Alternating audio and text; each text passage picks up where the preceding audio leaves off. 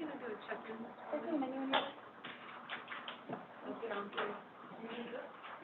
No, I was gonna provide some reflections, but not a check-in given how much time that takes. Certainly do a check-in at the end. A check-in usually take about 45 minutes to an hour. So, I'd say skip it, check-in, What are you talking about, kind of check-in, we want to go? like each of us where, Oh, yeah, I think we're pretty aware of where we're at by the time we get done discussing today. I think, Michelle, if there's something that you're really wanting to see, if you can find a place for it in as we're having discussions, I would encourage that, but we're obviously doing that, and for us to single you out, I don't think would Yeah. be helpful, so. No, I think it'll play into the discussion. I just was curious what the format and how we want to do right now. I'm gonna do some reflections from yesterday and then jump into the agenda.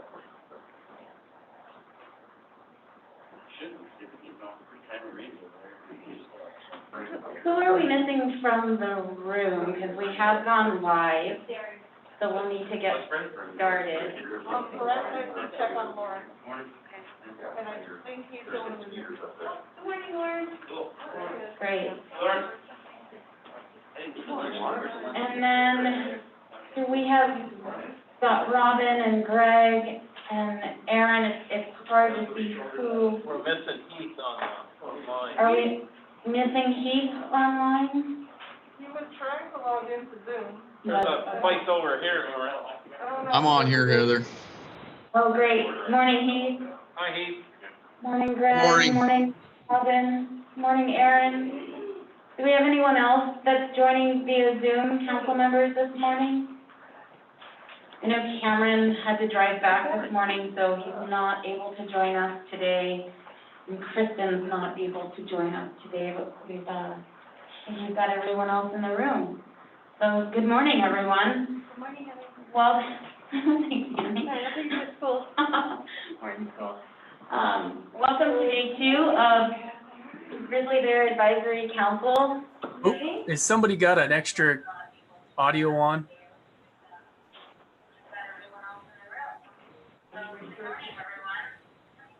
So if anyone is logged into Zoom, if you can turn your computer Hey, on Heather? here. Oh, yeah? Dylan?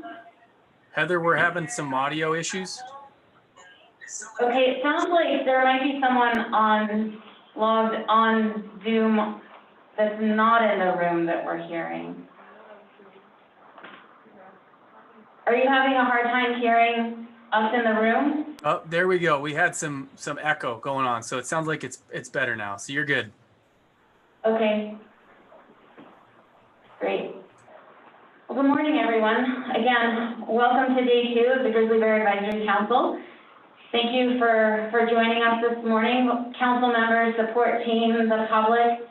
Want to walk through the agenda for today, starting this morning at 10. We will be ending at 4. We covered actually a lot of ground yesterday. I'll provide some reflections on that momentarily. What we will do today is determine process for moving forward through some of these issues today. In addition to going back and voting on where the role of hunting goes in the document, wanting to also make sure that we get through the entire draft document dated July 17th. So again, for the public, that is available online on the gbac website next to the agenda. So if you're just joining us today and didn't join us yesterday, that is how best to follow us through the document. We will be doing a shared screen as well. And what members of the council will be doing is going through that section by section. And so we'll talk about that process when we get to it. But it's really to make sure that everyone's clear about what's been drafted, looking at those items, then determining what gaps are in there that are not in there that need to be addressed, and any other items that need further clarification. and determining if there's consensus among the council on those sections. So that's how we will be focusing our time in getting through today, as well as determining next steps in terms of who's going to be on the writing team, what those tasks and roles and responsibilities are, in addition to the timeline on that. So that's what our day looks like. We've got a lot to cover, and the council's pretty psyched and ready to get the job done today. What I want to acknowledge is what we got through yesterday. And I want to just acknowledge, validate all of the frustration that was either expressed, demonstrated, shared, not shared by council members, probably by folks that were viewing, in terms of the time that was spent specifically on the hunting section and where that goes in the document. And from facilitator's perspective, and both Sean and I had discussions about this, and we're pretty conscious of what was happening yesterday and pretty intentional about what was happening yesterday and our roles in terms of what was happening yesterday, and wanting to provide some reflection on that. And as I'm talking, my mask keeps slipping, so we've got that as an additional challenge in terms of all of us wearing masks, and we've got technology. But what we also have is, we knew that from day one that talking about hunting was going to be challenging, whether it's about where it goes, what's in it, the content, the specifics, and even process. And when we're looking at all of that, and we've got 17 diverse people, we're bound to enter into more process in terms of trying to figure things out. And while it was about, at the surface level, where things go in the document, it was really about each one of you reflecting on your own values, your own experiences, your own interests, and how to navigate through that conversation, how to navigate through the relationships that you've developed with each other, how to navigate through that content that you've created, and then what to do with that. And I just continue, and I know I say this often, and each time I mean it with the most depth and sincerity, that I'm truly impressed with how you navigate that with respect and thoughtfulness of each one of you. And you couldn't do that without the relationships that you've developed with each other. And it's easy when you're viewing the process to say, why are they spending this much time on this? If I were a council member, I could do it better. And I think that the 18 of you were chosen for a reason. Yes, you were chosen because of the diversity you bring to this group in terms of geography, interests, livelihoods, but more importantly, you were chosen because of your ability to collaborate with each other and to be respectful of each other, and that you've been able to demonstrate that in your own world before you were a part of this council. And you have, I think, demonstrated why you were chosen for this council in the last 10 months, including yesterday. And I know that it seemed like it might have been one person or two people or three people where it was focused on, but really everyone in this room, and Cameron said it during the discussion, every single one of you have been thoughtful, have spent time really trying to understand all of the perspectives in the room, and you have each made compromises around this in a way that has made this group stronger, in a way that has made your recommendations stronger, and you've stayed true to your values in that. And so the compromises have not compromised you individually or your values, and it's made this document stronger and this group stronger. And so that, I think, is what also happened yesterday, is that because we spent the time in that process, this document's going to be stronger for that, and your relationships are stronger for that, and will demonstrate and model how other Montanans can do that as well. both in this process and beyond, long beyond this process. So I felt it was important to reflect on yesterday, ground you in that this morning, because we still have hard work to do in that, in getting through this document. Sean, did you want to say a few words with that? You're just cutting out a little bit, so I'm going to switch mics with you. But since I have the mic, no, I just want to echo what Heather said, and from my perspective, I was reflecting on yesterday and trying to ask, why was that frustrating and what were we dealing with? And it was this intersection of everything that makes these conversations complicated. It's honoring the relationship, it's honoring the process, it's integrating the information. And you guys actually did a really good job at that yesterday. And I was thinking about, gosh, 3 hours wasn't a long time to spend on that. I thought just for a fun thought exercise, it'd be fun to invite anyone who was listening to reach out to 17 people who aren't like them and have a similar conversation and see how they could work through that. Because I think what Heather said is true, that you guys have been really thoughtful about how you've gone through this, and it's frustrating because the challenge is frustrating. It's really hard to honor those relationships while building in the information that you care about and keeping the process moving forward. So yesterday, I think some of that frustration came out, but at the end of the day, I thought it was really, for me personally, validating that you guys, none of those things broke down. None of those things completely went off the rails. You guys stayed true to all of them, and I think the process and the document are stronger for it. So just wanted to share those reflections before we jump into today. Thanks, Sean. All right.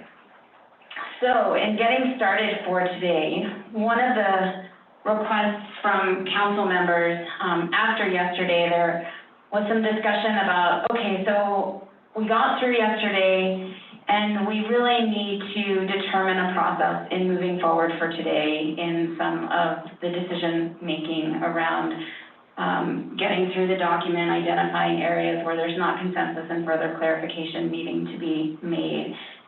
And so one of the suggestions that came forward was, in moving through this document, can we look at a majority vote in terms of identifying areas that need further clarification and further discussion if there's not consensus, looking at spending 2 minutes on those areas that get flagged after we go through the document, 5 minutes tops, and then identifying someone to work further on that if the wording isn't resolved within those 2 to 5 minutes.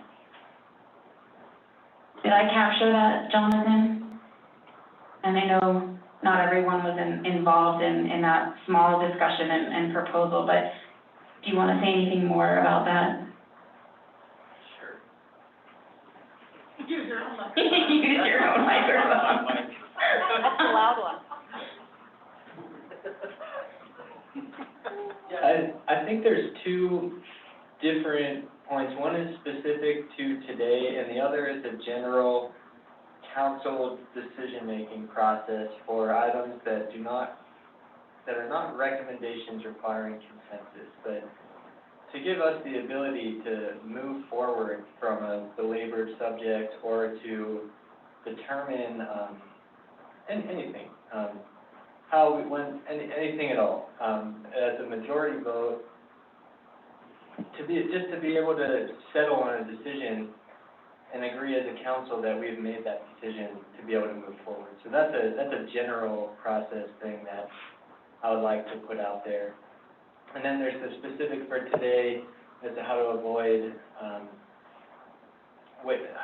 using too much time on a particular instance, because there's a recognition that we need to get through a lot of this to be able to make positive next steps. And so for that would be the, identifying areas of agreement, letting those lie, any areas of potential either disagreement or even clarification, determining what level of input needed on that by giving it a 2-minute period of discussion, with a potential to have another 5 minutes to create an agreed upon solution, before moving on. So a total of 5 minutes there. So that we can try to get through things and identify those areas that will need extensive further work, to which a group or an individual can volunteer to put work into that. But I think first I would like to put that motion out as far as the use of a majority vote to be able to decide things as a body that become a council decision that we have made. It does not apply to recommendations, to consensus, but just general things that we can look back to and acknowledge that we as a council agreed on.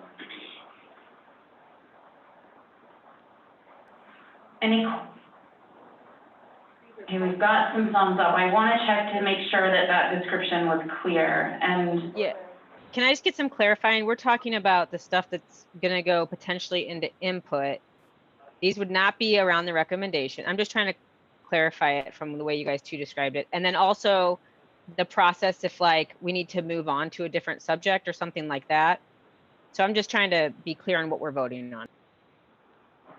The way I interpret Jonathan's suggestion, which I agree with, if this is correct, is that if there's any decision that we need to make that is not involving, is this a consensus recommendation? I think we all agree that consensus recommendations are just that, right?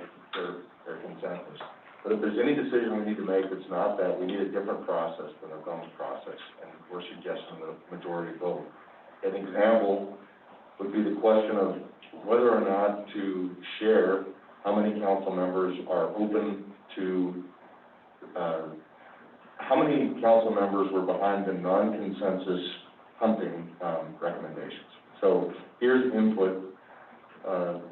So an example is, should we put into our council document how many of the council is open to hunting and how many are not? That's not a question of consensus. It's a decision the council needs to make. Should we or should we not mention that? And I think we do need a decision-making process for those types of things that are not about consensus recommendations. Is that accurate? Yeah, any decision, just generally. Cole, when we do that, would it be all for and we vote, and then all again? Rather Yeah, I than think using some? there needs to be a motion. Okay. Somebody needs to second the motion that okay, you have some factors, if we're gonna have a vote on this. And then a for. And I think we should not use the thumbs process because that's confusing. Thumbs is for consensus. I think we should do the yay or nay. And, that way we can make sure that we're distinguishing the two from each other. And document with those that are absent. And to document those that are absent. Lauren? There's a big difference between a vote of, say, 9 to 8, or a vote of, 15 to 3, something like that. I mean, it'd be cumbersome to put down the exact vote every time. I'm thinking that a lot of votes will be unanimous, so that's consensus, but, we need to think about that a little bit, about the difference between 9 to 8 and 15 to 3. And Lawrence, I'm sorry to interrupt you. We have a motion on the table. I don't think we're talking about putting the number of votes in or anything like that yet. I'd like to move forward on Jonathan's motion before we start discussing other things we need to vote on. But it is important to clarify the differences. I think we're talking specifically about hunting because it's important, and because it's an important issue, and there is a question about whether or not to, us being a cross-section of the public, whether or not it's important to let people know where each council member was on openness to some form of hunting. So that was actually an example. That was an example of a question we might need to vote on, but I think this is more general, just a decision that we're making as a council to table an issue, to move on to a new topic. We can take a quick vote, and we can make a decision based on majority in that case. So we're not talking about like listing how many people support giving a certain amount of input. Or, I'm sorry, we're not, with every single one of these recommendations saying how many council members supported and how many are against. That's not what's being discussed. It's just how do we make decisions that are not about these consensus recommendations? And is a majority vote sufficient to make those decisions? I second Jonathan's proposal. Call for the question. Question. Clarification, please. We're talking about a majority vote, passing things through. Like, I think we need to separate out, a majority vote to decide whether it's input or not input, and a majority vote to kind of smooth the process along. I'm all for, a majority vote to smooth the process along, but I think the input should be sectioned out. And the reason I say this is because, and I've said this before, I don't feel that this group truly represents Montana. It represents a group of stakeholders that are involved with grizzly bears and are affected by grizzly bears. But if you really look at the makeup of Montana, the most obvious would be that half of us would be female. And the second, most obvious is the most, what's driving the economy in the West right now and in Montana, and this is from Headwaters Economics, I'm going to give you a citation, Montana Profiles, the majority is non-labor income, so people that are retired coming here, and they're here for the wildlife and the wilderness. And I want to make sure that we are trying to be aware of our limitations as far as representing all of Montana. If you start looking at breakdown demographics, jobs, 3.4% of the jobs in Montana are agriculture. 20% So Michelle, just because, I know. I'm just gonna stop you right now. I'm just saying, there needs to be some integrity here. And that's, I think, what we're trying to do, is keep the integrity, and this is the council that's been appointed to do these recommendations, and what we're really talking about right now is process. And so it's really about process and moving through today in terms of what we need to get done, and then identifying how to do that. And so let's give it if people are okay with giving it a try, let's give it a try, and if it's not working, we'll address it. But let's give it a try, because I think if we keep this, we're not even gonna get to anything on the agenda, and we need to do that. Another couple of examples or other things here on the agenda, like, are we gonna have a second writing fee? How many people are gonna be on that? Like, that's the kind of thing we need the voting process for. Yes. That's Yeah. process. Yes. Great. Greg, did you have a comment or on process and moving this through? No, I rethought what I was going to say, and I better be quiet. Thank you. Okay. Okay. What's that, Trina?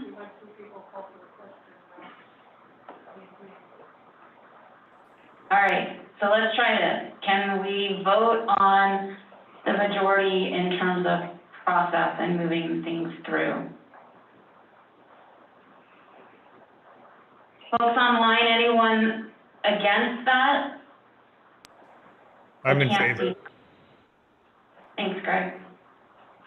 I vote yes. Thanks, Robin. All right, great. Accomplished one thing on our agenda today. Awesome, good move. And who's gonna check it off? Woo! Well done. I'd rather have a check instead of a line. The line's. All right. I can't agree to that. That's friendlier. Oh, dear. That's gonna take a separate council to discuss. All right, next piece. Where we left off yesterday was a motion, I'm gonna call it a motion, to have all of the content around the role of hunting be at its own section after recommendations, where the title of it was called, was it Can you bring it up, Trina? I want to make sure I get it right. I think it was, Input on the role of something. I think it was guidance.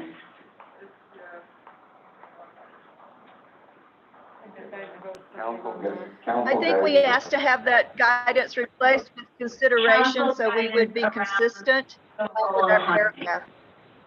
Robin was saying something.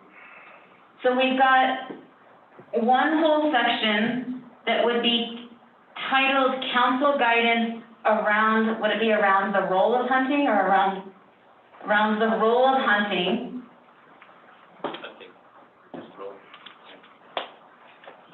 Around the role of hunting, and it would include this description paragraph that you all voted on yesterday and there was consensus on, in addition to considerations on the role of hunting. I think, And we still need to go through the content of that section, but it would be to keep all of that in one section. Robin, sorry. Robin, I'm trying to say something? Yes, I had, just really quickly, my understanding was, I thought what we decided yesterday was, yes, section 2, and instead of using guidance, we wanted to use consideration to stay consistent within that whole section. I may be wrong about that, but that's what I thought we said instead of guidance. And yes, I agree that we agreed on the yellow highlighted paragraph that was good to go. Michelle. My understanding is we're gonna make it very clear that it wasn't consensus, so considerations around the role of hunting that did not reach consensus with the council. Right, and I think that what we've got up here, and I'm hesitant to call it section 2, we don't know exactly what section that this will be, so I wanted to just say that this would be its own section, around items that did not reach consensus and that there would be a description around that, right? So it will be made clear, I think that this is a piece where when we get to formatting and trying to determine if there's other things in here, or if this is the only item that doesn't reach consensus, but that there will be clear text that describes that this is that. Red, something like that will be there. Yeah. Okay. Yeah. Nick? Can you just scroll down to the, keep going down? I just had one point on this. I mean, I agree with that format. Right there, number 2. I would just say the council acknowledges that some people hold, that whole sentence, but the second one, while others have equally legitimate, or no, We wait. haven't gotten to the content piece yet. Oh, okay. Yeah. Great, Yeah. stop. So this is just about Where it is. placement. Great. This is just about placement. Okay. And that we're putting it all together in this one section. And making it clear there's not consensus. And making it clear that there's not consensus. Yes. So can we get a vote on this? Thumbs up? We're voting on putting it in the. We're putting it in this section, yes. So everyone in the room is good with that. Robin? That works for Yes, me. I'm good with creating. Yes, I'm good with creating a section as described in this conversation. Great. And Greg, you're good. Keith? Yep. I'm good with that And too. Robin, or Aaron? yep, I did thumbs up. All right, we have consensus. Actually, we have a proxy for Cam on this. And Cameron as well, at the end of the day, said this is where we ended, that he was in favor of that as well. We can check in with He Kristen. said he didn't necessarily need to call it section 2, he said you could call it a subsection. So it's its own section that reflects non-consensus items, and that will be in the description of that section. Jonathan? You kind of answered it, but just as clarification, the section 2 is all input, right? That is gonna, non-consensus recommendations submitted as input will be in section 2. Yes. I think we were calling it guidance, but we'll land on a term. The input guidance, that's non-consensus, yeah. So, in that, Lauren? I'll just Hello, I was just looking at, section 2 contains the guidelines that did not reach consensus. It should go say something about that it was approved by a majority. I mean, at least that much it should say. So now we'll get into the content piece of it, because we haven't done that yet. And this first paragraph was consensus by the entire council, and we determined that yesterday. Do you guys want to spend some time looking at, and I'm just standing behind you, Trina, just so that we can look at what's next. So there were 5 items that were put forth. If you can scroll down just a little bit. In terms of wanting to see if there is consensus on these 5 items around if there were to be a hunt, these would be considerations on the role of hunting. Yes. Okay, I think we should leave these aside. These are what I had proposed. If there were some things that we all could come to consensus on, I don't think they're relevant here now. Okay, So let's leave them aside. great, You just remove them, yeah. okay. Because I think we determined that that's not going to happen yesterday. So we're gonna spike those 5. Those have now been deleted. Robin? Thank you, Jesus. All right. Can I ask just one question? I'm sorry, I don't want to derail us, but that one about the conflict, can it just go under guidelines for if there is a hunt? What number is that, Erin?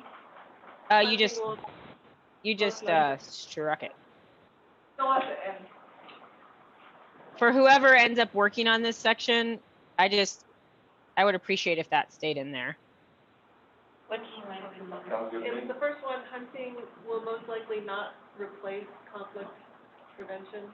Oh, that one? And I would agree with Aaron, and I don't think anybody would disagree that on this council that we all know that hunting is not going to replace conflict. So, I don't have a problem with that, but it's not directing anything. No, but I think it's still, I think it's a good messaging. Maybe we can, whoever the writing team is could reframe it so that it's around the messaging about the hunt. Maybe we could combine it with I'll move it back up and we'll do it, we'll rewrite it later. Well, let me check in with people. Is there consensus on that statement? I need to see it. No, I okay, need to see it. no, okay. Let me put it back in there. So you can put it under the guidelines. Yeah, Robin? just to add to this, I think that there's a place in the document where we can put that, any of those pieces. As Cole said, you know, it's not relevant now, but it can, any of those pieces that need to be put in either the bulleted list or the considerations underneath the bulleted list, I think is fine. I think we got a good process here. Okay. Great. So I think Trina's putting it under the guidelines. Oh, right there. Do you see that? I think since there's not consensus, there's a motion to put it under the guidelines.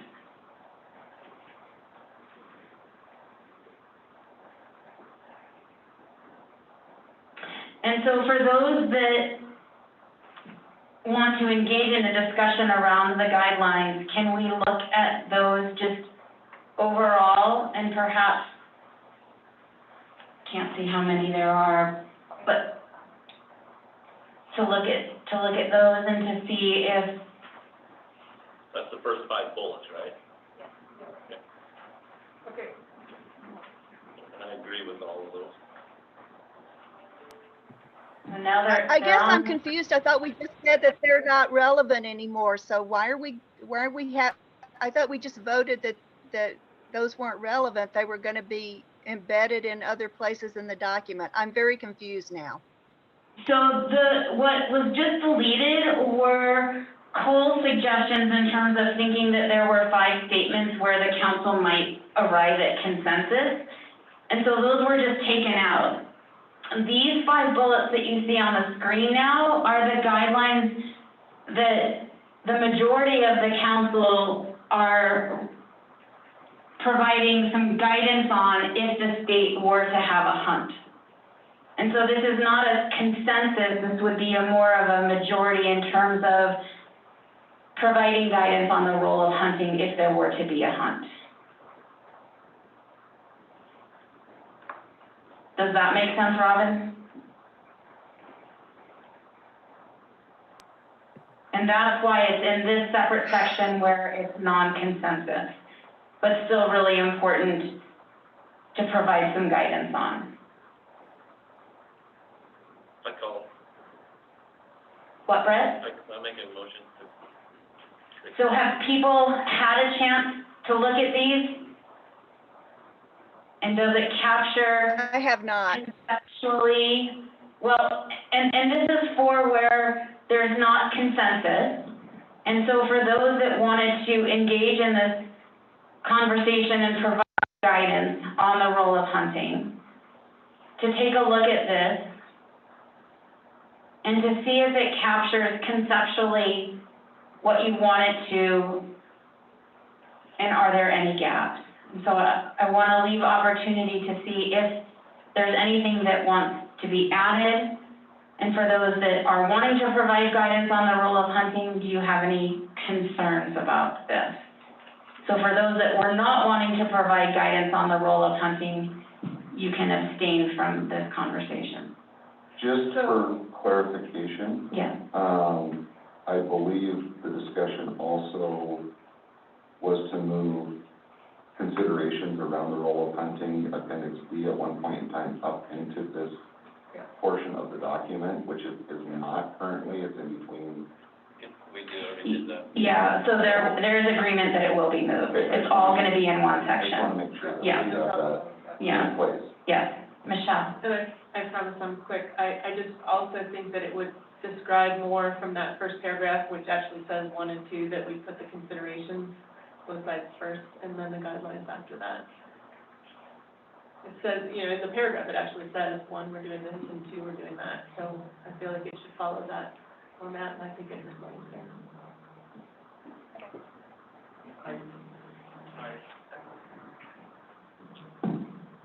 So that paragraph's in section 1, right? We said that yesterday, that the description paragraph. So are you saying those considerations also are in section 1?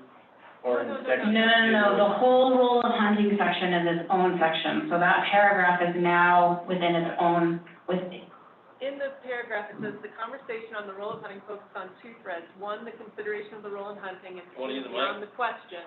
Here's the mic. Oh, sorry. I'm just going from what the paragraph says, and I'm looking for consistency, but it says, the conversation on the role of hunting focused on 2 threads. 1 was consideration of the role in hunting, and 2, beyond the question of whether there should be a hunt, what is the guidance? So I think it should be in that order. I'm fine with moving that up. You're asking to move up the columns to before the considerations, is that what you're asking?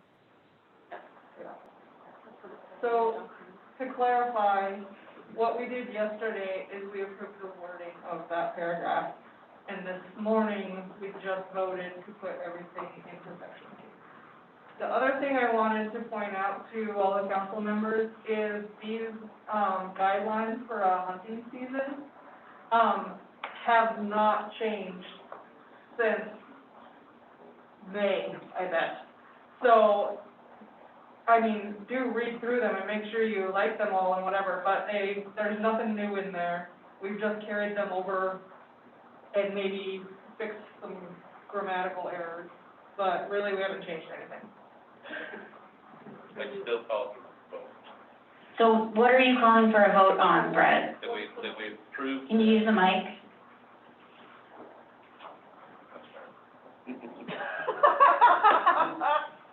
I make a motion that we go ahead and approve this 5 bullets for if there is a hunt, this is what we would like to see it look like. All in favor? And this is where we count, right? So we've got 1, 2, 3, 4, 5, 6, 7, 8, 9, 10. 10 in a room.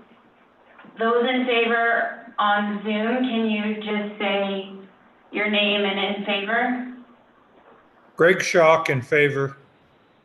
11, Heath in favor. 12. So we've got Aaron, oh, Cameron, we need to ask Morant. Lawrence just stepped out of the room. Aaron? yeah,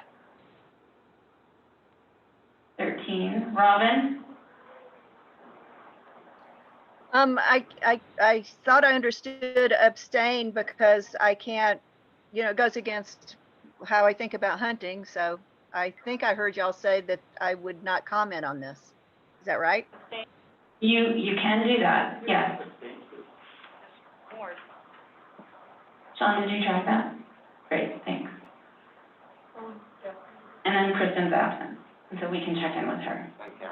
And Cameron, yes. And Lawrence has stepped out. sorry, one more Okay. clarification. Did that also include what's in red? No, what's Okay. in red? Only the bulleted list. Only the bulleted list. So there will be a writing team, and we'll discuss how this works, that can sort of help, I think, finesse all of the writing in the entire document. So this is conceptually, so this will still get looked through, the essence of it will not change. Okay, so Annie is checking this off. So, who was that, Charlie? Robin? I won't say this again, but just for the writing team, I would reiterate that we said that we were going to use the word consideration instead of guidelines through this whole section. If we could just remember that.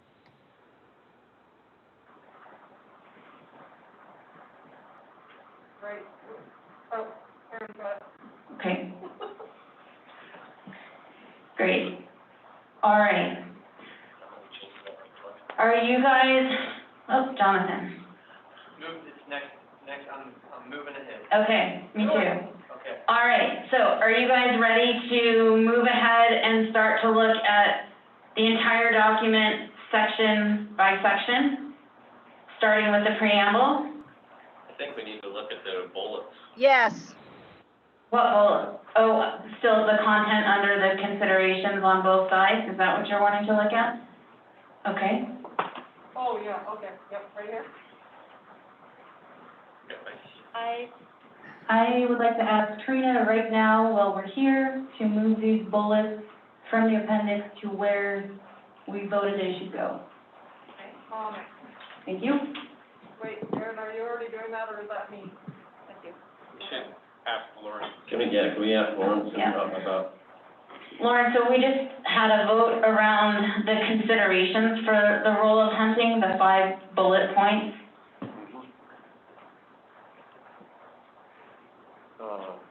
So you want to know how it will?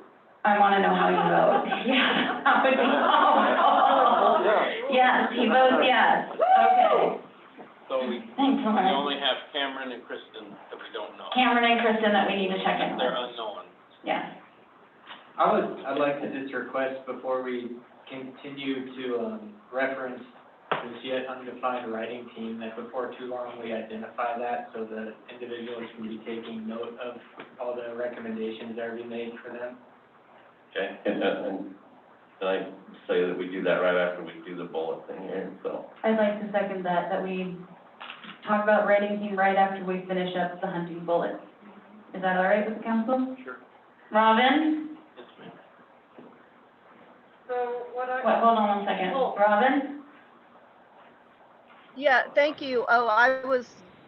So I need clarification, please. I'm not understanding why we are going through each bullet I don't feel like I should comment on the considerations supporting the role of hunting, because I will disagree with most of them, and that would be vice versa on my side. So I guess I need a little bit of, so that's how I would look at this. Are you just wanting those who support hunting to make sure all that looks the way you want to, and those who do not support hunting do the same thing, or what Yes, exactly is our goal here? That's exactly right, Through the yes. bulleted So list. do not comment on things supporting hunting, because that's not how you feel.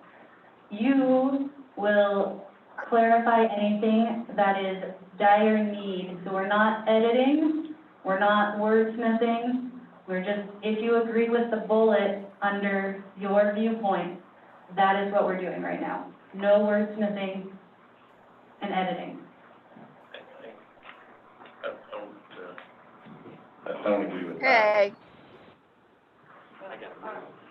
I agree. So, there are things, there are still things under the opposition of hunting that needs clarification before we can, I think, support it. The concept, I think, is fine, but if you're gonna talk about most and 50% and 71%, those need to be cited. They are. They put some citations in there last night. They did, yeah. They're under the comments. Okay.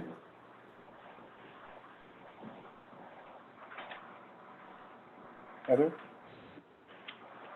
Yes? Rich Harris? Yes, Rich.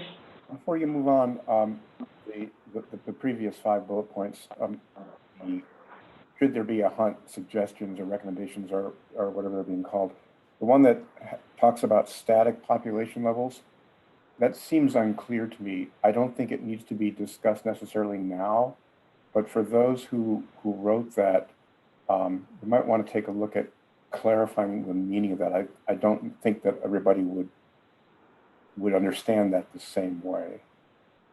Can you go back? Dynamic season closure one. It's not in here, I think it's in the five. Recommendation.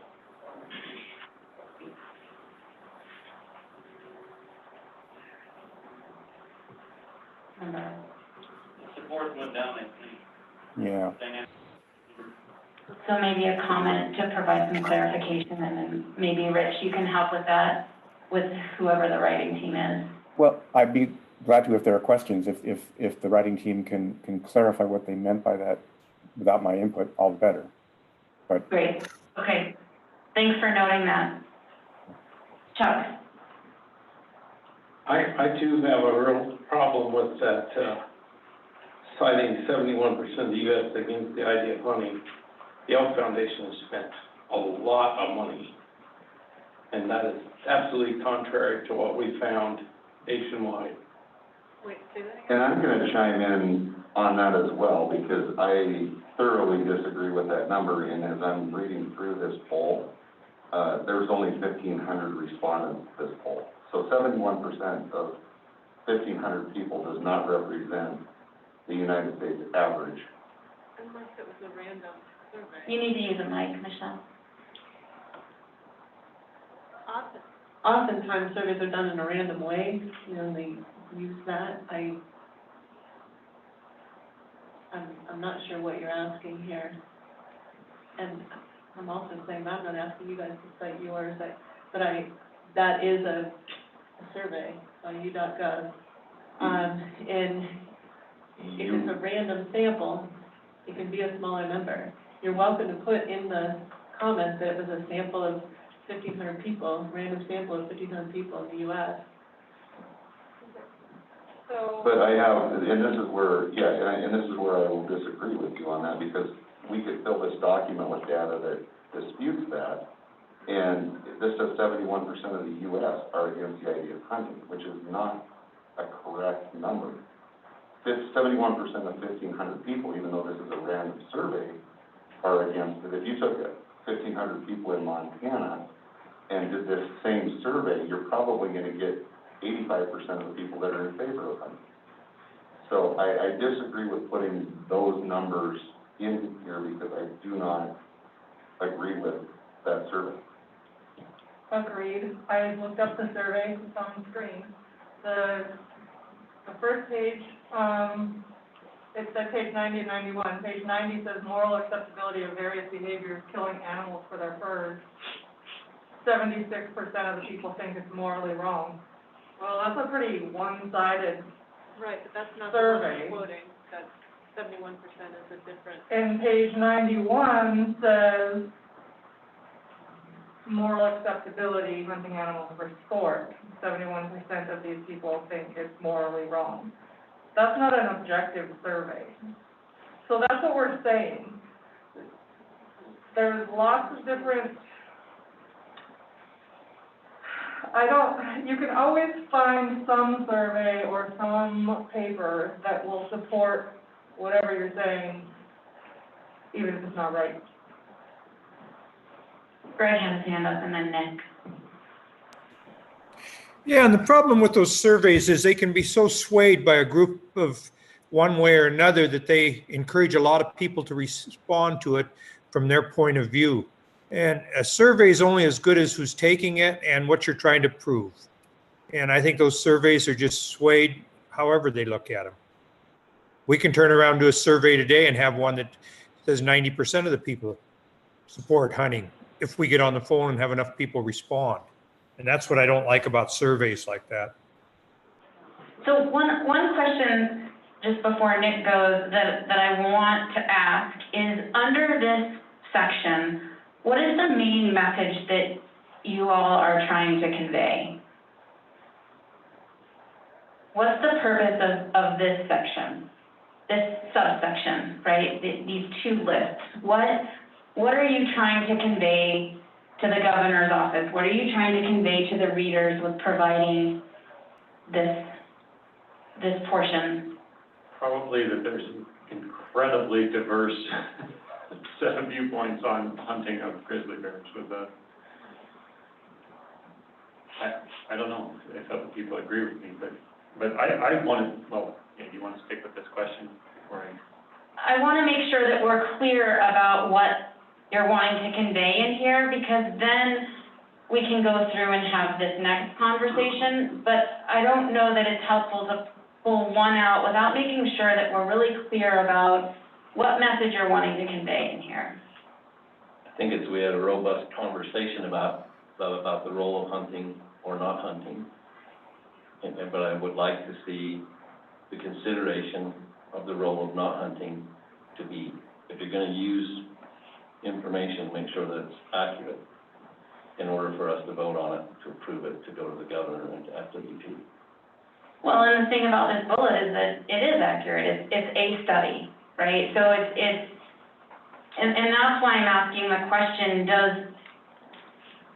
do we have an understanding of what needs to go in here in terms of council discussion, or are we looking at broader information that supports council discussion? What are you wanting to convey in here? Because we could continue It's to my list understanding. factual information on both sides. Robin? Yeah, that's right. And it was my understanding, and I'm looking back at our paragraph that starts off the consideration section 2. You know, we wanted to, it was my understanding that the governor said, you can't take it off the table. I want to see what the discussion was. And that's what these two lists are. This is what was in the discussion. And that's my understanding of what we're trying to convey in this section.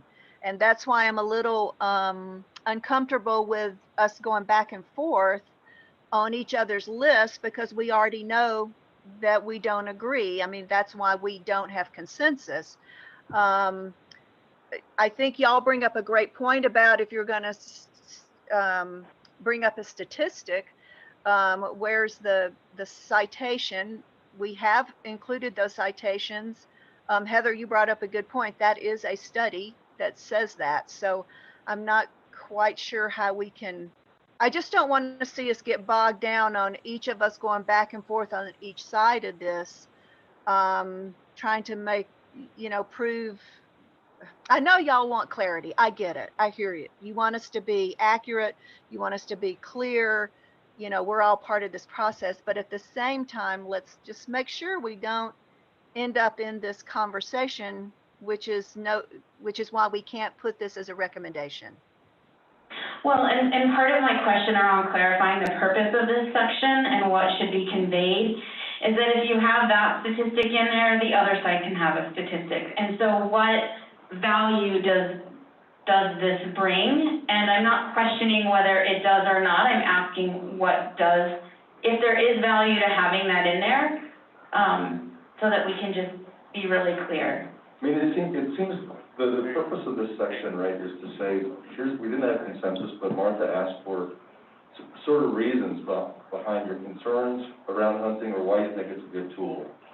And what I think in this particular case is, Robin, Michelle, those who support this particular comment are trying to say, hey, a lot of people are concerned, including, and I think it'd be completely legitimate to say a lot of our public comments, people just didn't want to see hunting. But I think a legitimate amendment that needs to be made, because we can't say things that aren't factual in here. So my point is just, here's a survey that did say, and it has a citation, that 71% of the U.S., that 71% of the people, of the respondents, were against hunting. And so you just need to amend, I would just suggest, amend what is here to say, in one survey, 71% of a 1,500 person sample was against hunting, and then that is factual. You're citing a survey, and you're being clear about what it did and did not say, and I think that would fix it. Provided some context for it. I think That's a great suggestion. Yeah, we just need to make sure that the information we're conveying is not actually false, right? And if we just say in one survey and cite it. Do we have agreement on that for this bullet point? Okay, great. I think that's a great, yep, thanks. Great, thanks. So, in, relation to the second bullet under, opposing hunting, this is where,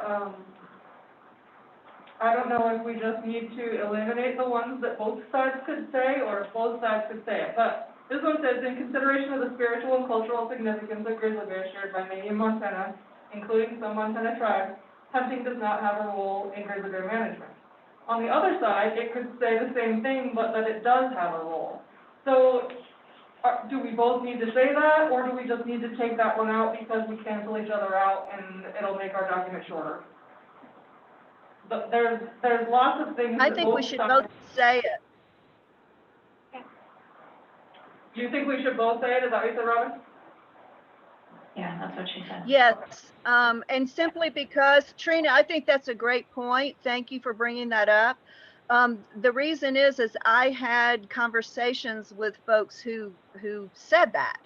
And so if you guys have had those same conversations on the other side, I think you should say it as well. I still have an issue with the word many. Can you provide an alternative suggestion? Maybe some, shared by some Montanans. But I don't know that, unless you have a statistic that can tell me many, what is many? So you want some in both columns, so that we're consistent. Well, somebody can come up with a better word, but yes. Okay, so I wrote people and Erin wrote some.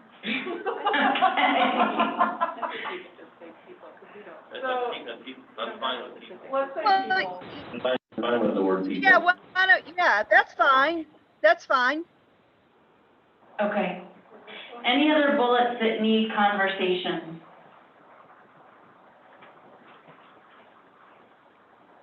So what I would suggest, Heather,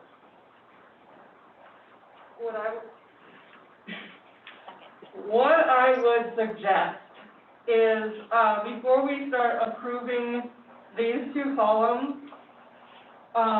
we take some time, over lunch or whatever, just to make sure that we have a yin and yang for everything and whatever, and I think that would be, and then we can make the revisions to the ones that need, citations or whatever, and just get that done with. So instead of going through and, doing them right now, let's just take a few minutes to do that later, and, and then we can approve. Chad and then Darren? I just have one more bullet on the opposition side that I think merits some discussion, and that is hunting's an impediment to movement, population linkage, and threatens the distribution, abundance, and social structure of grizzly bear subpopulations. How do we know that? Do we have, I mean, we don't have a hunting season in Montana for grizzly bears yet. How can we make that statement if we don't know what's going on with it? So are you asking for a citation on that? I'm either asking for a citation or I'm asking to remove that bullet point. I would second that. I mean, that's bogus. Yeah, so I think there is, yeah, we can get that for you. I know that was in part of our citation, and so I can't get it for you right now because it would take too much time, but I'm happy to find that, where that came from. Thanks, Robin. Yep, thank you, Trina. I would So can you make a note in the document about that? Would prevent that. Okay, too many people are talking at one time. Sorry, Carolyn. Say that again.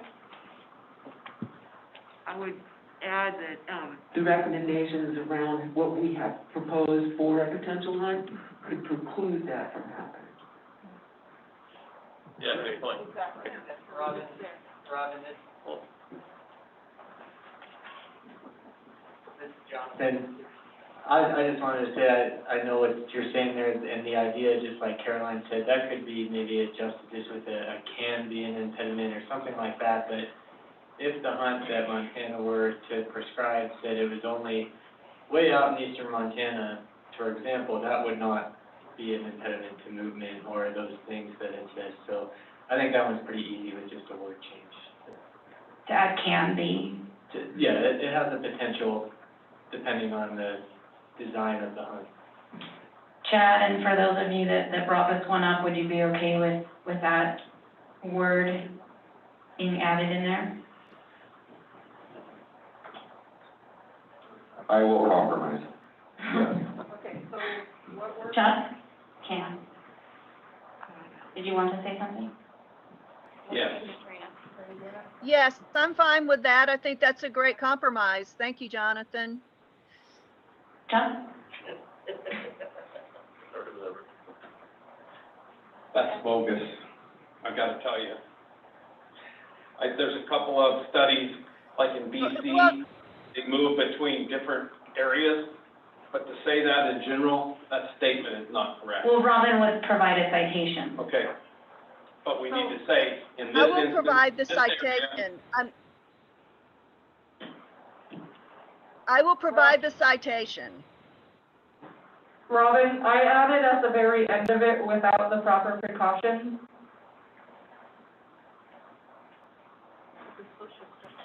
Yep, that looks good. I'm fine with that. That's good. Okay. So, Can you- yeah, read okay, it yeah, for so for those of you that can't see it, hunting could be an impediment to movement and population linkage and threatens the distribution, abundance, and social structure of grizzly bear subpopulations without the proper precautions in place. And as long as Robin can provide us with a scientific source that says that, I'm cool with leaving it in there. Okay. Chuck, are you okay with that? Is that acceptable? That's acceptable, but we need to see it cited. Okay. And what does it need to be in the United States? Yeah. And I would agree with Chuck on that as well. Okay. Yeah. And also, one more thing, sorry, Heather. Yeah. One more thing before we move on, if our FWP scientists could maybe send Charlie a message, or maybe Charlie knows that science, if you have any science to prove or disprove that statement, we would welcome it.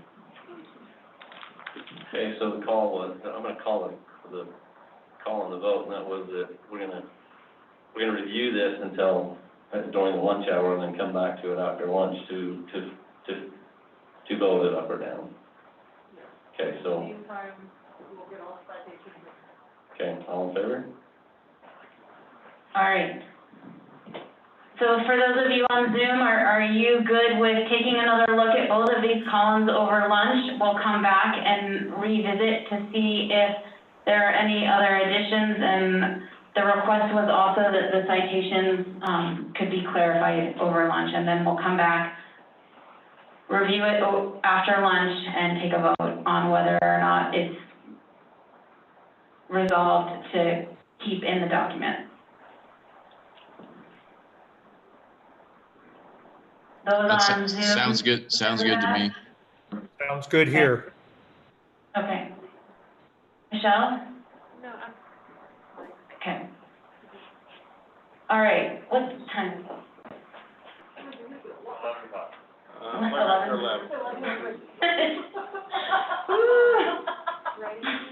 What's that? Yes, next up. Yep. Okay, so. Writing Do you want to team. do your suggestion to everyone now? I'm gonna make a suggestion, Okay, I'll do Okay. my suggestion. and it's the same as Colt's suggestion, that rather than everybody, or have 5 people or 3 people throw a name in a hat and have Sean and Heather draw out of it, I think as a council, we need to write down our top 3 people that we believe should be on a writing team. And those votes can be tallied by Sean and Heather. And at that point, we will talk to those, or you guys will talk to those 3 people. If they agree to be on that writing team, then we will move forward with that. If they choose not to agree to it, we will go down the list until we do have enough people that have been voted on. Can I'd like I to just add ask, can I ask a Motion. question on that? Aaron. I just am concerned about why we're voting on, because I think that the most important thing about the writing team that we were on was the diversity of the team. And so I just want to make sure that, I mean, if there are a group of people that are going to volunteer to be on the writing team, I think then we would know those group of people. I'm really kind of uncomfortable with the idea that we're going to just vote and majority votes gets, it just feels awkward to me and a little bit like, I don't know, there's something off there for me. I would like to suggest that we have a conversation around what qualities people are looking for in a writing team that will help you guys think about who might be on this writing team. Yeah. Maybe perhaps what's their job in that business of this is. And what they're tasked with, what the responsibilities are. Caroline? I like somebody's suggestion earlier too, that somebody from the synthesis team, that, you know, the folks who'd already been involved it makes sense to include those folks. Robin? The one thing that I really liked about our writing team, to echo what Aaron said, is the diversity that was there. And also, you could tell in how you guys put this document together. You do your level best to be fair to all the interests and what she said, and that it seems like for consistency, because we're just right at the end of this process here, it makes sense to me if those folks who volunteered could continue on in that process.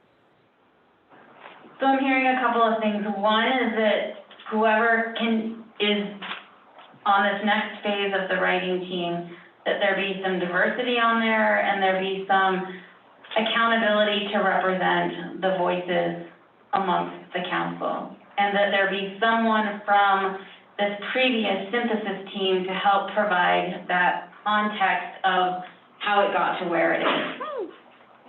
Trina.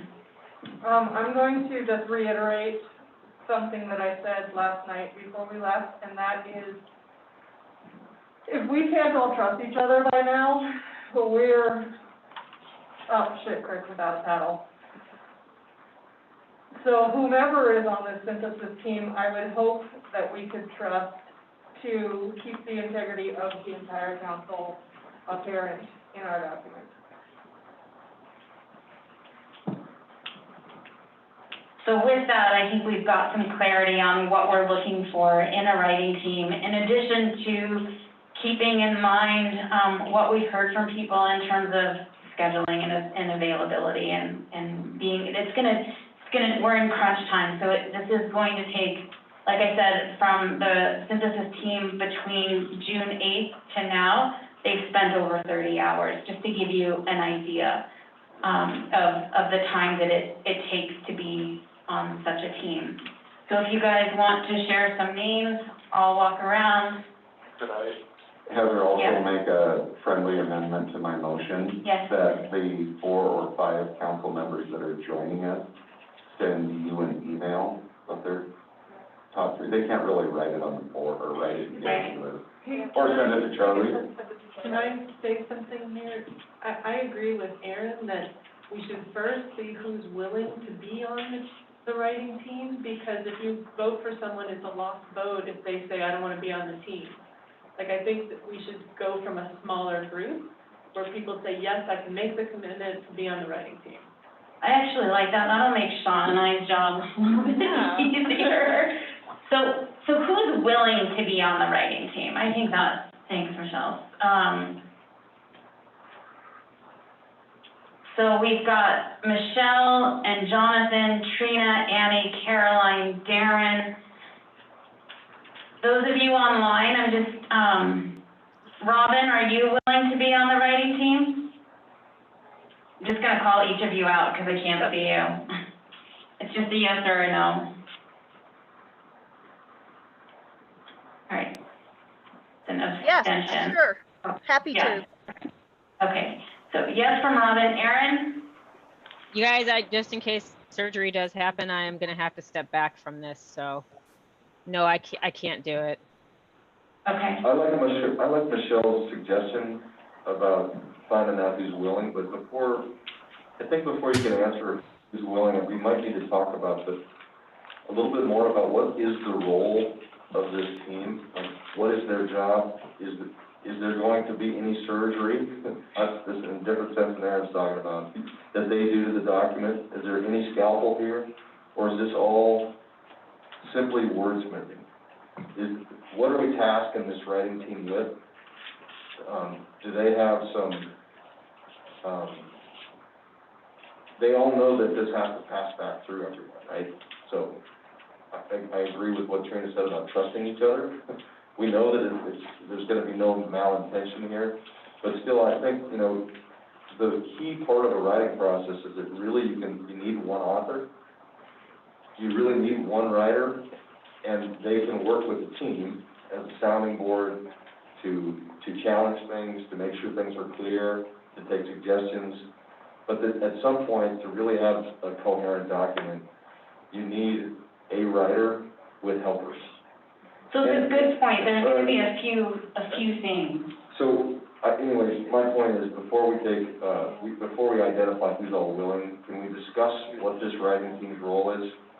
What we're charging them with? Well, there's a few things that still need to happen, and it's a great point, and I think it's kind of the chicken or the egg piece at the moment in terms of part of the suggestion and trying to even see who's able is that you start to track these conversations a little bit differently, and so I appreciate why there were several of you that wanted to put some names forward and identify who that is. We haven't gotten through the whole document to look at what still needs to be done, and so it's really hard right now to say this is going to be the role of the writing team when we don't know what's still left in terms of content that might still need to be drafted and content that needs to be finessed, and then sort of the editing of tone of the whole document. So those are the 3 things that I still see that need to be identified, and we can't do that until we've gone through the document.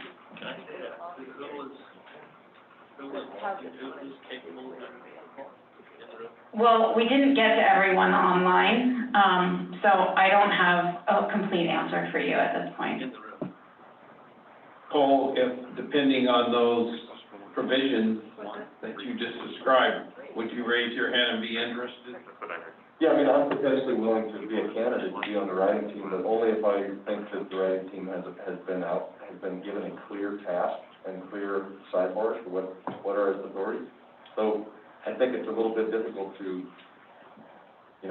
without further clarity from here, I'd probably just say no thanks.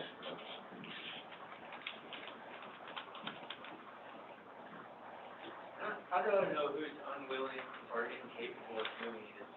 Personally, I'm willing to do, I think it'd be more useful to know who is unwilling or incapable to be on this. I think many of us are willing to do whatever it takes to get a successful completion to the task at hand, which is different than willingly volunteering for additional work. So if you're incapable of being considered for this role, just personally, I think I'm hesitant to say I am willing to do this, but I am absolutely willing to move our communal work ahead by whatever means necessary, including this particular one. So we could do it incapable, we could touch base with it, just who says I look like this. Can you use a mic? And one useful thing we could do right now is just find out from people who says, look, I don't have the time, and so I'm sorry, I can't be a part of it. That would be helpful, but personally, I would need more information to know whether I want to be on the right. I do not have the time. I don't. And I don't have the technology to keep up with the others. I do terrible things to the process. So I think for the purpose in trying to determine this now was so that for those that might be on the writing team to track differently. And so I think that if you think that you might be able and willing to participate in a writing assignment, to just be aware and track what's happening, and that what I would suggest is that once we've got more clarity around the tasks and the roles and responsibilities and what guidance and empowerment the council gives to those people, we can then determine who's doing what. So would you guys be okay with determining this at some point after lunch, once we've gone through and identified what needs to be done? Darren? I'm gonna change my vote. I'm not willing, but I'll be an editor. But we're recording this, so we can go back, so we don't necessarily have to track, like you're saying. We can go back and watch this video to learn what the discussions were. Well, and No, that's right, you're right, yeah. we are tracking in some different ways, but I think that was why there were some folks that wanted to determine that sooner rather than later. But I think, to Cole's point, it's really hard for people to volunteer when you don't know what those responsibilities are at this point. So we don't have clarity on that yet, and we can't get there until we go through the document and determine what's still needed. Okay? What'd you say? You want? Trina, you're my watch. What? 11:16. We have lunch at noon. Can I give you a 5-minute break? Sure. Yeah. 5 minutes. So we come back at 11:21. I can't sit here really working on a board. I might need to talk to people and see people, just, you know. I'm vested, I just can't do it. It's like, No, you're good. if I had I'd throw Jonathan onto his seat if I could. No, it's hard, I'm standing over Trina, because I can't Yeah, wear glasses I and can't a keep up mask with it, and, so. yeah. Don't think I'm failing. No, Maybe if you ask him and let him know, maybe. I'm fine standing over there, it's good for me to do that, but when we got two directions going and I need to see people, Oh, yeah. I don't always hear them, so. Totally.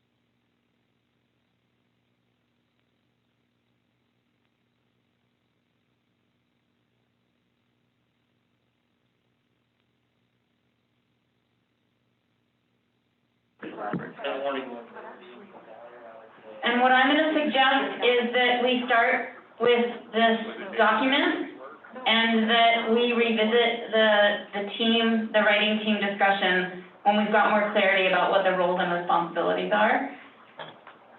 So I'm going to assume everyone online is back, and what I'm hoping we can do is get through the preamble before lunch. So what I'm gonna ask everyone to do is that you should have the July 17th draft in front of you.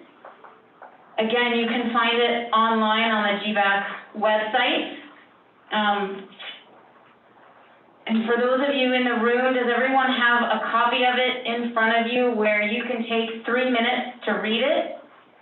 And what we're determining, again, we're not wordsmithing, but we want to know if overall the essence of what you want included in a preamble is captured, if there are any gaps or any major concerns that you are not willing to have in here. Caroline?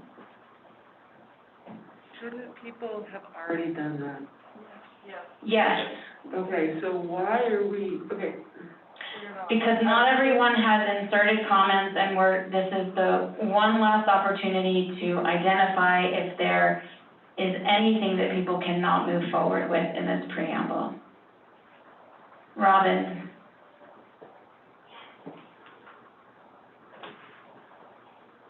Robin? Sorry, I'm having trouble with my buttons here. I just wanted a clarifying question. I added some more comments, but they're not really disagreeing with what's in our preamble or the rest of the document. It's just suggested edits. And I don't know that I really need to talk about that in this conversation. You're just asking if there's something we can't agree with, right? That's right. We're not looking at wordsmithing. The writing team, whoever that is, will take those comments into consideration. This is really about, is there overall consensus that the essence of the preamble includes what you wanted to include? And so we're going to do this section by section of the document. And Caroline, I appreciate your comment and your question about whether or not we've already done this. That there was some alluding to yesterday that we haven't really gone through this to see if there's overall consensus. And so that's what we're doing with this document right now.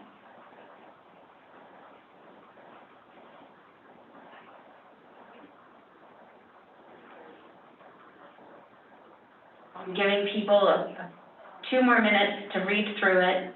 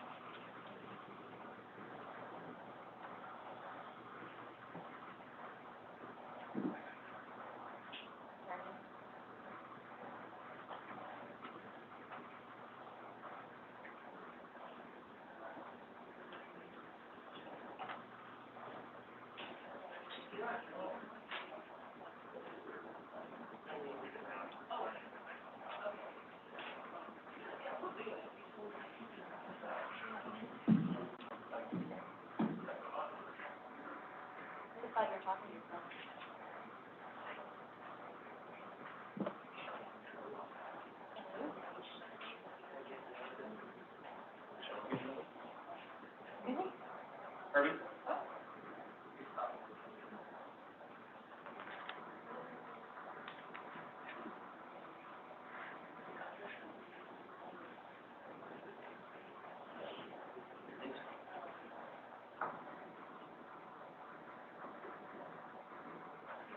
All right. 2 minutes is up. 3 minutes is up. Does anyone need to continue reading? Yeah, there are a couple of people still reading. Everyone in the room had a chance to read?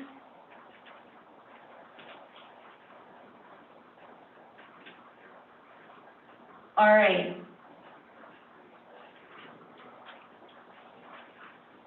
Is there anything that people have concerns about? Are there any gaps? Are there folks, does anyone want to put a motion on the table? Caroline?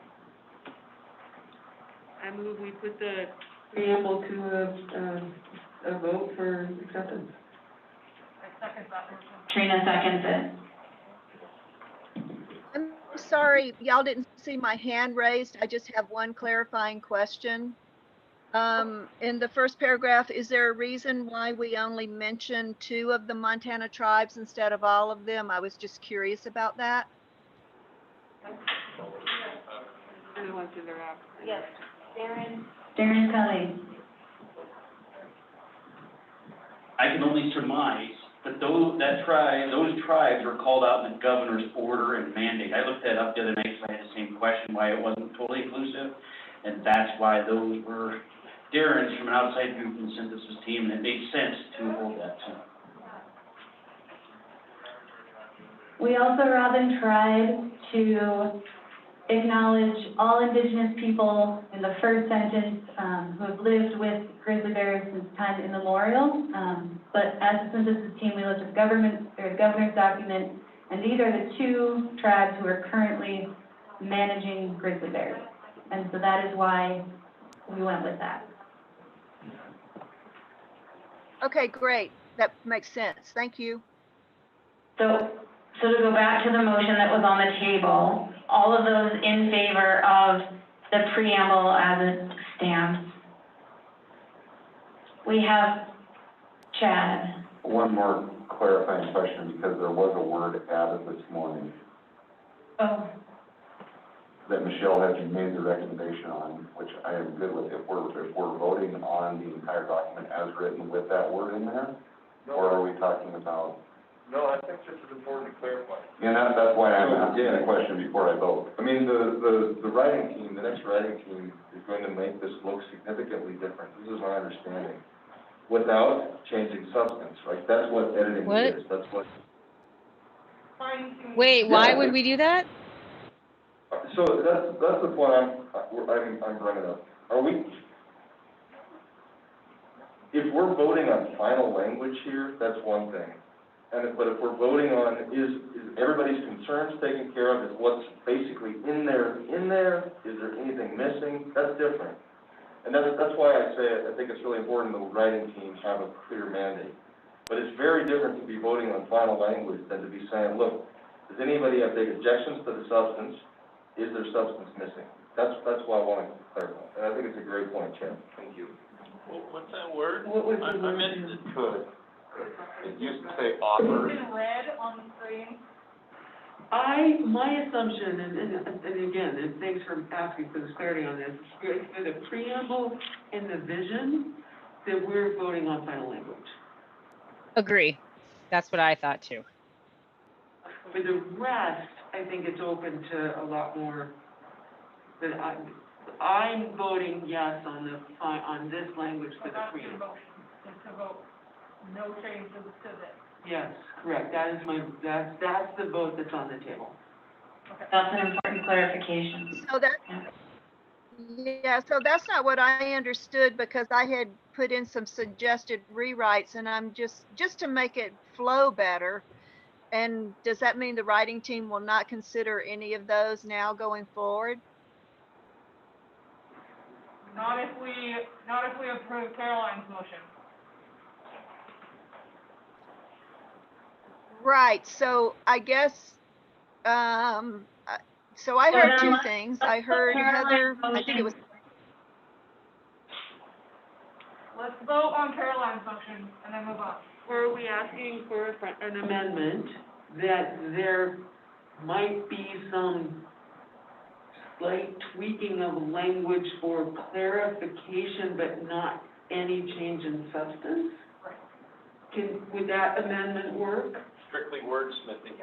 Strictly, yeah, I mean, Yeah. I think I think it's beautiful, but, We've spent 30 hours on this. yeah, but if, like you say, Robin, you had some suggestions, and the next writing team or the next writer thinks that is, little, you know, that there is some slight tweaking of language, I would add that as a friendly amendment to my motion. So can you Okay, repeat your yeah, motion? that works for me. Thank you, Caroline. So just Yeah, repeat thank it you, for Caroline, and then, Sorry, Robin, go ahead. I'm gonna restate my motion. That we're approving the language of the preamble with a friendly amendment that there might be some slight tweaking of language to make it read better, but without changing any of the substance or meaning. Second. Brett seconds that. All those in favor? Chad? Yeah. Okay, we have unanimous in the room. Can I get? Yes. Yes. Oh, sorry, Cole. Side thumb is still yes. Cole is a side thumb. Chad's side too. Chad's a side as well. And I'll get back to those two. Robin?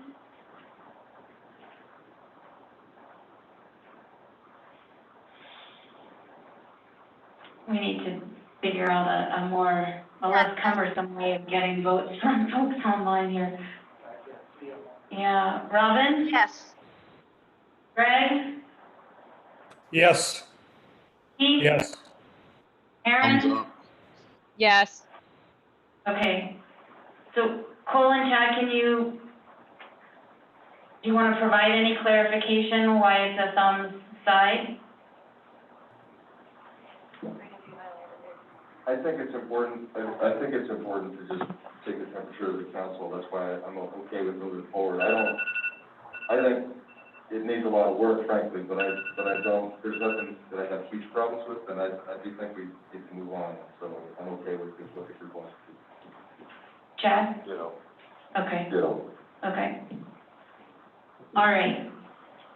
Vision has already been approved and given consensus, is my understanding from this council. Is there any different understanding from this council? This one, nope.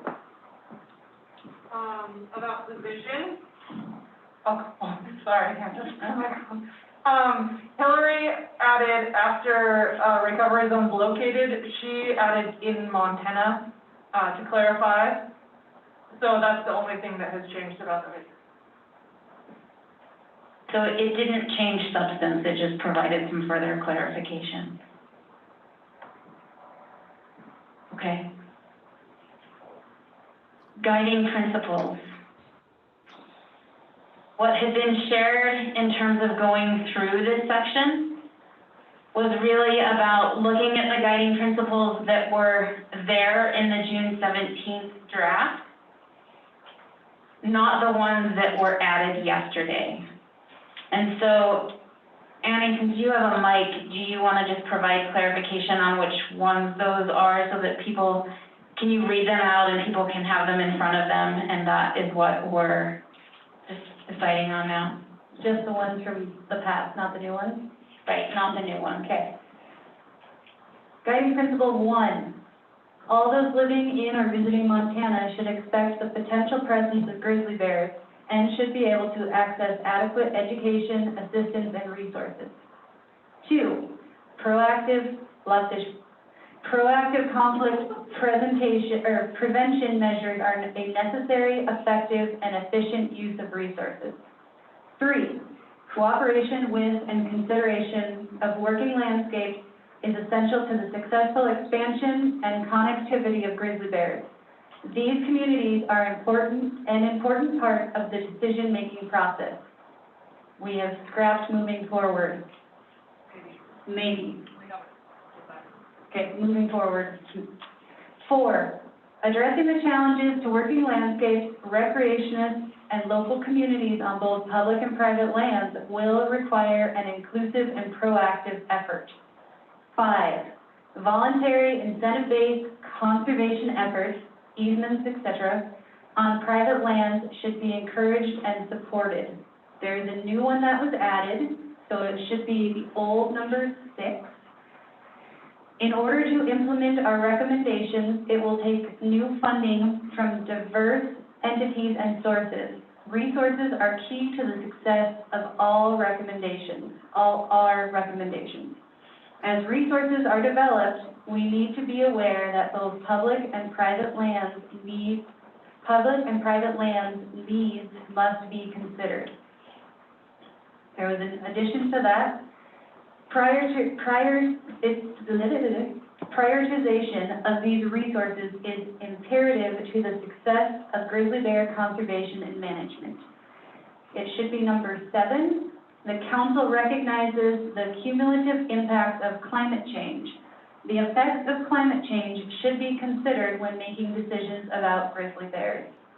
Number 8, the best available science should drive decisions in all aspects of grizzly bear management and conservation.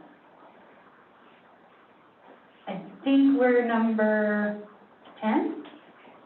Grizzly bear management requires communication, coordination, and timely consultation among governmental agencies, tribal entities, and the public. 11, Montana's diverse landscapes require flexibility to utilize varied approaches for grizzly bear management. Next one, the council recognizes the importance of large tracts of remote, secure habitat. Sustaining and improving habitat security, managing road densities, and identifying and protecting natural food resources and other needs will contribute to long-term survival and resiliency of grizzly bears. The next, connectivity is important to the long-term sustainability, persistence, and resiliency of grizzly bears. Connectivity areas will exist in diverse social and environmental settings. Not all of these settings are conducive to permanent habitation, but should be managed to promote genetic and demographic connectivity in biologically suitable and acceptable habitats, being mindful that biologically suitable does not always mean appropriate. The last one, grizzly bear conservation is a shared responsibility. Those were as of yesterday, the recommendations we had without the new 3 put in. Thanks, Amy.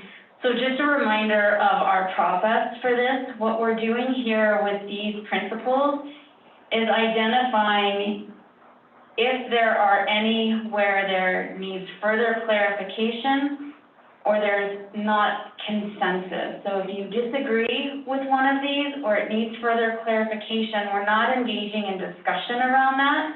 We're pulling those out and we're flagging them, and I'll write them on the board. And then once we've gone through the whole document and determined what needs further discussion, we'll prioritize those discussions. Chad? The only one I have a question of right now is number 1, and I just want a definition of what is adequate.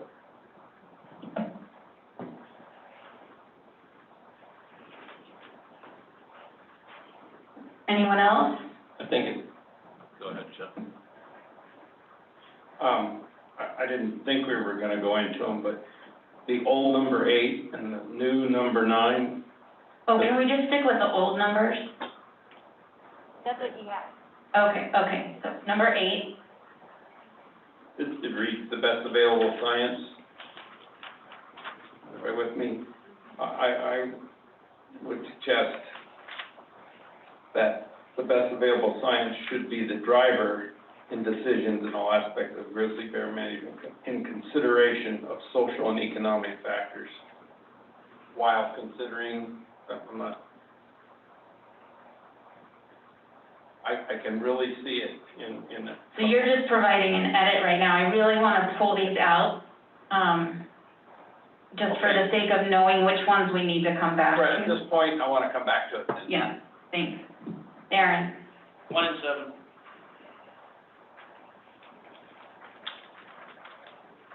Anyone online have any that you want to come back to? I want to come back to 9. 9. Michelle? We're using old numbers? Yes. Sorry. Yeah, I want to come back to 10. Can you just tell me which one that is? Is it Grizzly Bear Management? Yes. Anyone online? So right now, we need to come back to number 1, 7, 8, 9, and 10. 2, please. Old numbers, sorry. These are old numbers. These are the numbers that are in the PDF as of July 17th. Yeah. So we've got 1, 2, 7, 8, 9, and 10. Okay.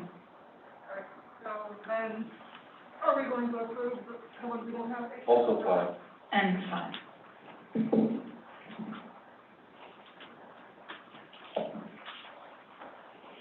Does that mean that there is consensus with the others? So,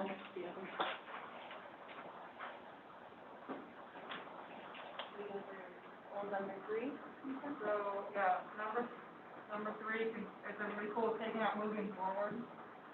so for number 3, is everyone okay with taking out moving forward? Thumbs up. If you're not okay with it online, please say so. What I would actually suggest that we do, and just looking at the clock, we've got 15 minutes before lunch. And so if we could go through the numbers that were not identified as for further discussion to see if there is consensus with the thumbs up. And if we get through that really quick, if we can start with identifying what those concerns are, as opposed to going to recommendations, and then we can start with recommendations when we get back from lunch. Okay. So we've got consensus on number 3. How about number 4? Or can we just put all of them in? Give us all the numbers. Yeah, I mean, Would you just? So, I don't have it. I will. 3, 4, 6, 11, 12, 13. I put a motion, is that how you do this? Yeah. Okay, I put a motion that we will be voting to consensus on number 3, 4, 6, 11, 12, and 13 in the PDF. Please take a second to look at those. I'll second that motion. Wait, number 3, 4, 6, 11, 12, and 13. Still second that motion. Trina seconds that motion. All those in favor, can we get thumbs? My thumbs up on video. Thanks, Aaron. We've got all thumbs up in the room. We've got Hi, Aaron thumbs up, Thumbs up. Greg thumbs up, Keith. Thumbs up. Thumbs up. Okay, we've got consensus on that. Awesome. Good job, everyone. Can we go back to number 1? One timer, this. Chad, you said definition of adequate. Yeah, I mean. Can you use a mic? Yeah, sorry. Yes, my question is, it should be able to access adequate education assistance and resources. What is that definition? Who decides what is adequate information for somebody to access? I think it's, my simple fix is should be able to access education assistance and resources. So remove the word adequate. Yeah. I'm okay with that. I know Darren wants to comment on that as well. Okay. Yeah, I'm good with taking adequate out. I would, at the end of it, I think we need to be focused, and I would put at the very end of resources about coexisting with grizzly bears. Because that's what we want the focus about, and that's what we're talking about, is related to grizzly bears. So it's just a clarification word is all, a couple words at the end is all I'm looking for also. How about getting mold? I don't care how it's wordsmithed, you can, but I think that's important. Everyone? I'm good. Michelle? Yeah, we're not wordsmithing. We're not wordsmithing. Okay. All those in favor? Yes. Yes. Thumbs up. Robin? Robin. Yes. All right, so we've got 1. How about number 2? Yeah, I think, for the vetting team, I think it's unfair to simply state that proactive conflict prevention measures are effective and efficient. I think it's fine to say that they're to be encouraged, but they're often, very limited in their effectiveness, and it hugely varies. And so I think it's fine to say, again, I'm not wordsmithing, I'm just trying to express the spirit of this. It's fine to say that it's a good policy to implement proactive conflict prevention measures wherever possible. But you can't, stating something doesn't make it true.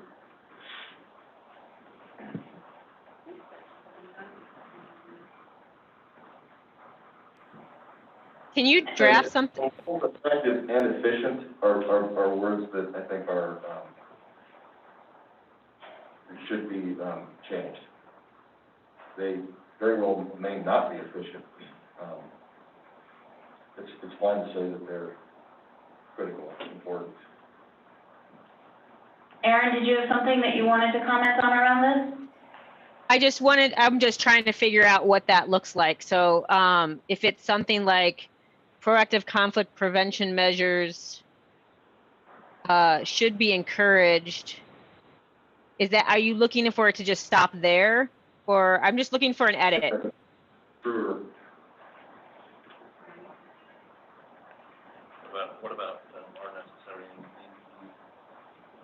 What about are necessary and need to be, whatever it was you just said? I don't think we're wordsmithing. I think I'm just expressing for the writing team. So I think what you're doing is totally changing that principle. Yeah.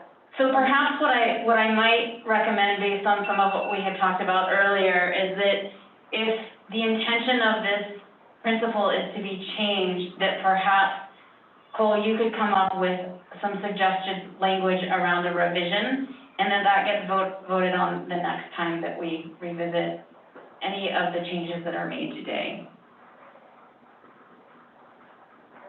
And Cole, I guess I would disagree with you in the sense that when you look at expenditures for compensating people for lost livestock, for staff time and efforts on dealing with problem bears after the fact, I think prevention is efficient in terms of bang for the buck, in terms of what you spend and what you save. Yeah, some forms of prevention are pretty darn efficient, you know, typically electric fencing, especially around small properties, you know, taking certain precautions, you know, whether you're talking about flattery or whether you're just talking about resistant containers, those things can be, you know, you could certainly call them usually effective and often efficient, but there's plenty of inefficiency, and there's plenty of mixed results if you're talking about reducing conflict with grizzly bears in big country on wildlands. I mean, it's very disputable, for example, whether you would spend less money range riding, for example, than you would compensating people. So it's just not accurate to say that it's always efficient. I think it's very accurate to say that conflict prevention measures are to be encouraged, and can be, that might be one way to remedy this, it can be effective, and they can be an efficient use of resources. But this is it's just inaccurate, guys.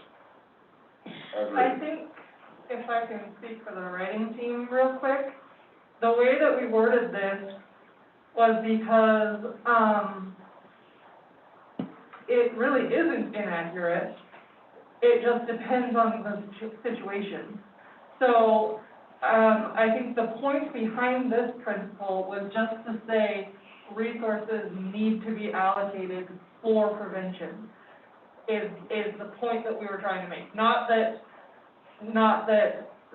conflict prevention is obviously not 100%, because otherwise we wouldn't be here. But the point of it was to say that it does need an allocation of resources. I So think what that Cole, speaks through to the process that we agreed upon in going through this document, is that we have an understanding of the concern, we have an understanding of different perspectives, and that Cole has agreed to write out an alternative that we can then discuss later. So to really keep moving through this, I want to honor the process that was agreed upon. Okay? Jonathan, were you? Okay. Aaron? nope, that's what I'd like to see, is the draft. Okay. Let's go to number 5.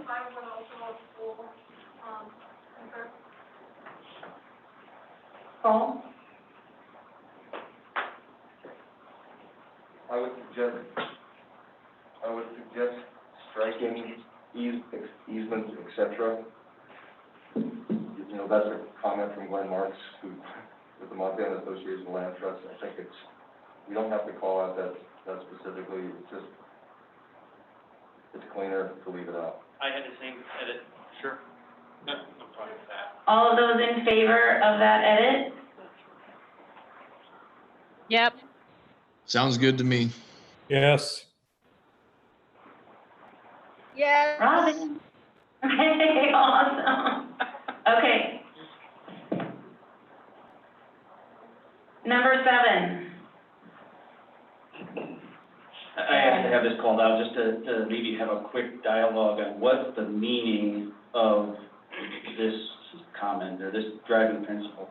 If it's about that we need to be monitoring food sources and changes, I'm afraid we're getting into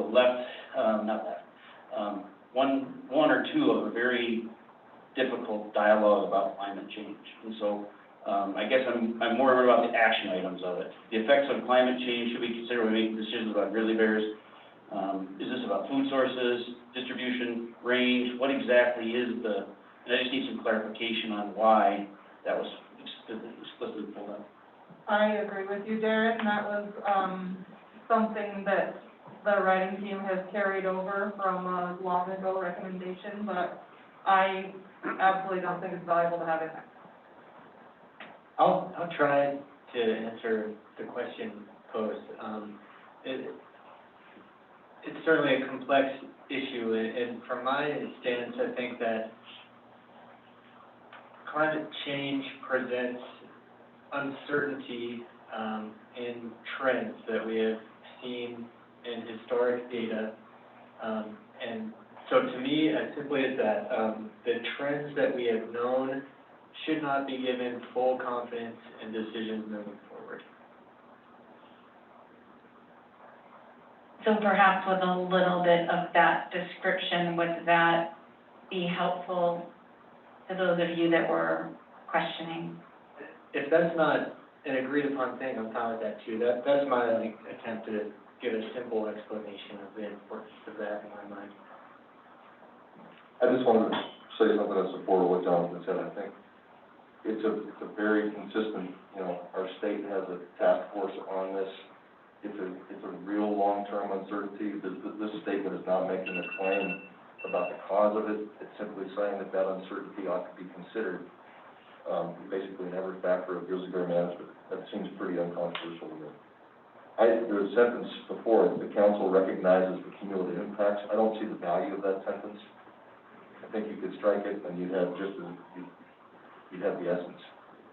I would second what Cole just said, that I would be okay striking the first sentence.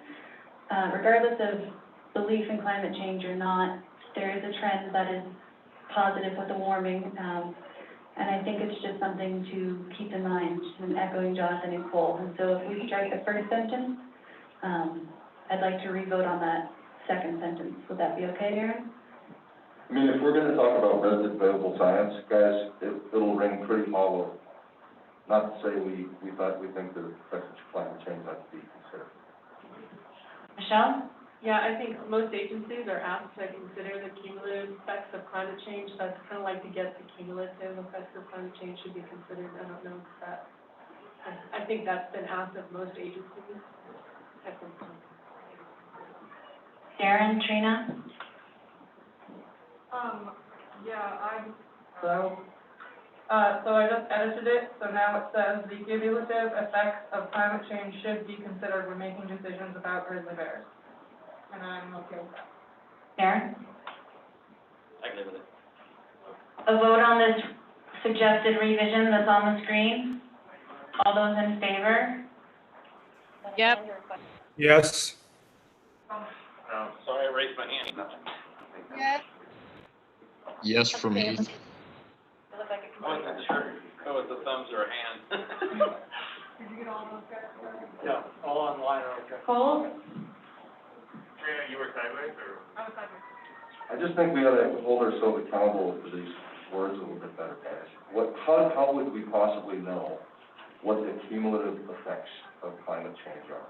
We're talking about all of the effects.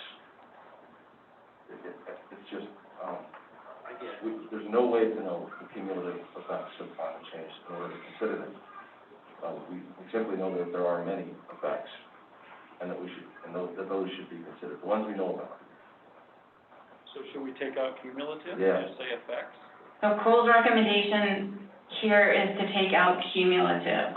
All of those in favor of that? I'm good. Michelle's a sideways. I can't tell, Michelle, you gotta make a decision here. I just wondering if maybe we could offer different, I'd like to look at what agencies are being asked and try to do some research on I that. I'm was sorry. going to suggest, citing maybe some science behind cumulative. Would that make life easier for you guys to deal with cumulative effects? One thing just to think about on that is, if this is saying the cumulative effects, then we can't take into account the singular effects. So why would we limit ourselves to cumulative? Okay, that, All right, yes. okay. I just want to acknowledge a large appreciation to those of you. I know there are some issues on that. I appreciate that acceptance very much. Thanks, John. So welcome. Heather, my hand's up. Robin? Thank you. I just wanted to add a little context there. Thank you for leaving climate change in, particularly in the Cabinet Yak ecosystem. We talk about this a lot. In the recovery zone, U.S. Forest Service looks at cumulative effects of climate change. I'm not suggesting to put that word back in. I just want you to know that we have that discussion when the folks who manage the landscape within which the bodies of the bears are moving in my recovery zone, this comes up quite a bit. So I'm glad we're gonna add that in. Thank you. Thanks, Robin. So it is noon, and we have number 8, 9, and 10. Do you want to address those now, or, yes? Okay. Anyone no? Okay. Number 8. Number 8 was Brett. That's available. That was me. Oh, Chuck. It was a couple. Oh, it was Chuck and Brett. Chuck and Brett. I would suggest, having dealt with a lot of environmental documents and permitting, the best available science should be the principal driver in grizzly bear management and conservation while considering social and economic factors. I think the state would appreciate that. All of those in favor with Chuck's edit, which is on the screen?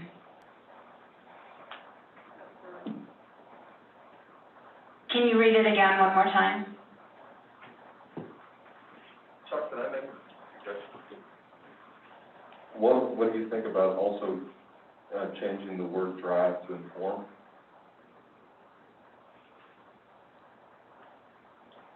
So the one thing I'm struggling with here is I feel like the social and economic factors we roll into so many other places. I just don't know that it's needed here. Agreed. But that's also why the word inform might help here. I think we're trying to say a statement about the best available science is important, And as long as it is informing rather than driving everything, then Chuck's concerns can be taken care of in those other places that Aaron references. But I think driver is also, I mean, I think that was an important piece if we're gonna keep that in. And I'll just add too, we pulled this out as a guiding principle because we had it in so many of our recommendations. Yep. We said, let's put it in as a guiding principle so that we don't need to keep adding it into every other recommendation. So while I appreciate your point, Chuck, and I also agree with Aaron that this was really to call out that best available science part, and that we should make sure that the social and economic impacts are also included. But I don't know if it's the same guiding principle, just so that we can capture that best available science.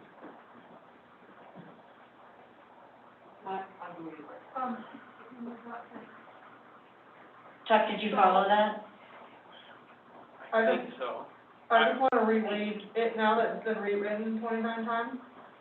So here it is. The best available science should be the principal driver while making decisions in all aspects of grizzly bear management and conservation, period.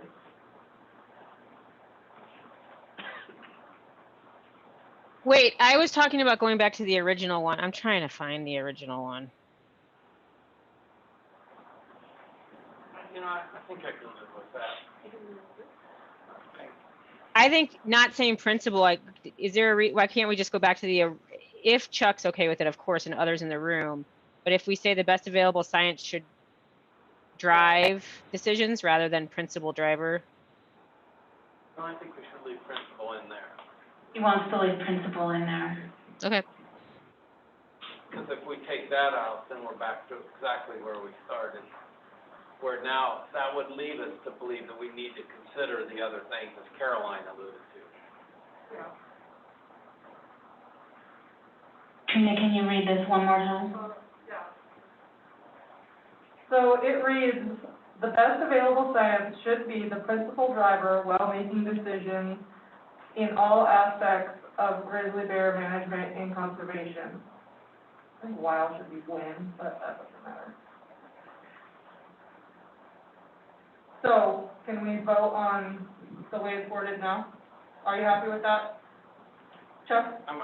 What I'm wavering on is Cole's comment about we gotta be able to live up to what we need to be responsible, or however you said that. Well, the reason I say this is because there's no scientific answer to the question of how large should the grizzly bear population ultimately get someday. You don't make, facts don't make decisions for you, they inform your decisions. And so that's why I'm saying we should be careful about our language. We can do a scientific study that says, boy, the best possible way of estimating this population gives us a number right around an estimate of, whatever, 50 females. That doesn't tell you anything about how big should the population of females be. And everywhere in our stuff, we're like, look, this should be informed by best available science, social acceptability. There's many aspects, and to make science the principal driver makes science into something it's not. That's my point. Science and facts inform us. They can't make decisions. I am going to respectfully disagree with Cole because science is truth. And I think the best available science could tell us how many females there should be because that's the research that they're doing. So I would say the best available science versus emotion or versus the majority of people that don't live here or whatever. Well, I see we need to be careful there, right there. That's a concern for me because I think Cole's right on that there is, when decisions are made, there are a lot of factors at play. Even in our document, we have done that. So I think we're close, Brett. I think inform. Yeah. Jonathan, go ahead. I feel like we understand each other, where there needs to be some wordsmithing. It is true that data are not capable of making decisions. They are useful in the decision-making process. I think that's kind of where we're stuck right now, is in that, and maybe I'm wrong about that, but, you know, we are over the time there. Obviously, it needs more discussion. I think we should come back to it. So I think there should be some suggested rewrite to it. I think there's some clarity around where the differences are, and so maybe if we could have a volunteer to do a suggested rewrite. Do we have a volunteer that would do a suggested rewrite? Like to get it rewritten before. If anybody else has better ideas, that would be great. Maybe Cole and Chuck should just have a conversation on the side. Okay. Chuck was okay with both. I would agree with working with him, yes, ma'am. Okay, so I'll just make a note that you guys are gonna work on it. And Well, Cole's suggestion was to change it to inform. And if we can, I can if live. we can vote on that. I can live with it right now. Okay. But I understand what he's saying, and Aaron. Can you live with it being informed though, instead of? So can you read the sentence now with that edit? The best Without a available principle. Yeah. What, Aaron? I think I would just say inform rather than principal informer. That sounds like a new superhero. Good. Okay, hold on a second. Informed decision. You can cut a bunch of words out. There you go, Nick. Best available science should inform decision. In all aspects of the best available science should inform decisions in all aspects of grizzly bear management and conservation. I can live with it.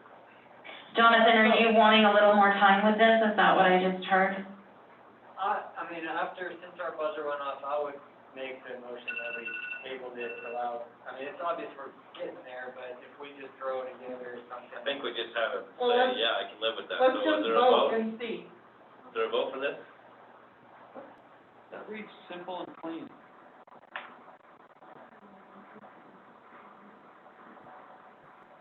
Those on video? I'm good. Yes, Yeah. Yes. Well, we've got a Michelle sideways and Trina sideways and Jonathan sideways. All right. What I'm going to suggest is we've got lunch here, and I don't want it to get cold because it's not wrapped. And so why don't we stop this discussion, do lunch, and we're going to come back to this so that we'll respect people needing to sit with this edit for a couple of minutes. What's that? Our homework during lunch was to look at those bulleted points. Homework during, thank you, Annie. Homework during lunch is to look at the bulleted points under consideration of hunting on both sides. And we'll come back to that as well after lunch. So, Michelle? Yeah? Our only last guiding principle that we have is the one that you had a concern about, so if you can come up with your argument. We have two, we have 9 and 10. Yeah, we have 9 and 10. So we will come back at 1 o'clock, from lunch. See you guys in 50 minutes.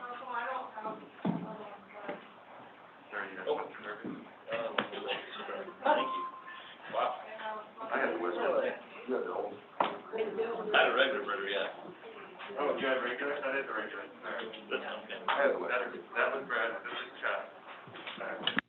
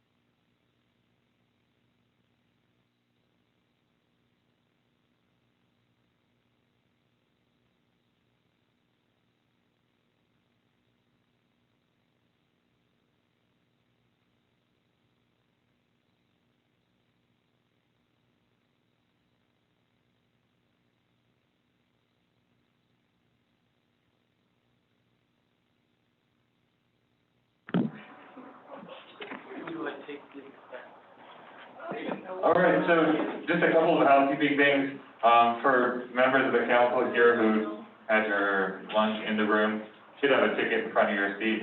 Just make sure to settle up with the front desk before you leave today. Oh, or settle up with this young lady standing Or there. she's right here. Oh! Even better. All right, so if you need to settle up with your ticket, we're getting taken care of that, as we speak. So our roadmap for this afternoon, we've got from 1 until 4. We're going to try to hold to that as close as we can. We are going to start with an invitation to the public who've been watching us the last couple of days to share some thoughts, and Dylan's going to facilitate that here shortly. From there, we're going to jump back into our process of finishing out these guiding principles and continuing our stepwise review of the July 17th version of the document, the PDF. So we've got 3 guiding principles left to resolve. We'll have a conversation around education and outreach, conflict prevention, grizzly bear distribution, relocation, connectivity, resources, and the appendix.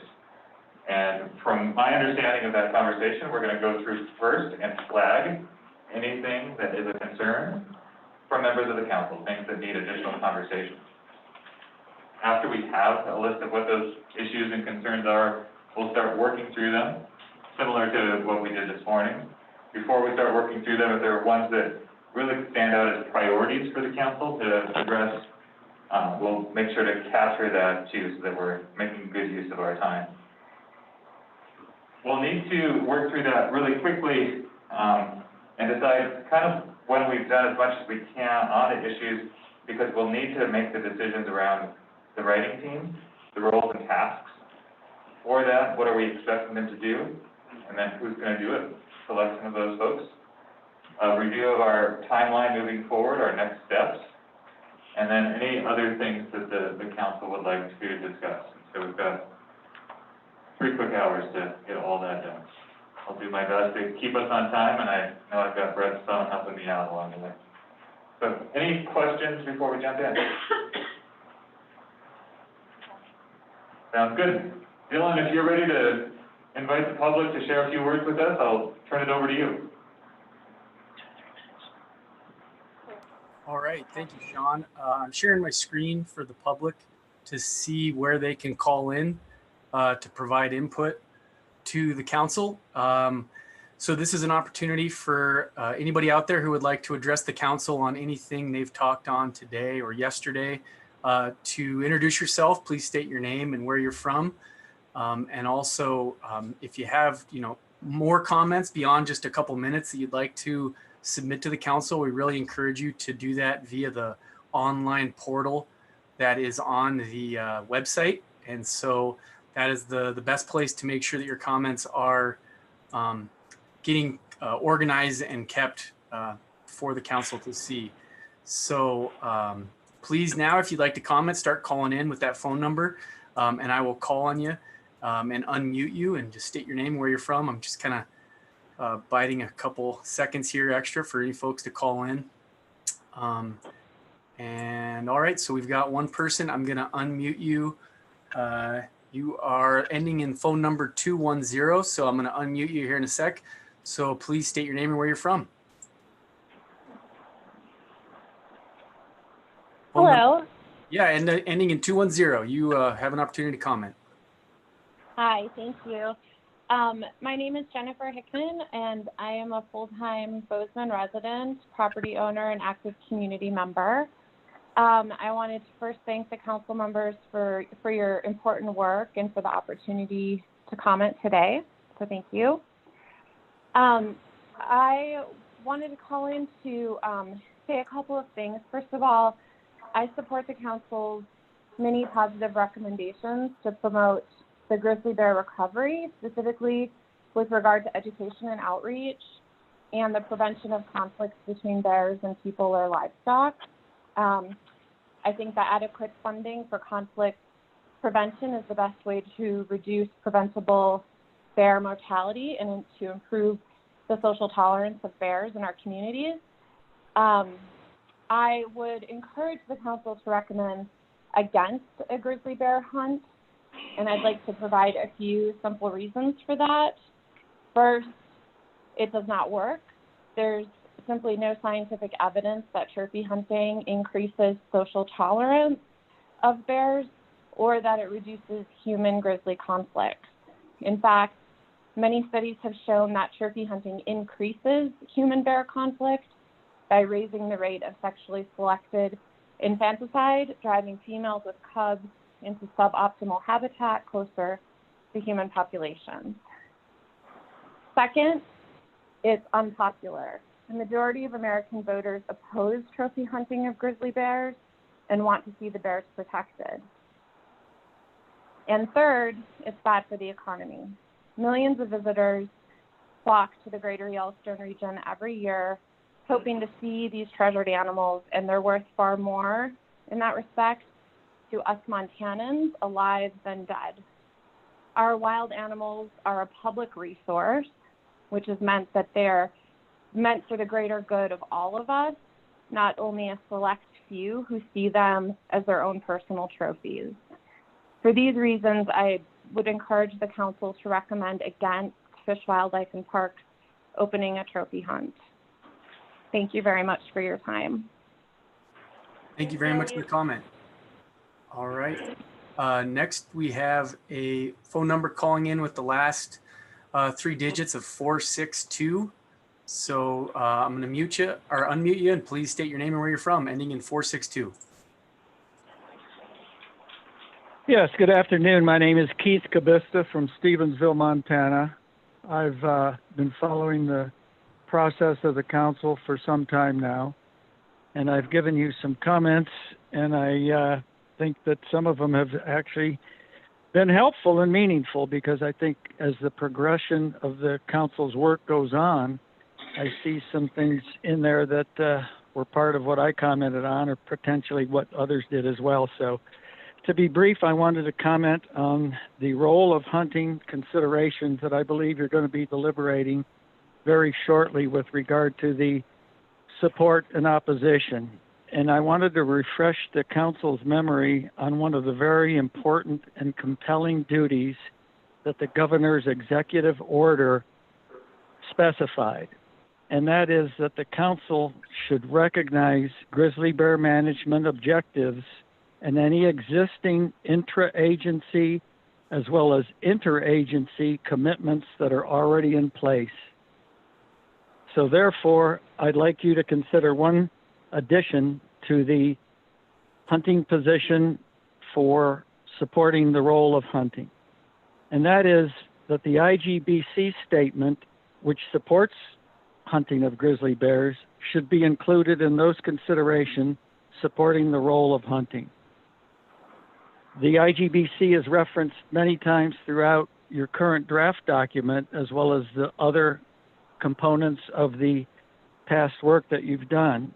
And the grizzly bear hunting position statement essentially says that in recovered and delisted grizzly bear populations, the Interagency Grizzly Bear Committee supports the use of regulated hunting following the principles of the North American Model of Wildlife Conservation, reference Valerius Geist 2001, as one approach to help manage numbers and distribution of bears to promote coexistence and help minimize conflict. And although the specifics regarding the hunting of a recovered grizzly bear population will be unique to the ecosystem and legal jurisdictions involved, the IGBC supports hunting regulations that reflect the best available science and are adaptable to changing factors, are established in a public process, and are consistent with standards in the ecosystem-specific conservation strategies. And as I said, these comments have been made in the past, but I wanted to refresh the council's memory as you approach the finalization of these consideration areas. And I thank you for considering this input, as well as all of your work and commitments, passions, and discussions that have gone on throughout the months that you've convened. Thank you very much. Thank you. Thank you. Thank you, Keith. I don't see anyone else who's queued up to provide comment, but I'm going to just pause for few seconds here to give anybody else a chance who's out there who would like to call in. Here's an opportunity to speak directly to the council. Please follow the instructions on the screen if you'd like to call in. Just going to pause a little bit longer.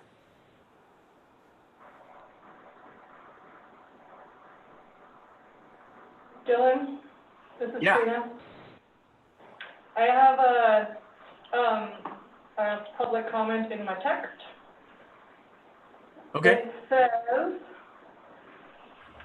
if a bear expands east of the NCDE, ends up in Havre, do we A, wait for the bear to get into trouble and then delete it from the population? Or B, proactively remove the bear and place it in a more desirable location to benefit recovery? And this says, ask the question to Aaron or Michelle. Okay, thanks, Trina. I think, to be fair, we've asked others to state their name and where they're from. I don't know if that individual could state their name and where they're from. Sorry, yeah, I forgot that part. This was Bill McKinley. He's from Conrad, and he owns a cattle ranch on the Rocky Mountain front.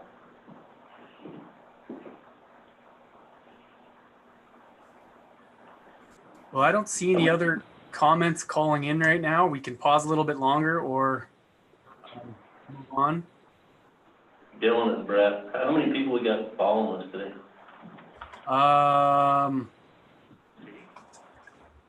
Let me look. We have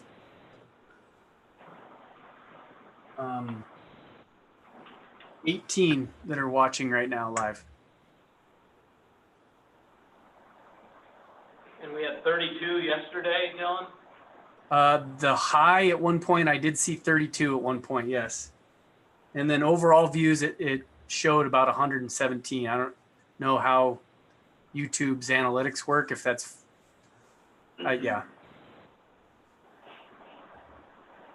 Well, good. Well, thank you, Dylan, for connecting us to members of the public. That's always a great thing to be able to offer. Thanks to those who shared their thoughts and comments. We really do appreciate them. And we also appreciate the extra little bit of time you're giving us just now. I think we can use every minute of it today as we're trying to work through the document as quickly as possible.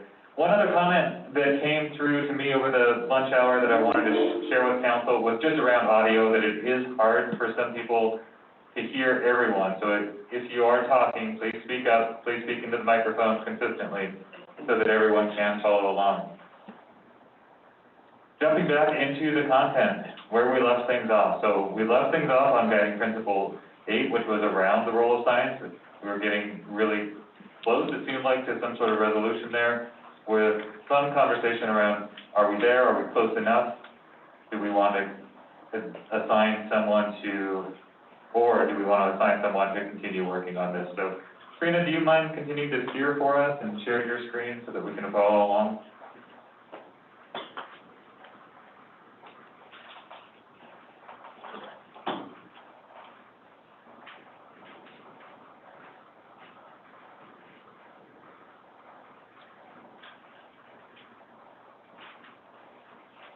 All right.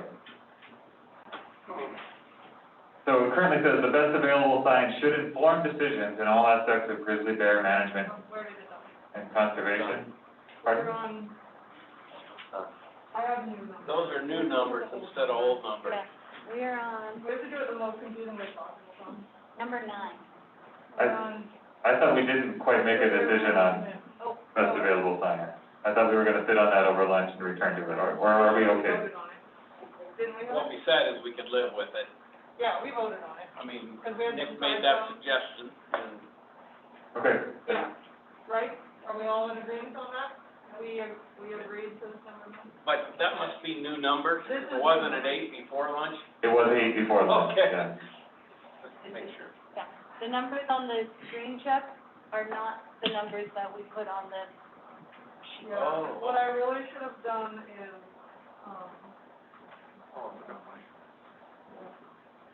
Okay, so I just wanted to check in, because I think there was consensus, there were 3 sideways thumbs on that one, if I remember correctly, and then a little bit of conversation.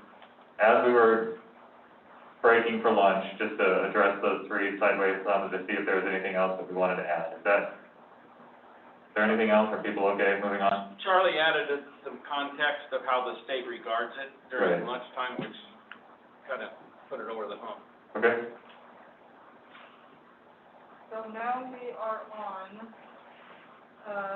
Grizzly Bear Management, right? PDF number 9. PDF number 9. I'm going to read over Cole's shoulder here. Grizzly bear management requires communication, coordination, and timely consultation among governmental agencies, tribal entities, and the public. Somebody flag that for a concern. That was me. I just wanted to add, after tribal entities and before, and the public, private landowners.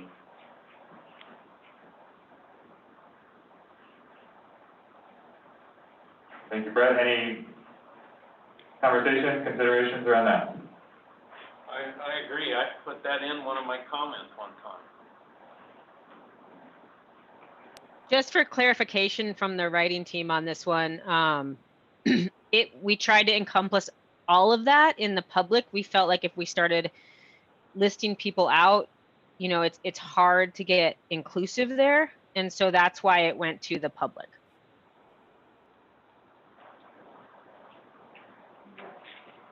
Aaron, I'll comment on why I agree with Brett. You know, a lot of this future conservation of grizzly bears is going to be hugely affects private land owners. You know, do you make it large landowners or just private landowners? And I think acknowledging private landowners in this conversation kind of adds context to this as opposed to just saying, and the public. Because the public could be anybody that's out there where we know that for future grizzly habitat and connectivity, we have to look at these private lands to make that happen. All right. Thank you, Brett, for the conversation. Aaron, for the response from the writing team, Chad, for the clarification. Let's try it with private landowners and do the thumbs process and see where people are. So the addition of private landowners, thumbs up, thumbs down, thumbs sideways. In the room, we have thumbs up. Online? Thumbs up Yeah. for me. Yes. Thumbs up. All right.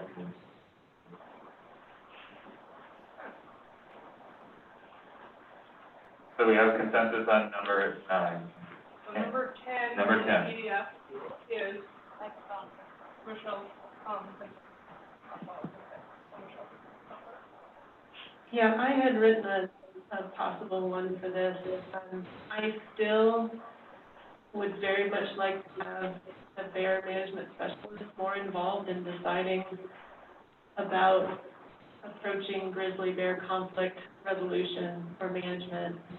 I think right now they have a good position in the driver's seat with the protocols as written and the flexibility written within. I feel like when the protocol is the 3-strike rule, what they have with flexibility, and say a bear manager works with a local landowner, and the specialist is like, yeah, this bear, you know, this one needs to go, you know, and so then the landowner is saying, yeah, thank goodness, thanks for siding with me, and you're building that trust.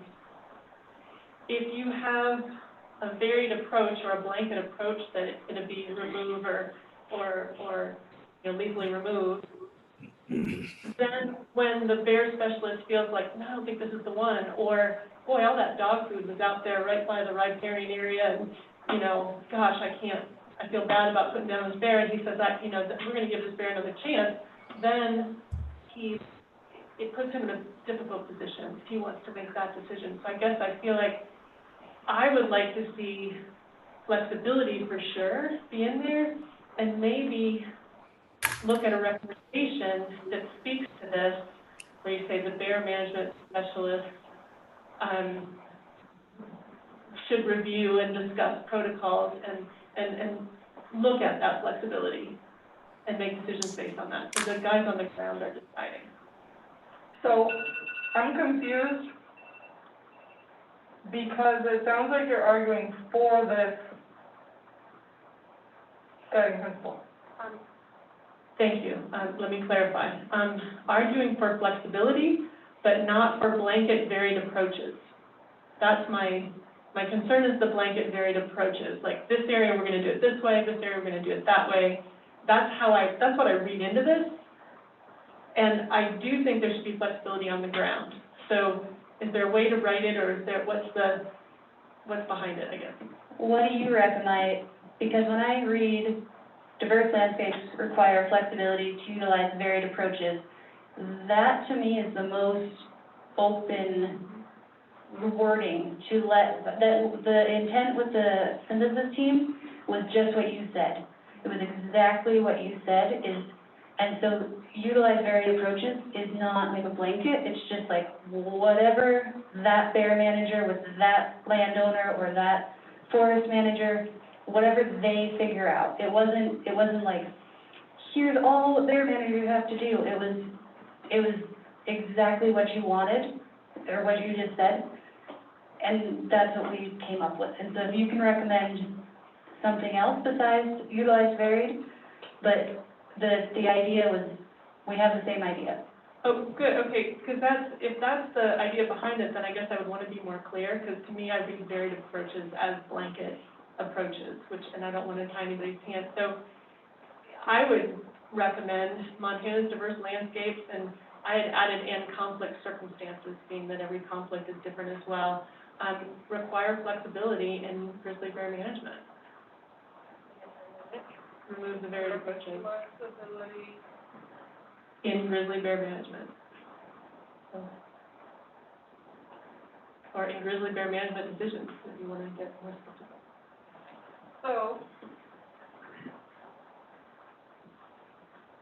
Cole, it looks like you want to weigh in. I just want to say, I think that's a great way of saying it. I think it's a cleaner way of saying it. Another way to say it would be one size fits all management won't work on diverse landscapes. But I think your way of framing it is great, so, and clear. Yep, Trina's gonna read it out loud and then let's do thumbs.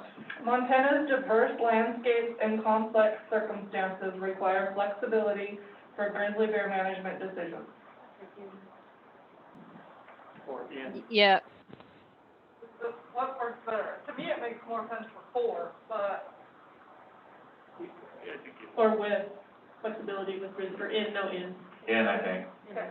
In grizzly bear management decisions. All right, Yep. thumbs in the room are all up. Aaron, a yes. Robin? Yes. Thumbs up. Greg, Heath, awesome. All right, so that's all the existing, those are all the old ones, right? Correct. Where there was any additional need for discussion? Correct. And my recollection from this morning is that the other ones we would table until the end of the document. Is that correct? Or do you want to do the rest of the new ones now? Move on? Oh, wait, we still have number 2, the one that Cole was working on. Oh, yeah, he was gonna come back to us. Yeah, the. Where you gonna do that? I can do it right now if you want. Okay.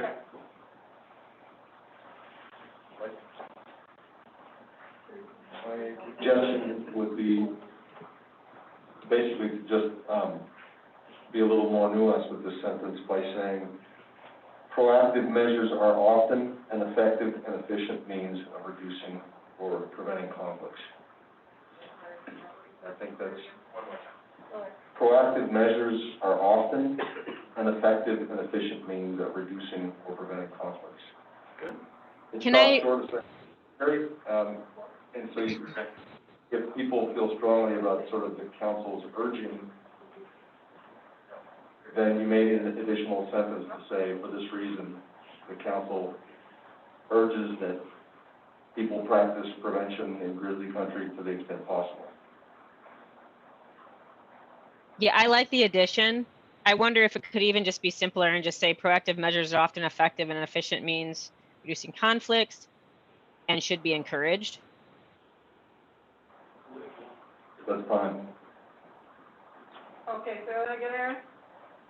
Just after conflicts and should be encouraged, should we add and should be encouraged and supported? I guess just trying to get to the resource piece here that we had discussed earlier.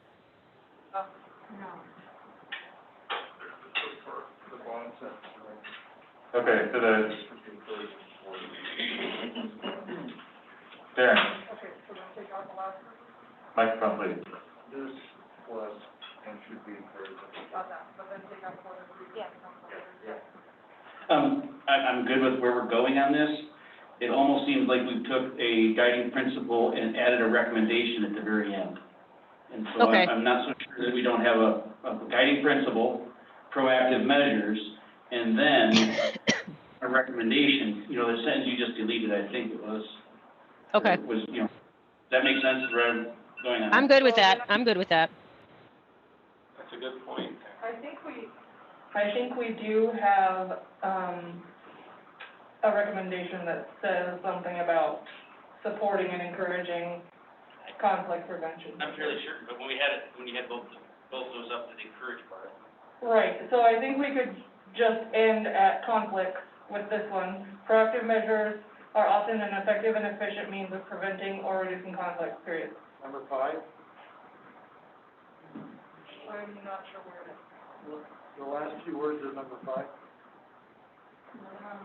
I know, I just put it out. No, we were just pointing out that Yep. in principle number 5, we are encouraging and supporting some of these things. All right, I'm on board, I'm good. Yep. We could also change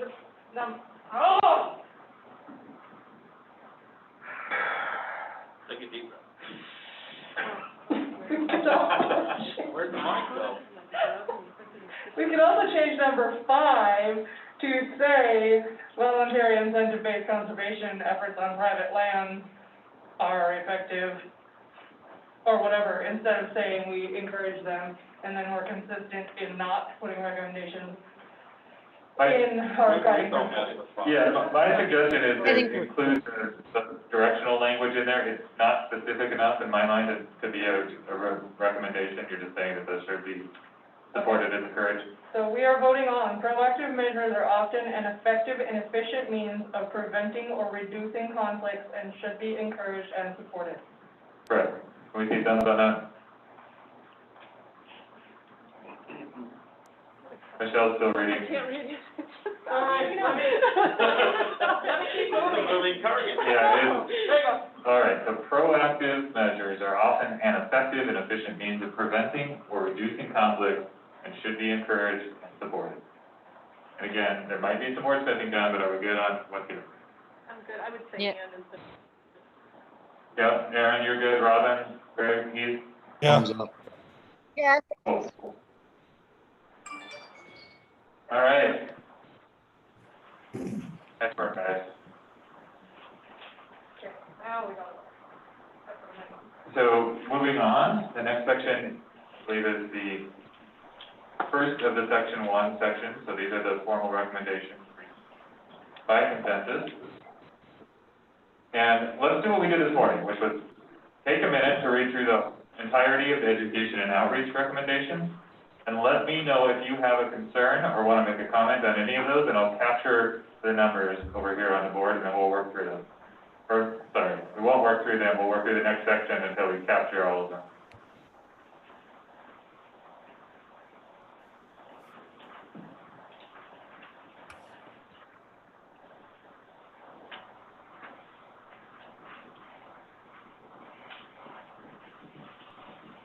Just a side note for the public following along and everyone on the council, when the writing team went through these, the 5 of us had to come to consensus before we moved on.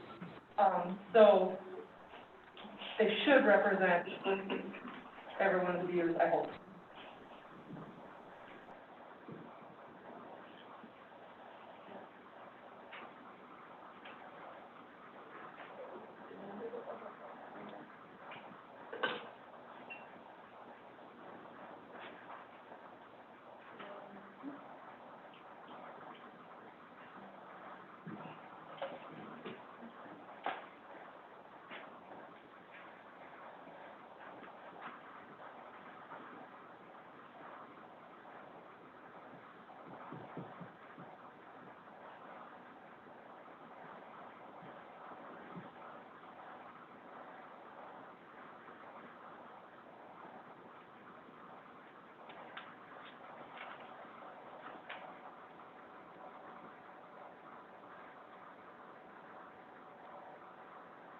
Okay, as soon as you're ready, I can capture numbers, and I think that's all I'm gonna capture for now. I'll add shorthand to these if it's helpful after we go through them, but if you could just call out the number, I know there are some sub numbers for some of these, so if you are looking at recommendation 9 or any of the subs, please call out those specifics. So, any items here that folks would like additional conversation on? 7. Oh. 7. Yeah. 1 and sub 6. 11 sub 6. And you can put a note on there that I can help explain the process of that when we get there.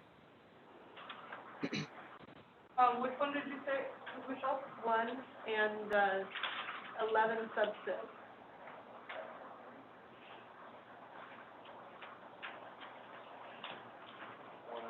Okay, so I have 1, 7, 11 sub 6. Yeah, 11 sub 6, not 11 sub 6 of it. Okay.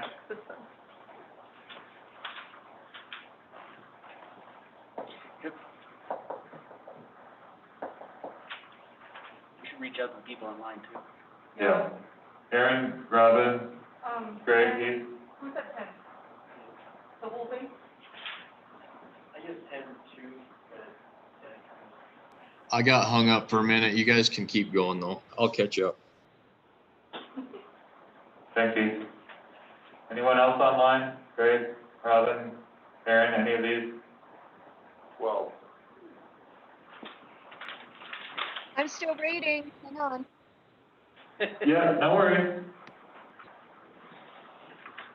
And we're just capturing the numbers right now, so if there's something that stands out to you as needing conversation, meaning it's either confusing or there's not agreement around it,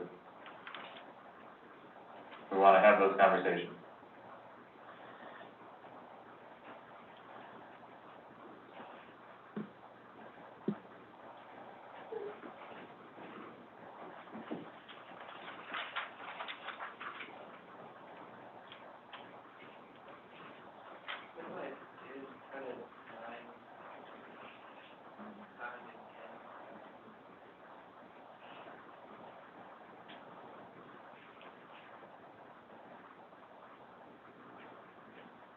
So far, we have 1, 7, 9, 10 sub 2, 11 sub 6, and 12.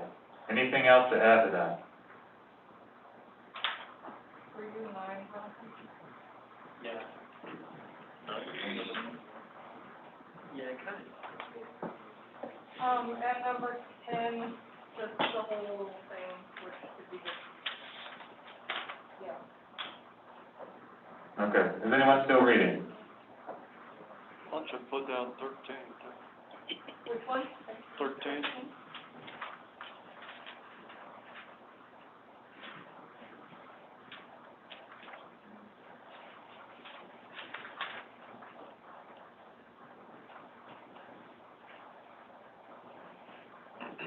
Okay, going once, going twice. Any other additions? 3, 4, 5. Oh, are you kidding? Come on. Are you serious? Yeah. Oh. Okay, 4's already on there, it looks like. Oh, no, it's not. Don't like the word relevant. Right. I make a motion to, approve 2, 6.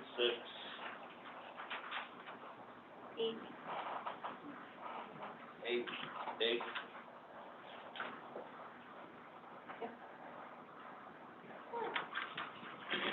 All right, there's a motion to do thumbs on 2, 6, and 8. Can I see thumbs on that? You have agreement?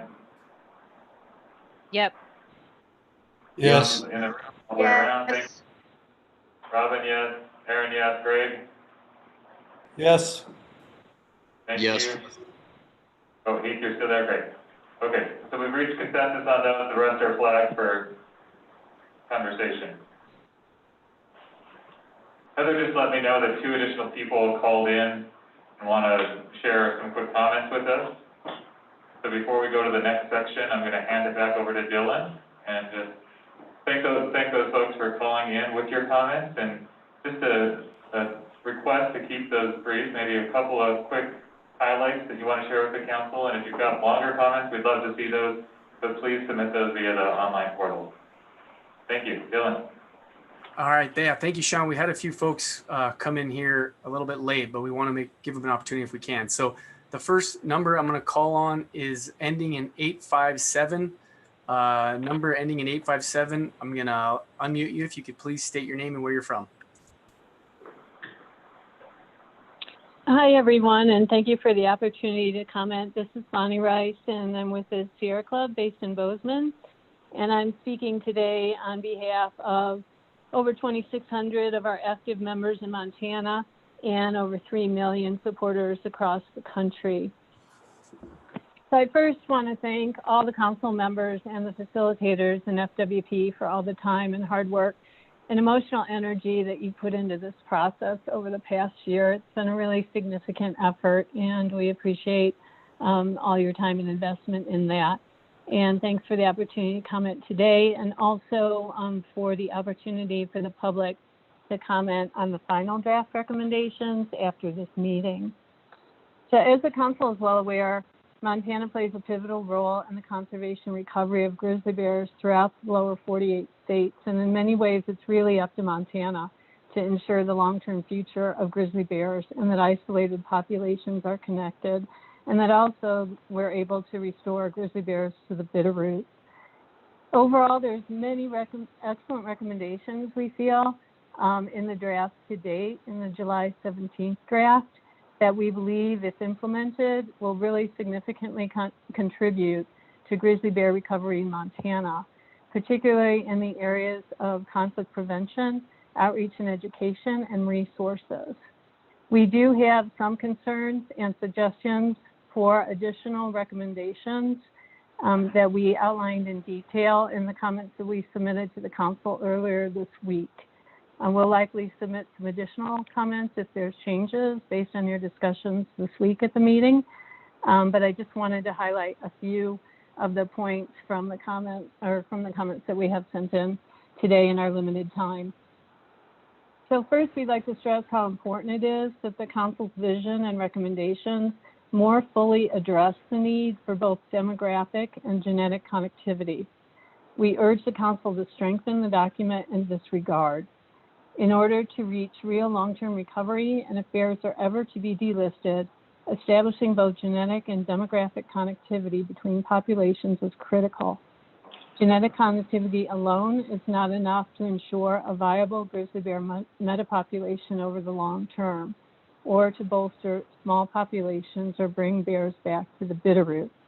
And as one of the council members pointed out yesterday, the recent Ninth Circuit ruling upholding endangered species protections for the Yellowstone population additionally illustrates the importance of connectivity with its ruling that the Fish and Wildlife Service acted arbitrarily and capriciously in its argument that the geographic isolation of the Yellowstone population was not a threat to its long-term viability.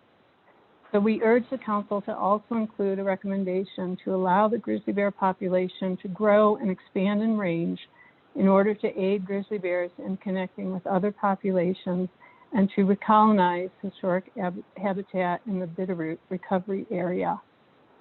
Second, in regard to conflict prevention, we urge the council to consider the recommendations of the IGBST and include those in your recommendations, particularly in regard to hunting.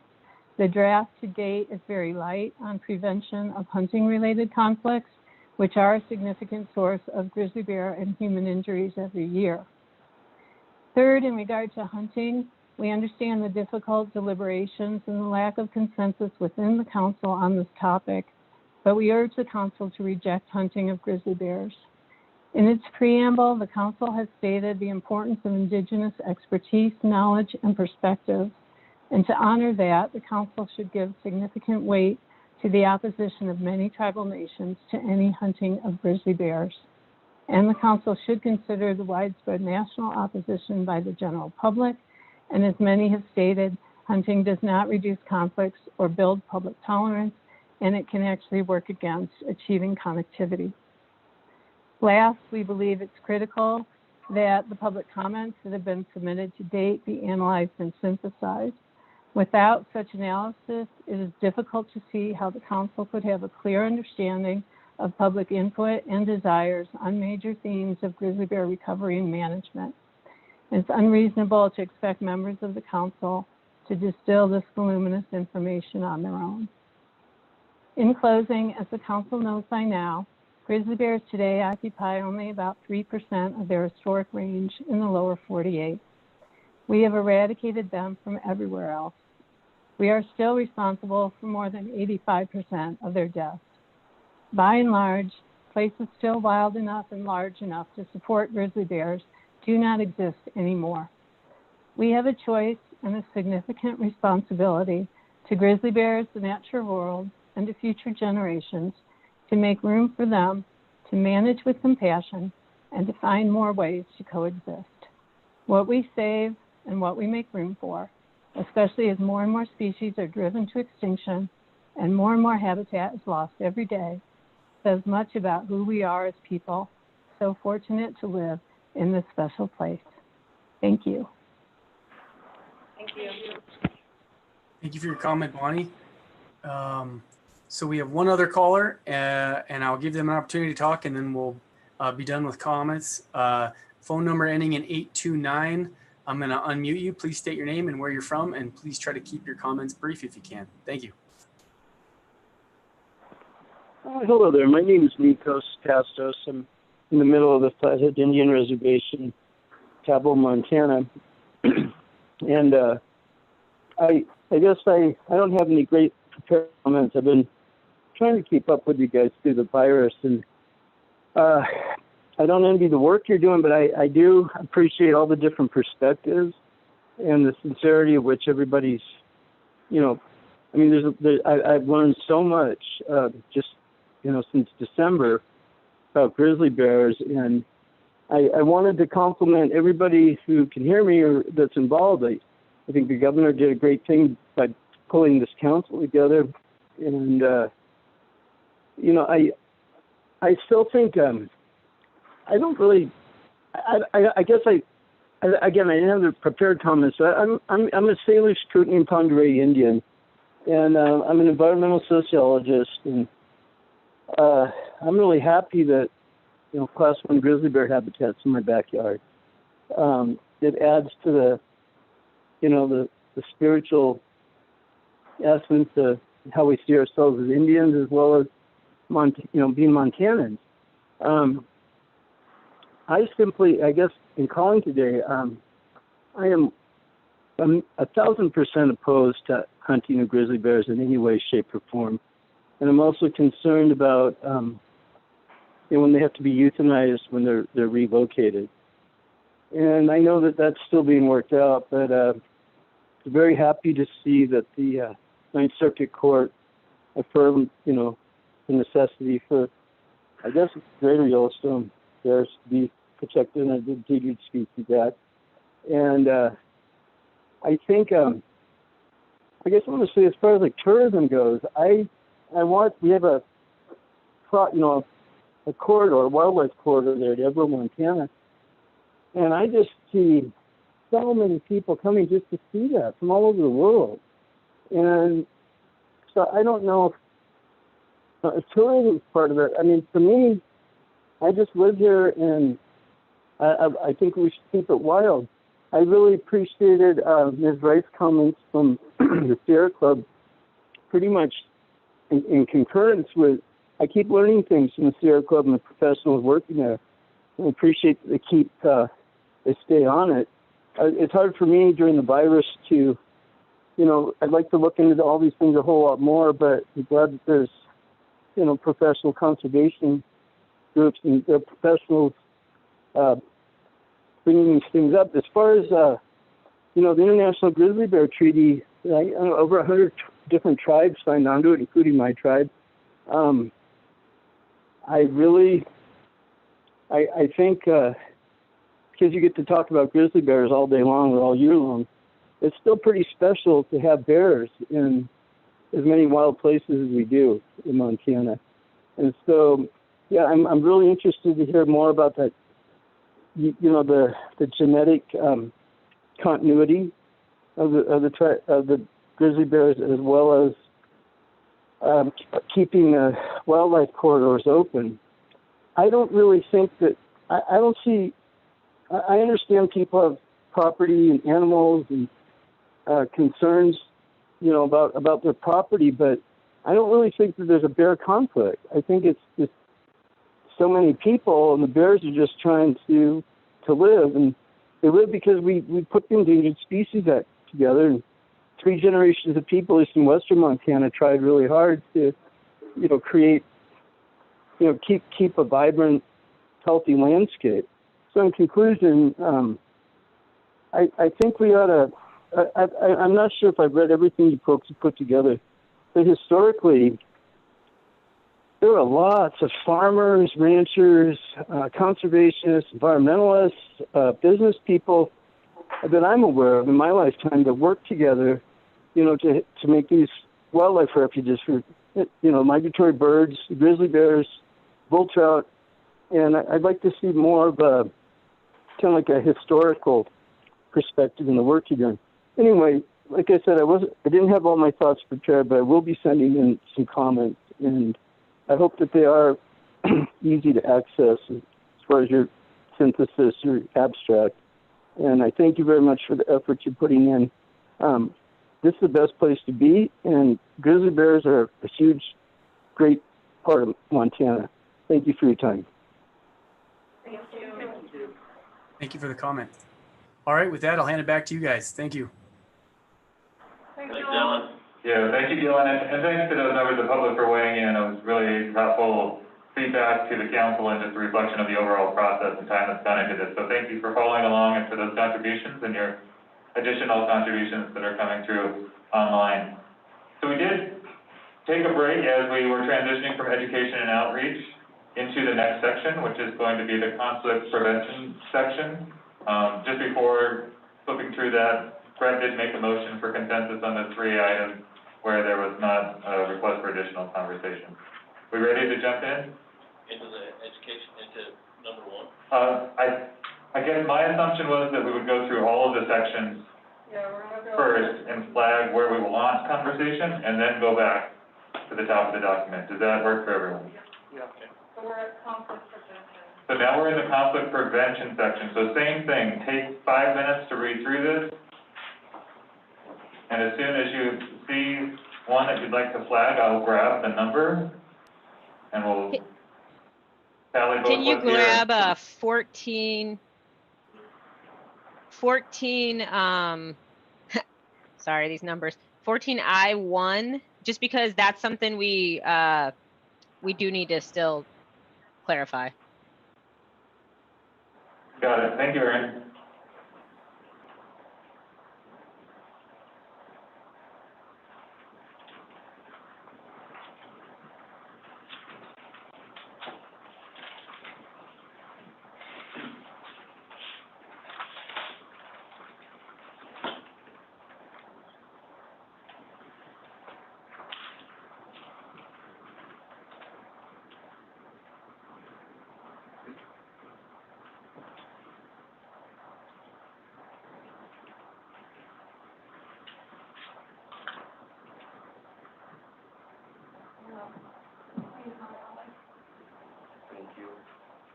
So 15II is going up there.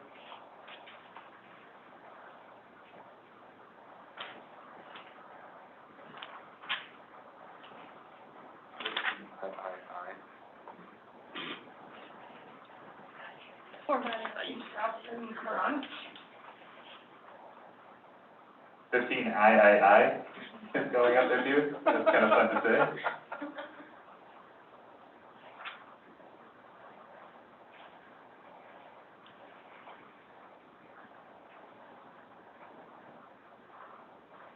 $16.2. 16.2, going on the board. 16.4. 16.4. Just for language clarification. 16I.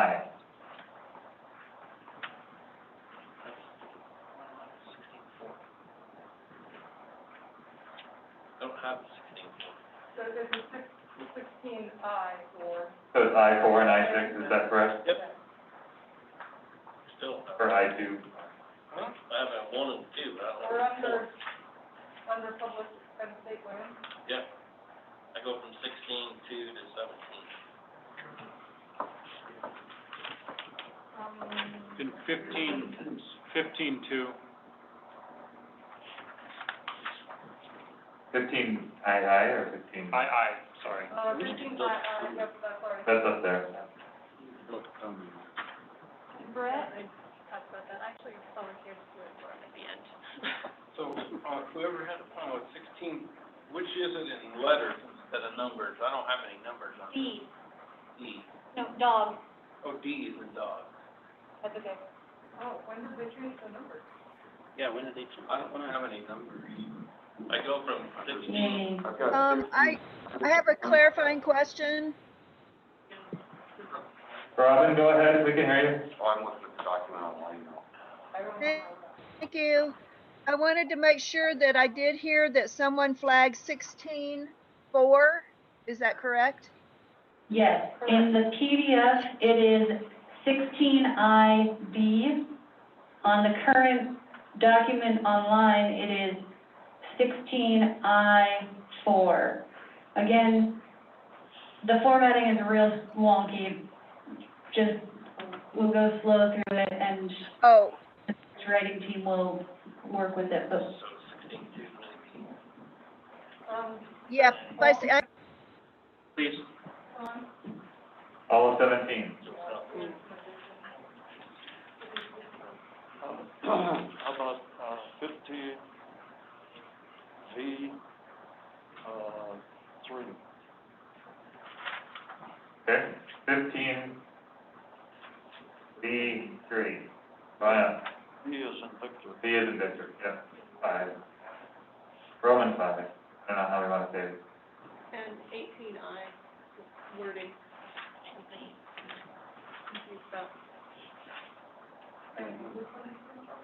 18I is going on the board, so just Over to, there, my question on it.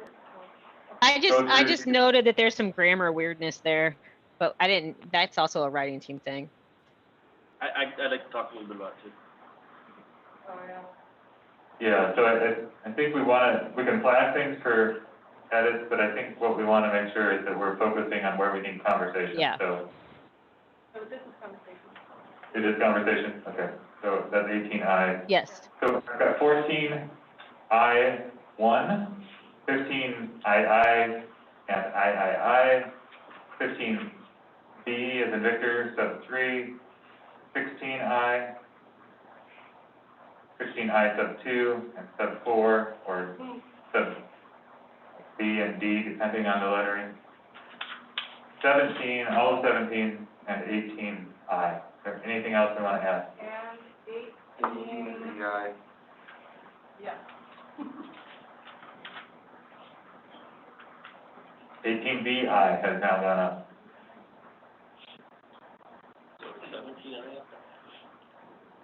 17, what? The whole section. So all of 17 is flagged. I'd like to talk a little bit about 18, just that one. All of 18? No, just 18. 18 has a whole bunch of things under it. Right. So you want to talk about the whole thing? No. What do you want to talk about? I want to talk about 18. The heading? Yeah. Okay. 18, the heading. Okay. All right, 18, the heading is now up on the board. Thank you, kindergarten teacher. I don't know what you want. He just wants to talk about 18. Okay, so there's nothing in, conflict prevention that we're not gonna discuss. Is that correct? I think something got flagged in there. Oh, yeah,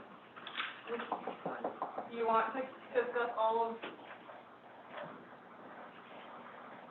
Anything else for conflict prevention?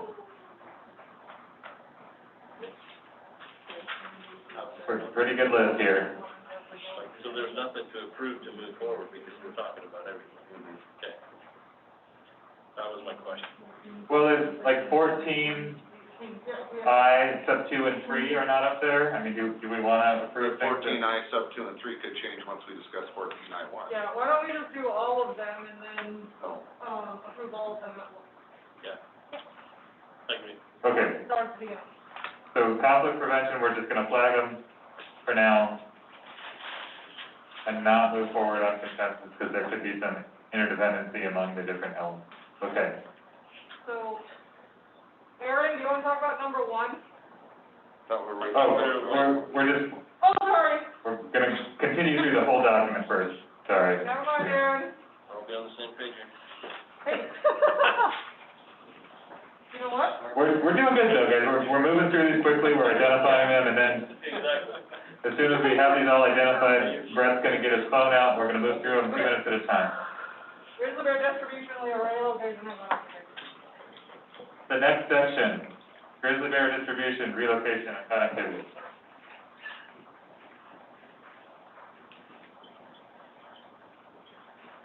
Clarification question, is there still gonna be time to add public comment options? Like, if we approve this, we're still saying that in public. That's what the meeting on the 5th is. Yeah, okay. 19? Yeah, so in response to Michelle's question, that is right, and that's why we're leaving open the comment period through August 4th, so that we can continue to have this conversation, people can reflect on it, provide comment through then, and then at that meeting on August 5th, we'll see if there are things we can incorporate. I heard something from Trina, was it 19? 21. 21, Robin? Yes. Got it. Michelle has a note on 20, so I'm guessing, hang on a second, I'm looking for it. Yeah, that, I guess, I'm not sure where to put that note, but yeah, somewhere around there, so I guess 20. 20? Yeah, Okay. okay, well, yeah.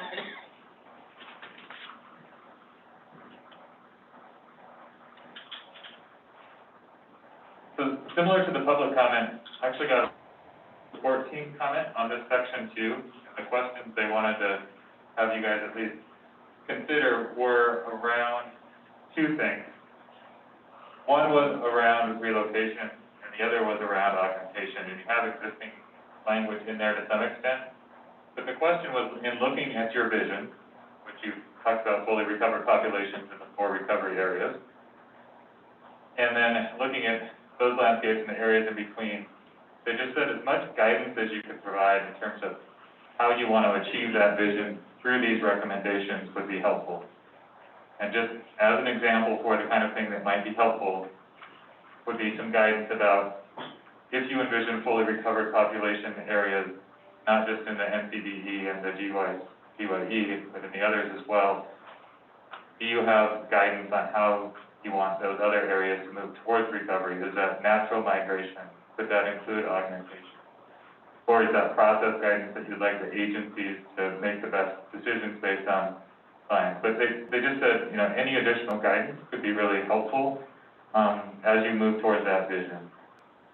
The relocation zones, similarly, were about, you know, especially in these new areas in between, as much specificity as you could provide in terms of what kind of guidance could be helpful around relocation zones. And I think there is some new language in there that is helpful and gets most of the way there, but just wanted to flag those.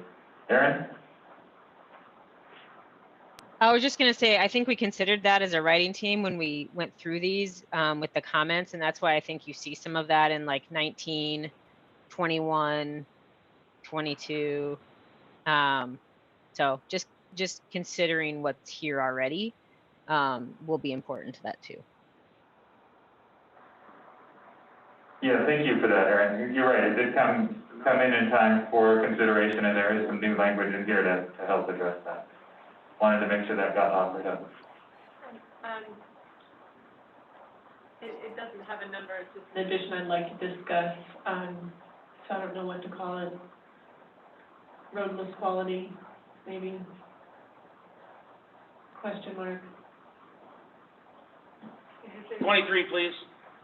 Roadless quality? Yeah, it's just my ambition, and I know. Oh. I know. Roadless, is that enough, or quality is important? Roadless is fine. Okay, so up on the board now, we have 19, 20, 21, 23, and roadless. And then, let me just get clarification about the stuff in red. Are we still wordsmithing that, or are we discussing those? The stuff in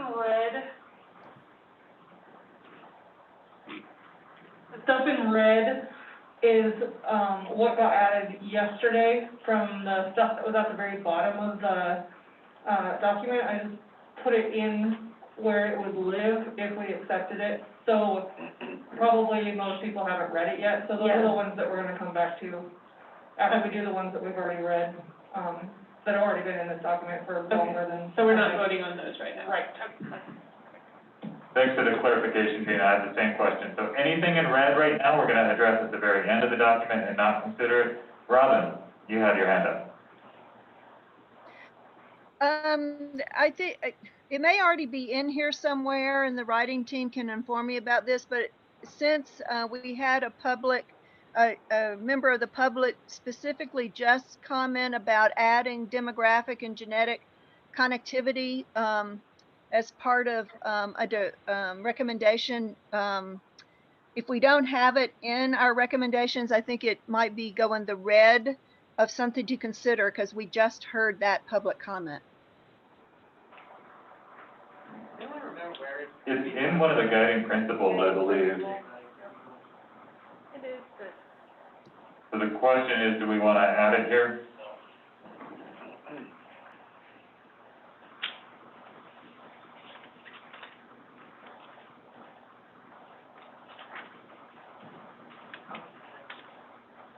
Jonathan?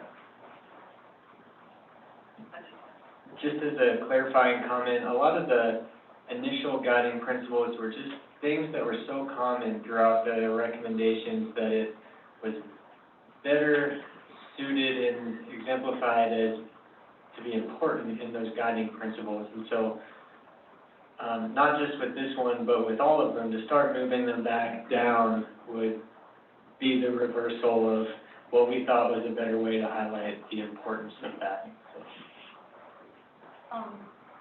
Yeah, thank you, Jonathan. I think that was the intent of those guiding principles, is that they were higher level and would be applied throughout all of the recommendations. If it were just a recommendation, I think it would not be read in the context of all the others. Right. Sabrina. So to continue Jonathan's point, when we had things that fell under a lot of different headings in our document, those were the things that became guiding principles. Instead of listing them over and over again, we just put them in those principles because they apply to so many different areas of preserve management and conservation.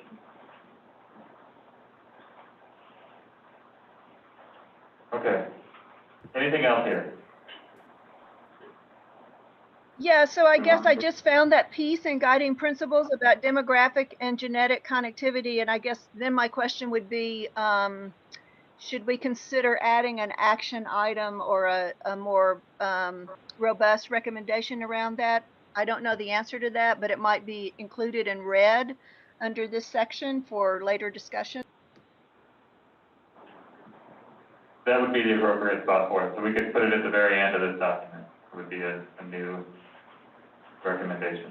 Could you wordsmith something, Robin? Yeah, it would be helpful to have some actual language to consider. So, Robin, can we task you with doing that? You bet. I will start working on that. Thank you. So does that leaves 22 and 24, is that correct? Do you guys want to vote on those just now, or wait until we go through them? Make a motion to approve. Which ones again? So Brett's asking for approval of 22 and 24. Can I see thumbs on that? Thumbs up in the room, it looks like, for the most part, polls up. Michelle's still reading. Online, Greg, Keith, Robin, Aaron, 22 and 24. Yep. Yep. Yeah. Yes. Awesome, thank you guys. All right, so we have those flagged. The next section, I believe, is the resources section.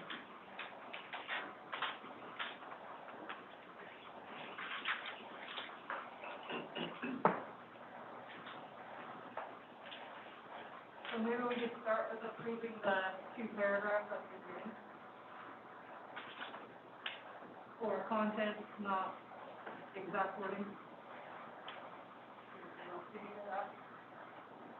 I did hear that, yeah, so there's, sorry, it was a little bit out of sequence for the process that was on in my mind, so it took me a little bit just to catch up to you. So Trina's offering that the first 2 paragraphs providing context, you'd like to ask for approval on those.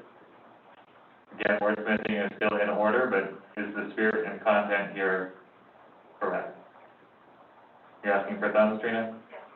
So can we see? Have people had a chance to read those? Do we need a minute? All right, let's take a minute and read through those. Close.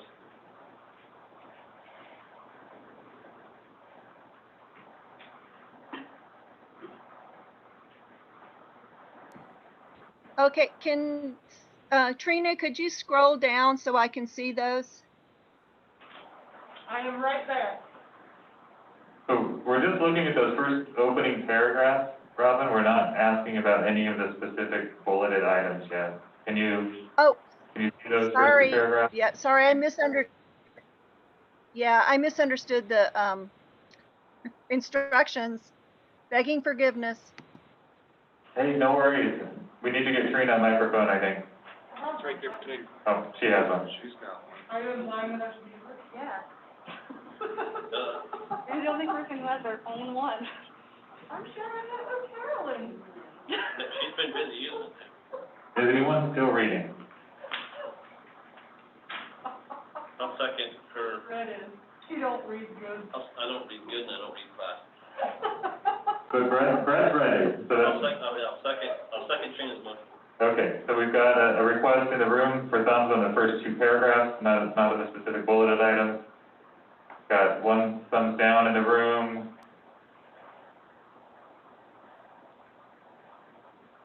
Yep. Online. Aaron's okay, Yes. Greg? Yes. Keith? Yes. Robin? Darren, it sounds like What's your issue? we gotta fix something here. See how sustainable is used in so many different manners. I think a better terminology would be long-lasting or something like that, because sustainable gets lost in minutia for that word. First paragraph, addressing the resource challenges require multi-pronged and sustainable approach. I think long-lasting or, something versus the word sustainable, because it just gets lost in that sustainable word vacuum. Yeah, as long as Fine. something regarding that stays in there, I think that's a really important point. So long-lasting works. So you're happy with long lasting, Darren? I'm good. If you're good with long lasting, do it. Huh? We found your trigger. Okay, so since that was the only thumbs down, I think we can go ahead and call that consensus. Thank you, Darren. Thank you, Darren. All right, so then moving on to the full review of this section of resources. Anything you want to flag, please let me know. B, and it's just a clarifying question, but. B. Another one, yeah. D. Can you use a word to go along with that letter?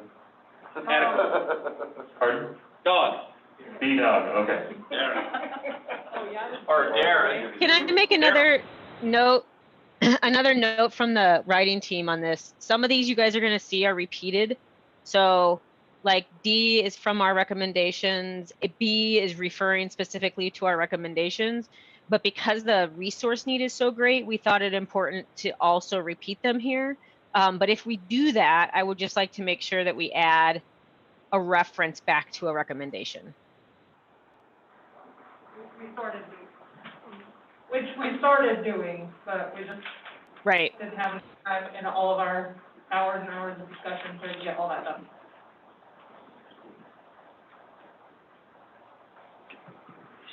All right, can we flag that in the document? I put it up here on the flip chart, but just say something about add cross references when appropriate to recommendations. My D is very quick. I just want consistency among that. We said fully fund the livestock loss board earlier. That's all I need in that number D is I want consistency with how we said it earlier and also resources. That's fine.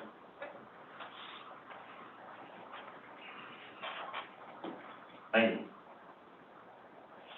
Is anyone opposed to that change to D? I guess that's clarifying. Does D still need any discussion?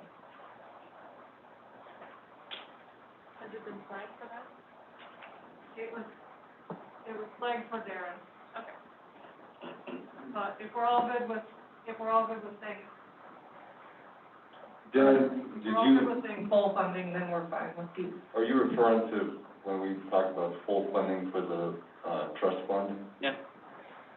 Full has a meaning there because the trust fund cap is 5 million, like, fill it up, but I think it may not work so good in this situation, because there's no, what is fully funded, and I think the problem with adequate is that, you know, some may think it's adequate now, and I think it's pretty clear, certainly the working group that has been meeting on this topic, that Rich Harris has helped us with and put out his paper, the need is increasing, and we currently don't have enough. So I think that a specific recommendation should be increased funding for the Montana Livestock Loss Board Compensation Program, and ensure that it maintains adequacy. I'm not sure if that's the right word there, but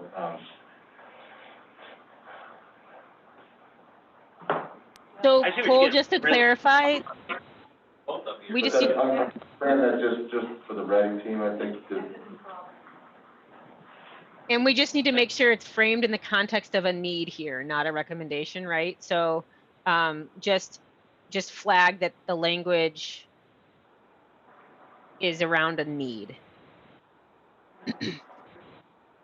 Yeah, this section is a little bit differently, just because we tried to, or the writing team tried to highlight in this section, what were those critical needs that came up time and time again throughout your conversations, and how do we highlight those? And then instead of offering, you know, a litany of recommendations, we said, and we can offer some recommendations to help address these needs, but we didn't want to say that those were the only ways to reach those needs. Oh, what did you say? Sorry, and ensure. So we have B as in boy, D as in dog, F as in Frank or frog. Anything else to add under the resources section? Any of the numbers? Wait, the numbers as well, or just the needs? So just the needs, the letter, A through F. Oh, we're not doing, okay, just the needs right now. So I move that we approve A, C, and E. How about G and H? G and H. All right, there is a motion here in the room for thumbs on approving A, C as in Charlie, E as in Edward, I'll second it. G and H, seconded by Brad. Let's see your thumbs here in the room. Yep. Yes. Okay. Yes. Steve? Yes. Robin? Thank you. Got just a couple of people waiting. Nicole, are you good on those? And Lawrence, are you okay? I would like to see, research included in. Lawrence, I can't hear you. Thank you. I would look, hello. Hello? I would like to see research, included in that list of things that, I'm not sure if C is the right place for it, but it's the only place I can find. So Lawrence, we moved that up specifically to, oh shoot, where is it? Help me out, writing team. Conflict prevention somewhere? Yeah. It's actually in there as a recommendation. So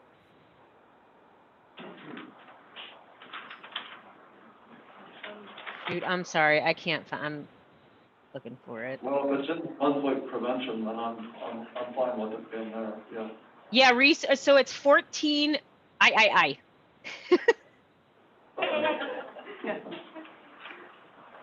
Okay, then I'm thumbs up. What was the number again, Aaron? 14, one of those.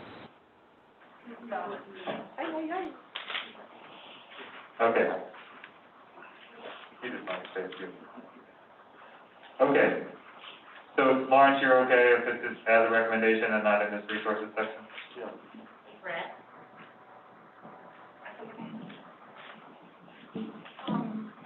Okay, so that was the needs section. Now we're gonna go into the recommendations, right, the numbers? So now there's a paragraph again, and then the numbers of the recommendations.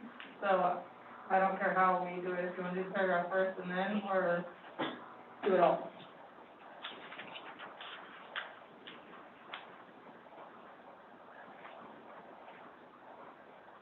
Well, let's do the same process, just so we're consistent. So take a minute to read that paragraph, see if there's anything that needs clarified.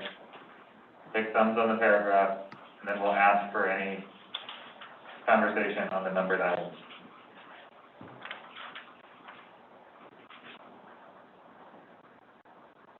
Which paragraph now? The paragraph we're still in the resources section. Right. It's the one right above the numbers. So it says, in addition to identifying these broad needs, the council developed an initial list of possible I'm sorry. sources and ideas. To explore these needs, we recognize there are many entities working on this issue in different ways. It would be beneficial for Fish, Wildlife, and Parks to facilitate further analysis, coordination, and communication between partners around the challenges of resources. Ideas discussed by the council that we felt merited further research, analysis, and discussion included the following. So, everyone okay with that paragraph?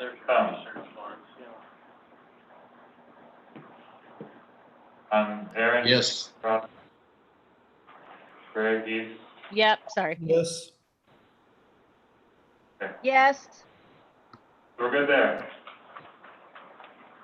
So now please read through the numbered items. Flag anything you'd like to discuss further. 1. 2, 7, 12. I've heard 1, 2, 7, 12, 14. 14. I want to add one. Is 14 not on there? Is that what? It's an addition. No, I didn't think we were adding to this. Can you give me a one word? I just want to, recommend a citizens working group to kind of do this Microphone, research please. for the, Got a microphone? Yeah. oh, sorry. I think it would be a really good idea not to put the onerous of this on FWP, but to have a citizens working group or recommend a citizens working group to do this research, look at clear pathways for these funding, and then offer that to FWP, so they don't have to do all of that work.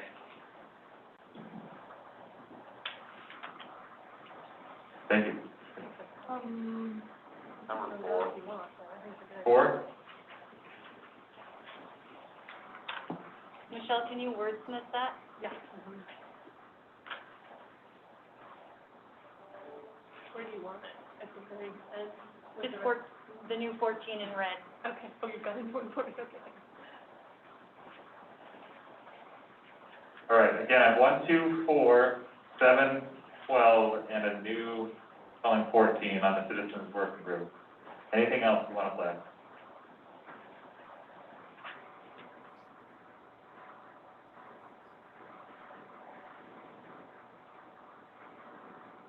Make a motion to approve 3, 5, 6, 8, 9, 10, 11, 13.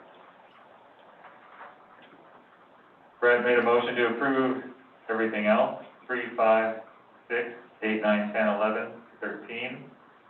I see your thumbs on those, please. I need to attach a voided personal check. Oh, okay. All right. Approved. What was that? Yes, Yes. I approve. Yes. Yeah, and everyone send in their voided personal Yes. check, too. That's one of our funding ideas. It was perfect timing. Okay. So then, we're through the recommendations that were included because we've done the rule of hunting this morning, correct? Except for the bullets, but Except for the bullet attacks, right? we'll need to go back to. And we still need to address the riders. Right, and then we need to work through. I'm just wondering what else we need to flag for discussion before we return to the top of the document.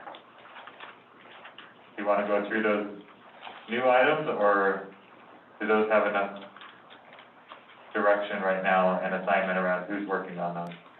No, I think we do need to go through, or leave space, and maybe this is the time, maybe not, to talk about the additions like that we talked about yesterday about Cole's, Darren's, mine, Jonathan's. I don't think those are at writing team stage yet, is what I'm saying. Yeah, I guess my question is, those are flagged already. Do we want to address those now, or do we want to just add them to the list at the bottom? Let's do them. Yeah, yes, sir. Okay.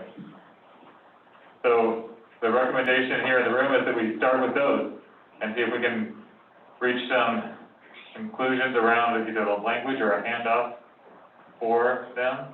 Is everyone okay with that process? That we're gonna start at the bottom with the new recommendations that were put forward. We're gonna take a look at the language. We're gonna see if we can reach some clarity in the existing language, and if not, within 5 minutes, we'll have it assigned to someone to continue working on. Good? Anyone opposed? Yep. Okay. So the first one. Oh, Oh, and just real quickly, I just want us to flag and make sure that we're working on these at the bottom of the document, because sometimes they reappear in other parts of the document. So I just want to make sure we don't have them in two places, edit one and then, so. good point, Just a Aaron. If these exist in other places in the document right now, we will refer back to the language at the bottom. So just make sure that we make that note now. That's another difference between a PDF and a Word? Yes. Okay. So where are we in the second one? This is, as Chuck was saying, these were added yesterday by the council members. They are not in the PDF. To follow along, please look at Trina's screen. Exactly. So these were new based on yesterday's conversation, and it was really started around the conversation, Chuck, that you and Lawrence brought forward around these areas and how can we find some language to go into those. And so there's a proposed recommendation that Cole put forward. I'll just read it here. In its comprehensive grizzly management plan, the council urges Fish, Wildlife, and Parks and all relevant agencies to clearly define how it will distinguish landscapes in between that are considered important for connectivity from other landscapes. The distinction is critical for prioritizing management resources and clarifying the overall goals of grizzly bear management in Montana.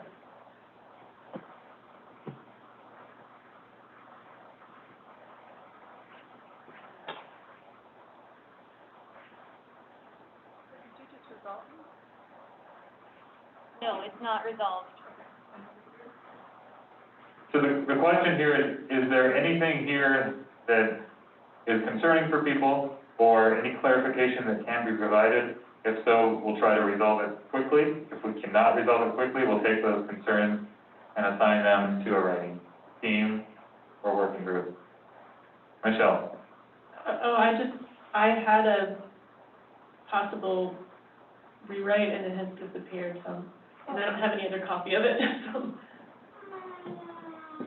That was me, because whole thing was a suggested edit, so I clicked yes, add it, and your comment went away.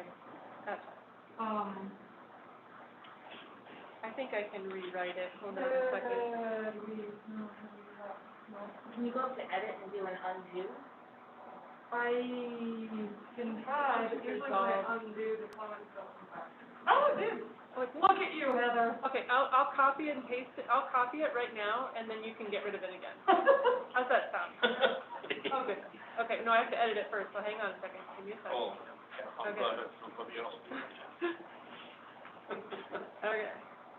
Chuck, we're gonna have you do the Google Doc part next time for the Zoom meeting. Great idea.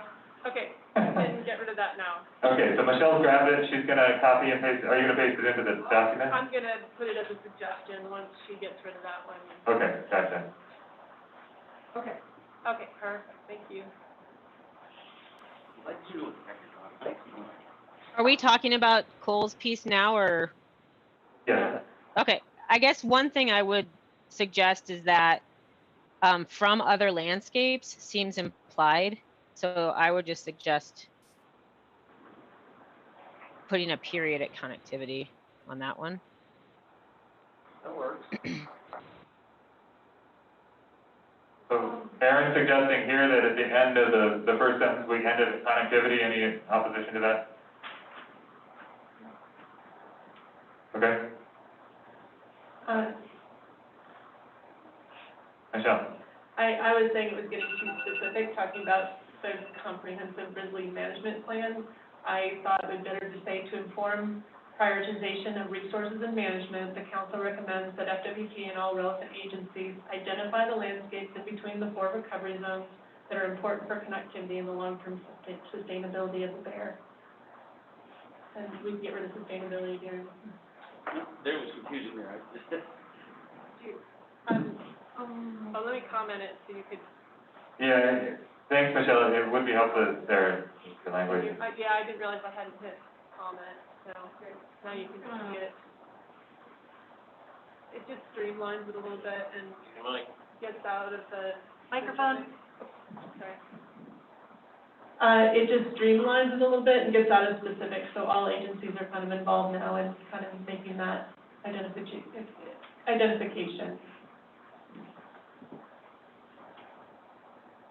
So just to paraphrase, what Michelle's suggesting is that we not limit it to the Grizzly Bear Management Plan or to FWP specifically, but focus on the prioritization elements of that and say that that's why we want to help define and distinguish these landscapes in between. Does anyone have any comments or concerns about that? And again, we're trying to get the spirit of this right, and we can ask people to wordsmith, but does that get at the core of what people want to say? I would still like it to say clearly define instead of identify. That's fine. Clearly define instead of identify. Y'all fine with that?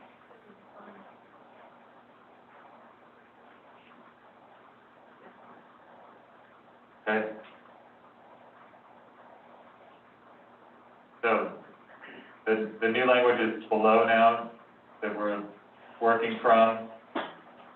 To inform prioritization of resources and management, Thank you for looking.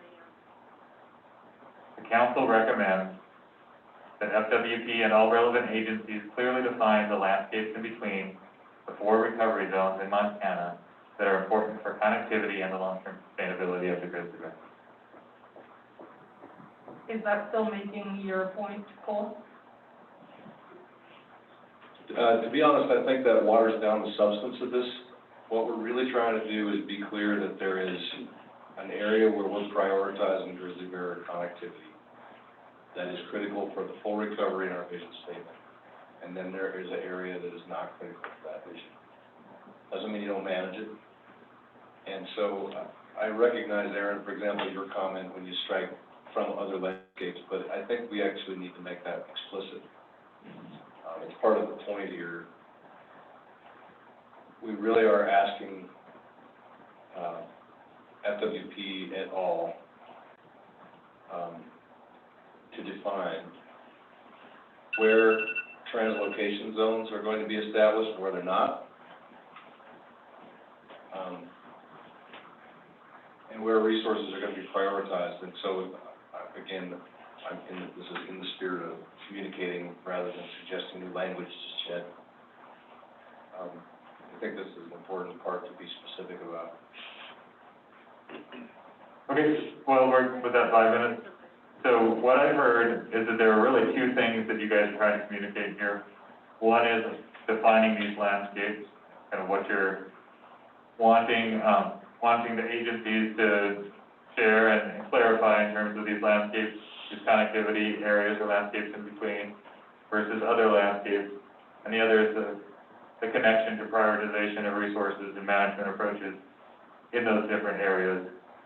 That seems to be the content you're after, and maybe the words aren't quite there yet. Is that enough to hand off to a team? Well, I'm just concerned. So the one Trina just wrote, I guess I feel like that is inside of what Cole has drafted. And I guess I am not as comfortable saying there are places where you should, I mean, I recognize there are places not important to connectivity, but I don't know that we need to start splitting this up, I guess, is my concern. And so I feel like these second two kind of get at it in a different way that makes me feel, I don't know, a little more heard on some level. I don't even know what I'm trying to explain. Sorry, guys. Aaron, I think it's important to say that there are parts of Montana where we're not prioritizing the grizzly. You know, that's straightforwardly what I'm trying to say. And I think we've resisted saying that in almost any place that I can think of in the document. This discussion, I think, is an opportunity to say that. So I just added to the end of Michelle. Does that one get to both statements? The landscapes that are important and the ones that are not a priority?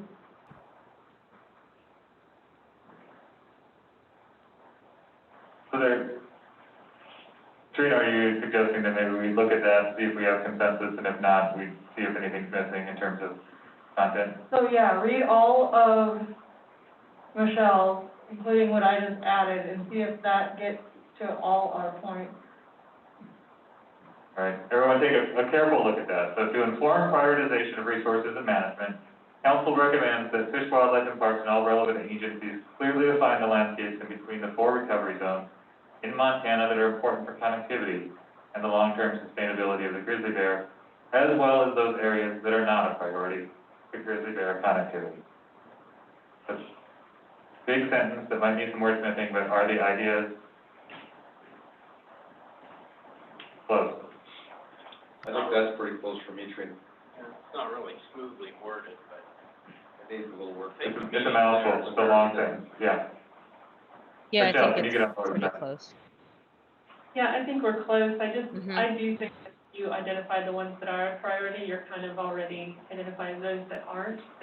Yeah. So yeah, I have an issue with saying there are areas that are not a priority to connectivity. I guess because if bears can live there, they're probably a good place for bears to be, but that's not in the eastern front though.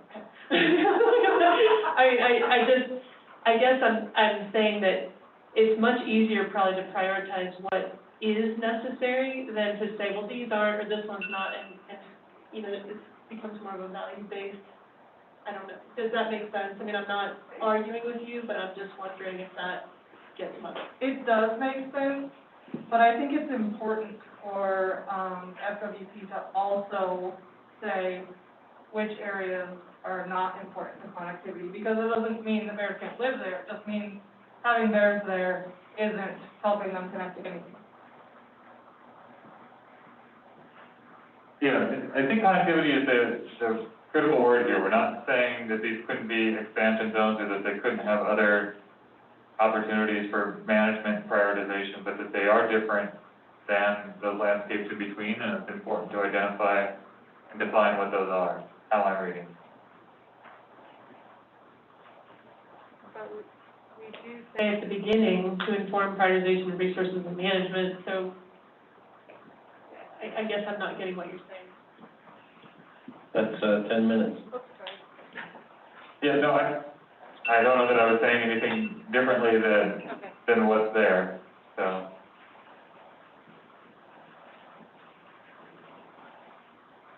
I just don't, to me, this is not a grizzly bear connectivity zone and zones where there are no bears. It's just saying grizzly connectivity zones are different than those that aren't a priority for connectivity. So I think since we've already spent 10 minutes on this, we should just table it and move on. So who's gonna take this up? Writing team? Or do we want a group of people who's interested in this topic? I guess I feel like we're so close, you guys. I kind of want to see if we can get somewhere on this, can you see my highlight? On this one. Because this is an important topic for all of us. And I mean, I think what you said, Sean, I think it does get to that. I just don't think we're that far off. So I would hate to just table this if we can get there. So do you have an edit suggestion, Aaron, that would? Let's start vote, it's a majority vote, do we want to keep spending time on this, or? Yeah, let's check in with people. Are people willing to spend more time on this and resolve it right now? Let's just vote on that. Hands up, majority vote. 1, 2, 3, 4, 5, 6, 7, 8, 9, 10. 10 in the room. So we've got enough. How much time do you guys want to spend until it takes? All it takes 5 minutes? So let's see where we are, and let's take a vote on who is happy with the way it's worded right now. Which version? The bottom? The very bottom looks in a different spot. So Trina wants to ask folks to do the thumbs process on the bottom version. That will give us an opportunity to see if people are comfortable with that. Remember, if your thumbs down or sideways, be prepared to share your concern or alternative. Can you read it? They're still okay, right? Thumbs down is, okay. So everyone, this is the long one. Brett, do you need it read? Yes, please. Okay, to inform prioritization of resources and management, the council recommends that FWP and all relevant agencies clearly define the landscapes in between the 4 recovery zones in Montana that are important for connectivity and the long-term sustainability of the grizzly bear, as well as those areas that are not a priority for grizzly bear connectivity. Okay, 5 minutes start. So let's see thumbs on where people are with this right now. We've got 2 thumbs down in the room. Aaron, Robin, Keith, Greg. I'm okay with thumbs up. I would go sideways. I'm sideways Okay, on this one. Couple sideways. Let's hear from the thumbs down and see if they can help us out here. Jonathan and Michelle. Jonathan? Aside from just the, language of it, I think it was good to have that Montana management plan in there, because it's a forthcoming document that I believe should account for this aspect. So I think it's weekend by taking that out. You mean this sentence? The initial one. The comprehensive grizzly management plan, the introduction to that first sentence. So I don't, just somehow I think that was better to be incorporated in this. So a recommendation to include that specific planning element in this recommendation? I think the title of it is statewide. And it can be called whatever we refer to it. I can live with that for sure. Michelle? Yeah, no,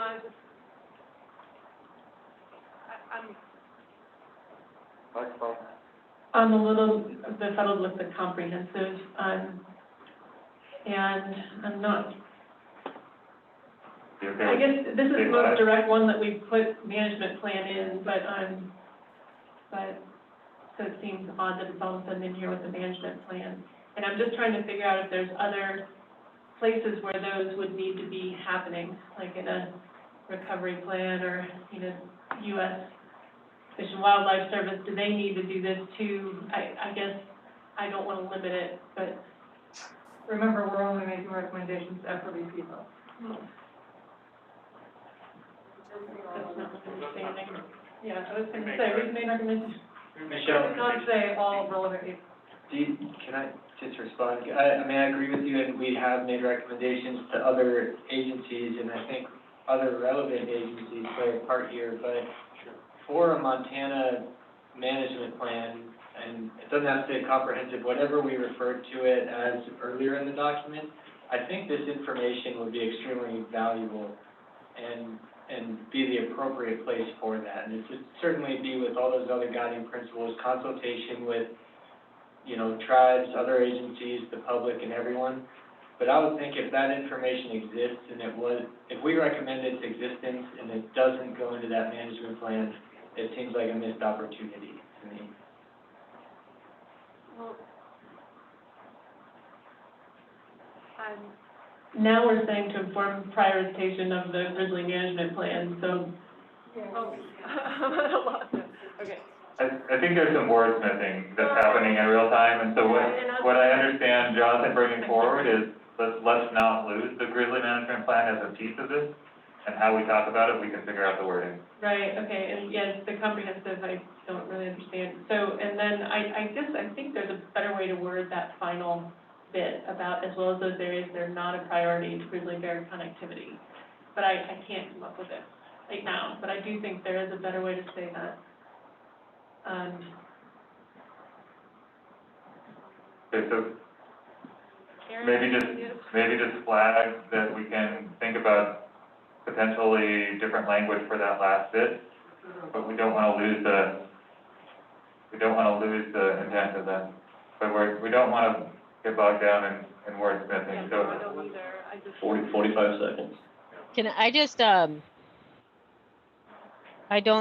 mind. I just put a little idea, but I don't know that I'm even comfortable with my own idea yet, but, to try and get at that, Michelle. See the whole screen. Okay, so Aaron is suggesting, while recognizing that grizzly bears outside of the 4 recovery zones and landscapes in between will not be actively discouraged from being there, but focus on conflict response and prevention. Am I reading the right one? Yeah, that is just an example to get my head around this. I don't know if folks want to think about that at all, but like that is sort of the language that is in the NCDE conservation strategy right now for zone 3. It's similar to that language. And I don't think you need to add it in there right now, Trina. I wanted us to kind of think about existing sort of language and if that helps us better clarify this, and it may not. I put it right under it. Okay. And I don't think we should be telling them, again, this takes sort of the flexibility part into question. So I'm trying to get at kind of the concerns about this priority piece. Yeah, and I think that's an important piece, Aaron, that came up in the conversation yesterday and probably needs to be incorporated somehow, that, you know, we're going to describe and suggest that there are priority resources given in these connectivity areas. These other areas need to be given some focus too, and that focus is going to be on outreach and prevention, or however it was phrased there. Do we feel like we have all the component parts of this? Is there anything that's missing from that?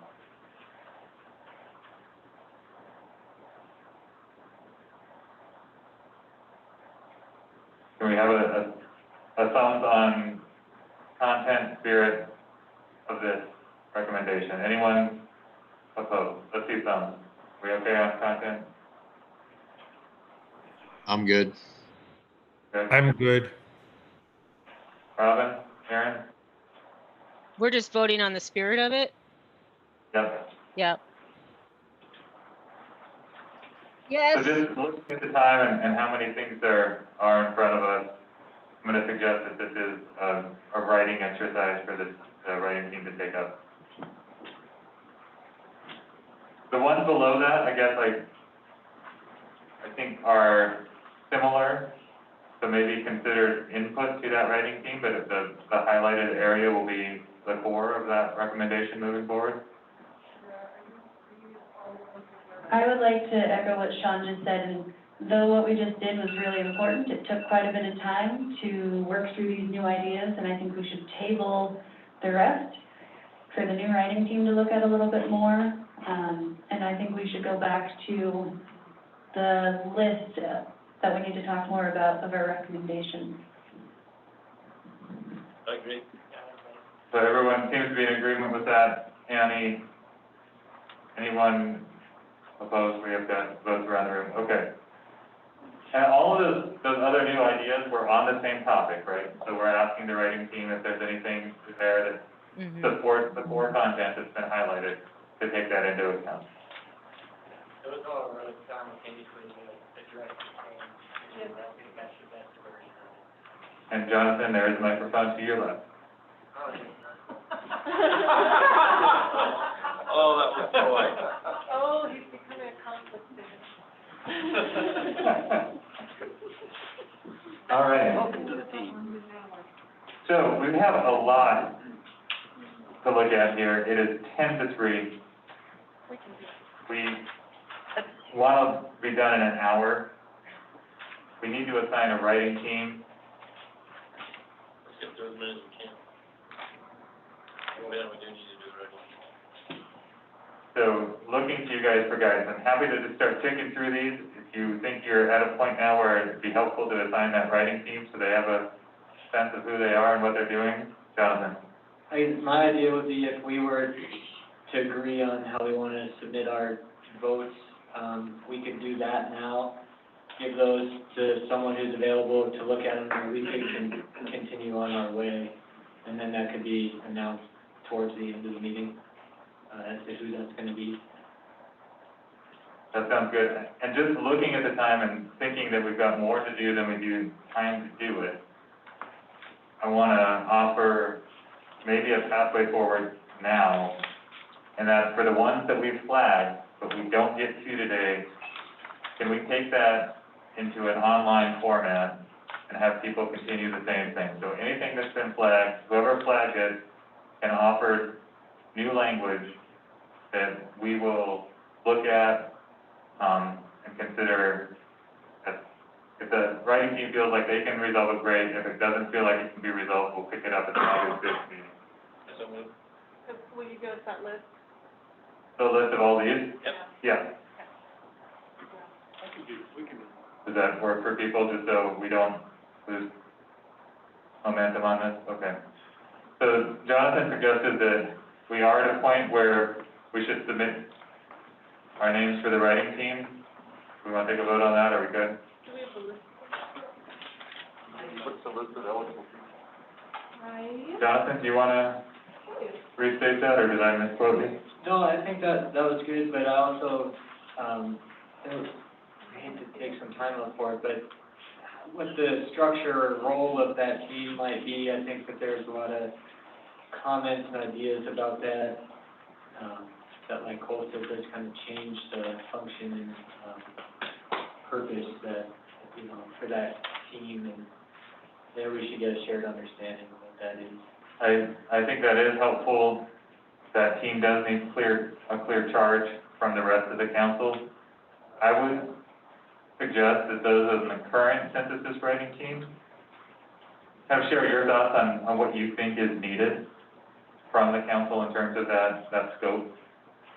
What are you asking for? Is it more flexibility to think about tone and consistent language and some narrative, or what is it that you think would be beneficial for this next writing team to have in terms of roles and responsibility and empowerment from the rest of the council members? Okay.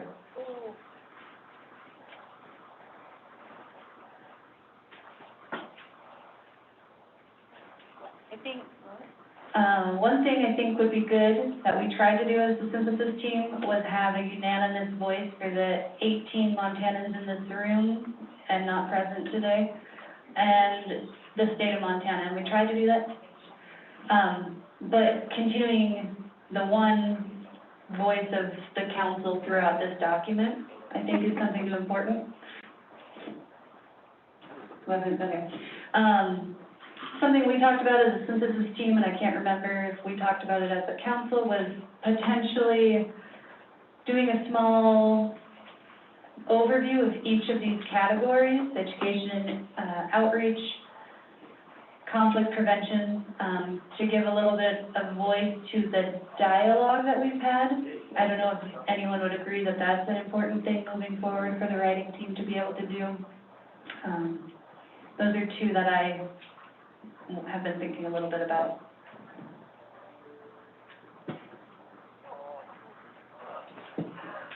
Just to add onto that idea of like that singular voice, something that's come up in a few conversations as far as the structure to this, I'll just throw out there as an idea, you know, to jump on or support or whatever, but I think we need a single writer with a maybe at most two-person support team to both act as it's been called a sounding board, which I like that, and also as outreach to the greater council. So similar to what Cole has been doing for us, but so someone can focus on giving that singular voice that accomplishes all of our, or includes all of our goals, as well as, you know, what we, how we represent the state in this, with a small support team to just provide that feedback and outreach to the rest of the council.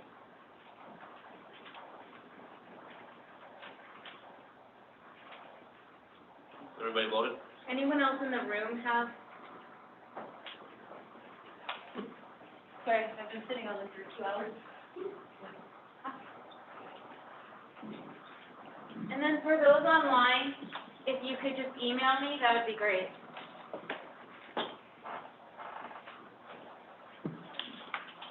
Is the six or the off? Could I have a quick clarification on what you're saying, Jonathan? Does that mean that we can't add ideas into the Google Doc or thoughts into the Google Doc? As a council, there's only going to be one person that interprets what we say and tells you? I guess. That would be, that's what I would consider that like 2 steps away from, as to whether or not we're, I think that's a little bit different. I can see space for new additions. I think we do have to be careful as to, I think that's maybe that sounding board is kind of like, nope, too controversial, like not going to fit in. So I'm not saying we're not taking any new ideas. I'm saying there should be a single person incorporating whatever ideas we've all agreed upon into a consistent style, voice, and format, more or less. Yeah, I see what you're saying. I'm not saying new ideas, I'm just saying suggestions for wording, those kind of thoughts. I mean, is that out? Yeah, I wanted to share a general structure that had been discussed with a few people and out there. I just have a sneaking suspicion that I might be a part of this, and I would welcome suggestions. If I were to be in that role, I'd welcome suggestions. It's not, and that's why I want to put it out, because it's not meant to be an exclusive thing, and this is something I've heard many people say would be a functional direction, but, you know, it should be supported by everyone, so it's just one potential. Yeah, I agree that suggestions on the doc would be great, but it would also, when we're voting, we're putting our faith into a writing team to do what they deem best for the document, for the state of Montana, and for bears. And so if your comment, your suggestions don't get put in there, we have to be okay with that. So I guess, yes, put them, because it'd be helpful. If I was on the synthesis or the new writing team, I would like to see them. But if I wasn't, I would trust the writing team to do what they want with my comments. Does that make sense? Yeah, I think I've been pretty amenable to that, yeah. Yeah, then I just get one, I'm just an editor, it's hard for me to not. Yeah, so this is real good, Jonathan, thank you for raising it. I think most people have shared their votes. I did want to capture some of these key responsibilities and roles as I heard them, because I think this is important, because we're not just voting on a team, but what we're asking them to do. We're trying to look for a singular voice, so it has the same style and tone and voice throughout. We're looking for perhaps some additional descriptive text for each heading to really clarify what it is that we mean for our recommendations and how we're thinking about the broader context of maybe education and outreach before we get to some of the specific recommendations, and giving them the flexibility to decide how best to describe that. This probably means, in terms of structure, 1 or 2 key writers, with others maybe serving as more of a liaison or sounding board function. And then Aaron's point, I think, is really apropos. This last exchange around what is it that we're really aiming for is to give them the ability to try to strive for that shared voice, that common ground that has been central to the conversations from the beginning. And Erin's going to do some calisthenics in the back, so she can have another cookie. Trina doing yoga. Trina's doing some yoga, yeah. Is there anything else that we want to make sure that we highlight or describe in terms of what we're looking for that team to do on behalf of the council? And I think Michelle's point was just as important, that we're asking everyone on the council to continue to weigh in with their suggestions. So if there's something in terms of the content that can help us achieve these objectives, great. But we probably are at that point where we're going to ask one person, assuming they accept the assignment, to really take some ownership in terms of the writing style.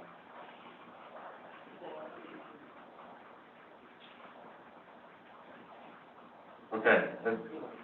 Has everyone voted? Am I the one that's behind the time? Heather? Sure, it's got to be short. So I was just waiting for, Greg, Aaron, and Robin. I do have Heath's vote, and with that, the top, 3 are Jonathan, Annie, and Trina. So if we're doing 2, it would be Jonathan and Annie. Okay, and we're still waiting on those votes? We're still waiting on those votes. Don't tell them the answer. Boy, Jonathan was pretty confident there. I think you rigged it.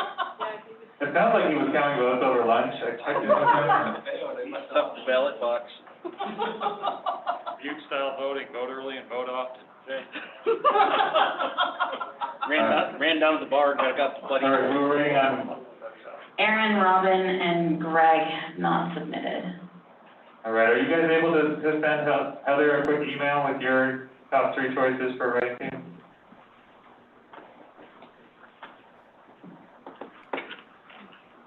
I don't have anything right here to submit an email with. If I change screens, I probably lose it. I support whoever you choose. Heather, I just submitted my vote. I'm sorry it took me a few minutes to go to my other screen, but I have voted. You should be getting it. Thank you. Just got it.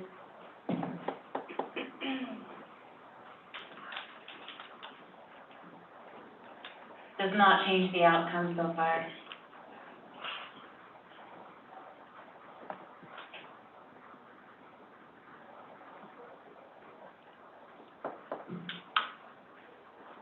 And what was the proposal? Was it a 3-person team with?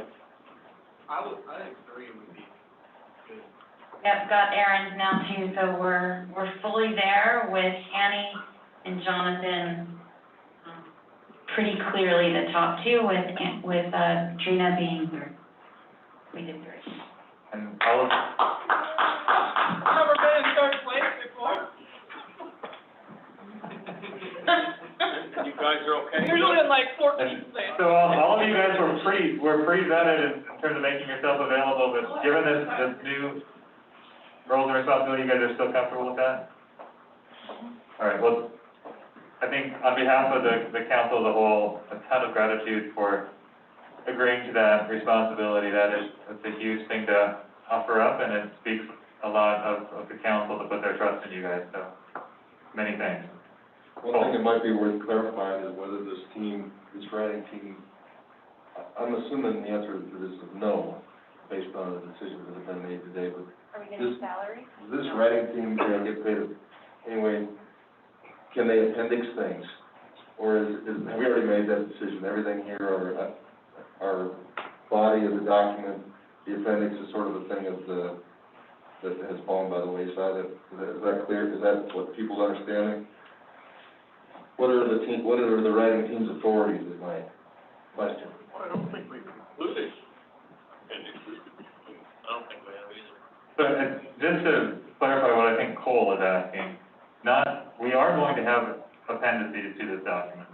I think what he's asking is, do we want to distinguish high priority recommendation from the body of the document to lower priority recommendations that might be in the appendix? That's me paraphrasing what I think I've heard you say before, Cole. Is that accurate? If I were to move forward with what my understanding was, that we had section 1 being consensus recommendations, section 2 being those items that we are submitting as, I believe we're calling it guidance now, and then there could potentially be in the appendix areas that did not reach the level of being included as guidance, but are substantial commentary. And I haven't yet identified any of those, but, that would be coming out through this next process of us going back through this list and what can we agree on and cannot agree. That was my understanding. Yeah, That's partially my understanding, but I think since we have these sections now, we should have a section 3 that would do that input, especially if, so one, if we have full consensus, it's in section 1. That's my understanding. And we're not prioritizing because I think that'll take us months. But input that we couldn't reach consensus on, seems to me to toss it into the appendix, to create like a section 3 that's just input or areas where we couldn't quite reach consensus, but still had whatever a certain amount. And I don't know if anything's gonna go in there at this point, but. I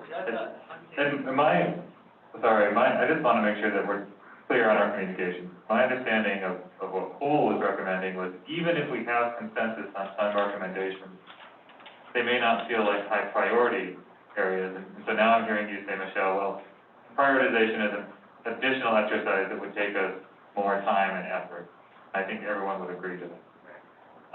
So I think Cole is just clarifying that that's where we are in the process, that we could take that step, but it would require us taking more time. And so he's asking, are we indeed making that decision as a council now that what's in there is in there, and we're not going to do that prioritization exercise? Is that exactly right? Okay. I, as a newly nominated person to the writing, do not want to have the responsibility of prioritizing these. That was not what we signed up for, and I cannot, no, I do not want to. What's here, I don't want to try and pick apart and put into the appendix no. Okay. I would agree with that. I think a prioritization conversation needs to be between all of us, because what is my priority isn't Annie's priority, isn't Michelle's priority. So it would be too objective. Okay, so just wanted to make sure that everyone's on the same page with that, right? So we're going to move forward with anything. We're going to have these categories of anything that has full consensus will be included in the recommendation. Anything short of that will be a separate section and include the role of lending. Okay. Moving on, yes. Are we starting with number 6? So, Where are we? Say again? I thought we completed all the guiding principles. I think we're at, I'm at education and outreach. education. and Yeah. outreach, yeah. There's some work splitting going on, I think. Oh, those were the ones. Because we tabled those, right? Right, yep, you're right. So can we just pull those out? So we're gonna go into kind of a speed round here and do as many of these as we can. I'm gonna ask Brett to help with the timing, and I think let's hear the concerns, let's see if we can address them quickly. If we can't, let's resolve what the process step will be moving forward. So, education and outreach number 1 was flagged. Yes, that was me. That was me, Michelle, and once again, of course, I like communal instead of collaborative, but I also, when I look at this, I said, we're celebrating the continued that have contributed. So I guess I would like to say, just to wordsmith it, put collaborative in, but get rid of and continued, and the collaborative efforts in Montana that have contributed to grizzly bear conservation. So we're talking about what we've done, not what's coming, I guess.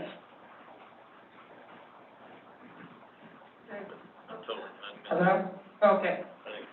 So, Michelle wants to take out continued before collaborative. Is everybody cool with that? Darren? I'm not sure I agree with taking out continue, because this could be a platform every year for fundraising and continued future stuff. So I think, I'm okay, I don't know. I don't want to celebrate just the past. I want to look forward and make this into other things too.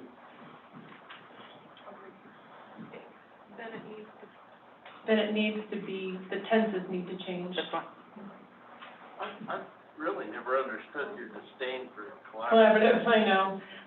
It's just becoming, kind of a political word, and so, I don't know.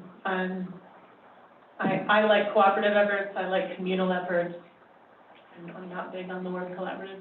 We talked about changing collaborative as a writing team, and we really thought of all the words that you could use for this specific one, collaborative was the best word to use.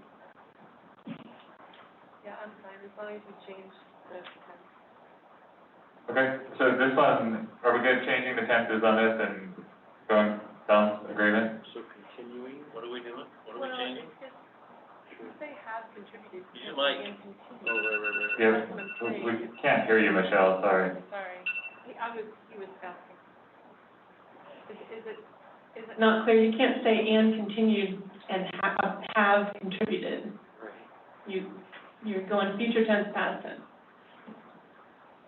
Yes. So as long as it's just wordsmithing and we're okay on content, let's do our thumbs on this one. Is everyone okay? Yeah. Number 1 under education and outreach, do you? Leave it the way it is? Yep. Yeah, I don't care. Leave it Yes. slow with wordsmithing on the tense perhaps. Aaron, Michelle, or I'm sorry, Aaron, Robin? Yep. Yes. Very deep, okay. We had 1 thumb sideways, is that right? Cole, did you weigh in? Yep, okay. Number 3 is Cole. Oh, Jonathan had a check-in on something.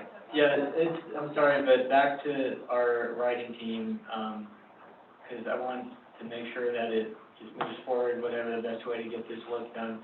Do we as a council have a preference as to who is filling those roles within the structure that we agreed upon, or of the writer and support soundboard, or can we determine that ourselves through our work?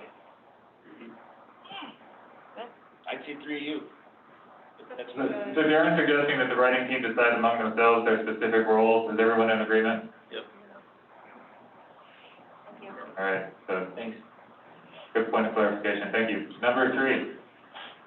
Can someone share their concern around that one? That's cool. Cole. I think I could get 3, 4, and 5. I gotta do both those. Cole suggested 3, 4, and 5 and is now saying that he's at least thumb sideways. So can we have a thumbs vote on 3, 4, and 5? People Yeah. agree, or at least thumb sideways? Yes. Robin? Yes. Keith, are you still there? Yep. Okay. Is it worth knowing your sideways thumb? Okay.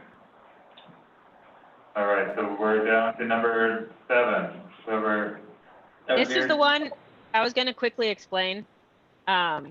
This was just something that was pointed out at the summit. And it's not something that needs to stay in here necessarily, because I think they're already trying to figure this out. So it's just something that was highlighted at the summit that got added in and it stayed in, so. I did have should that be more clearly defined as general public? I mean, remember we got into that with one of the bear specialists, that they didn't take very much of the general public unless they could substantiate it. And I think there definitely needs to be more. So do you have a suggestion? General public, or to help me, Darren, you and I talked. Yeah, I think we've created, we need clarity on this. Yeah. We have now just made Fish and Wildlife and Parks, or relevant agencies, report every grizzly bear sighting. That means that somebody riding in a Bob Marshall, they have to report it. So I just need clarification on, I mean. That's not what this was meant, yeah. So what this was the street, so. It's not what it said. Yeah, so let's get the intent right here. And I think, or it can come out too, so. What if I did that? I think educating, what do you have to know? Take out public, add in sightings and non-public. Is that what we're getting at? No, not at all. No. Where do we draw the lines? Public lands, private lands? Is it when they're knocking on my back door in Havre? Is it when they take a bird feeder down? What are we asking them to do? I don't think that's This clear. one might not. Hey, Yeah. I think this was speaking to when Jamie Jonkel was talking about having in his neck of the woods a system where folks can reliably and easily say, hey, click here's a photo of a bear print and send it to him. Or for Wesley to have, he has his Prairie Bear Facebook page. And so it's not every bear, but as the general public, I don't know if they know where and how they can report these sightings, which really are helpful, as I understood, to the bear managers for tracking new locations of bears, new pop-ups. So I think two minutes, Trina. I just had an epiphany that this one should say, work with relevant agencies to streamline reliable reporting of possible grizzly bear sightings to the public. I.e., Prairie Bear Monitor. No, it's not like to the public. It was what Annie just said. That was what the need was. The need that was identified was. But we don't need to spend like a lot of time here. Like I'm almost, because this is happening, because the agencies are working to do this, I almost wonder if this one needs to be in here still or not, I guess is a question I have.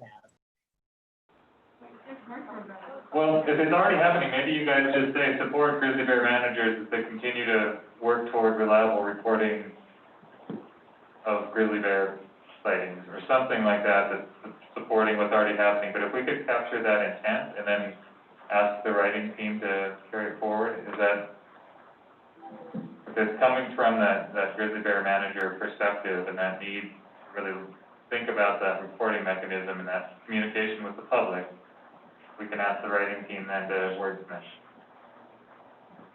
Michelle, is that sufficient or confusing? Greg, or not Greg?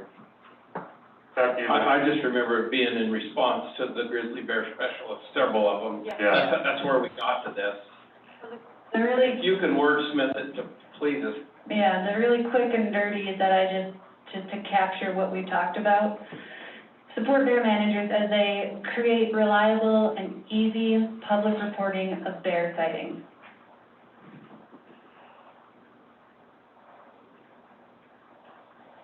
I'm getting there. I'm afraid that some tourists, every tourist that walks down Glacier Park and sees a bear is gonna start reporting stuff. And that's not the reporting the Fish and Game have to wade through all the extras that they don't need for the most vital stuff. And that's my point. We've gotta make sure we're not overloading them with a million things that are non-necessary. That's all I'm asking for. I like the idea, I want the idea. I'm just trying to make it worded right so Charlie doesn't put an eye out with all the staff trying to sift through a million pictures of the bear. Well, at various times. So do we feel like we have enough to move on from this one? How about support bear managers as they create reliable and easy reporting of bear sightings near human settlements, towns, cities? I think it's in other areas too, like just expansion bears that show up randomly. I think those are important to know about. So I don't know that I would get that specific, but I think we're it's kind of staying on this longer than we need to. Exactly. Yeah. So if that gets to the point, then let's save that and Annie and I and Jonathan will work. Please. Does that sound good? Chuck, you okay with the writing team working on it? Yes. Okay. The next one was number 9.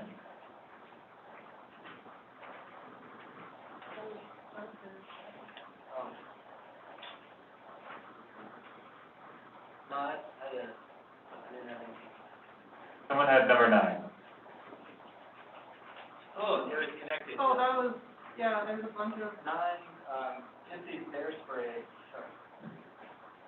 sorry. These both, I know are different about, bear spray, but I was initially drawn to number 10, which was the encouraging bear spray distribution and training, but then 10.2 kind of veers away from that and isn't specifically discussing, bear spray, and so it was just kind of an organizational thing and trying to decide if it really fit in with the other ideas that are there. So it's kind of minor, and it might just be my own understanding of the wording and things like that.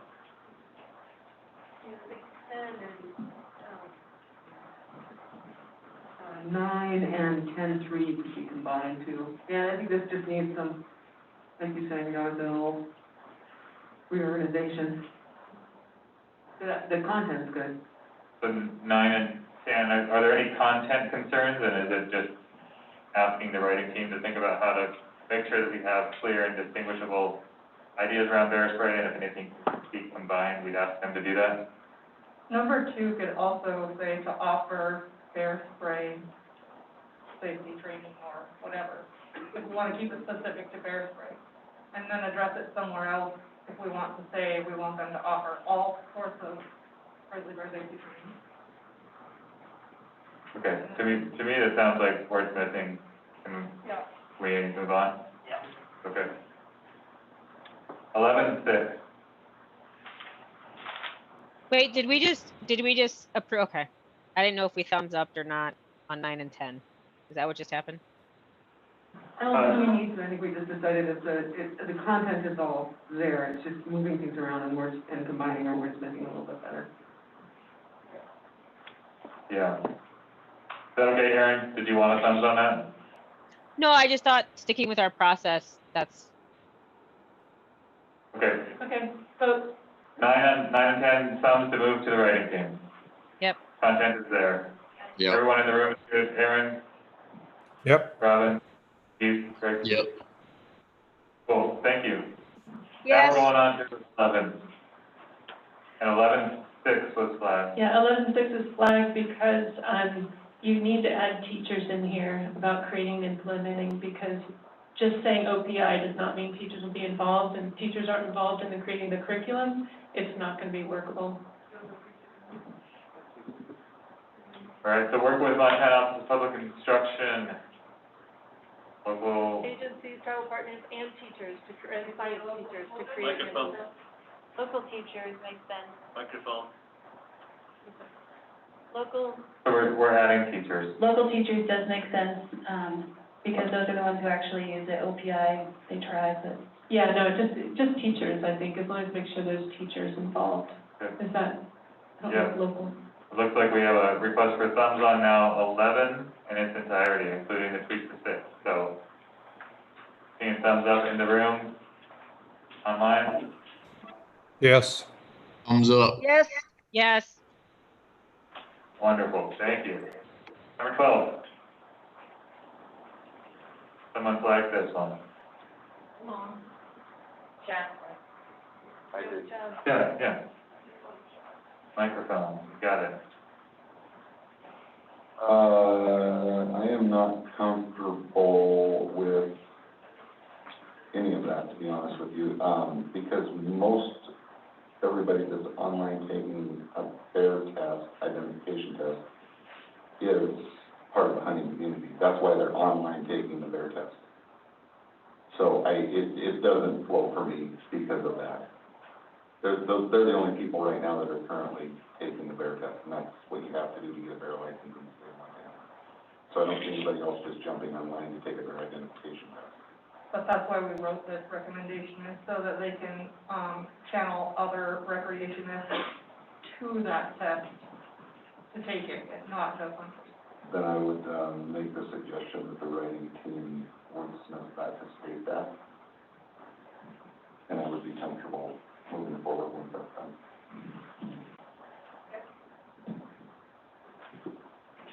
Yeah, so are you just saying this isn't really a requirement for anything, then it's just something we want to encourage recreationists to do, is that right?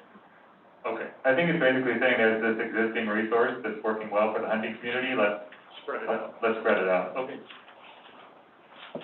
Is everyone in agreement with that? I see thumbs on that amendment, thank you, Chad. In the room, all thumbs up, online, Yep. any concerns? Yes.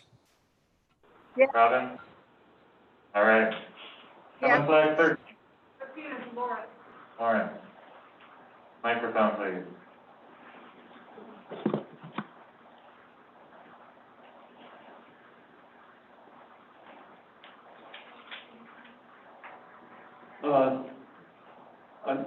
Well, first, what's an applicable business? I mean, I don't know how this is, who we're talking about here. We were talking about outdoor industry. Anybody that works outside. Okay, and why are we, tagging the IGBC? We tagged the IGBC because they have been creating content on their website around bear safety, bear outreach, and it comes from multiple agencies and is discussed within a multi-agency format. And so I think that's why we put that there. I guess I'm good with it, it's just, kind of vague. Lawrence, initially we had, I think we had some types of businesses on there, and we didn't want to either single out ones that didn't feel that it applied to them or fail to mention others, and so it's kind of vague by design. It is a little out of context too. I see what you're saying.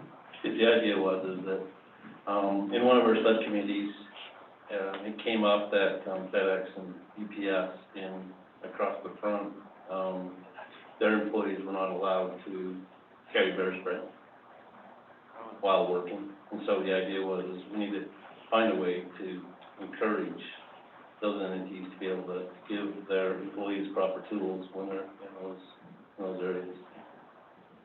Thank you, Darren.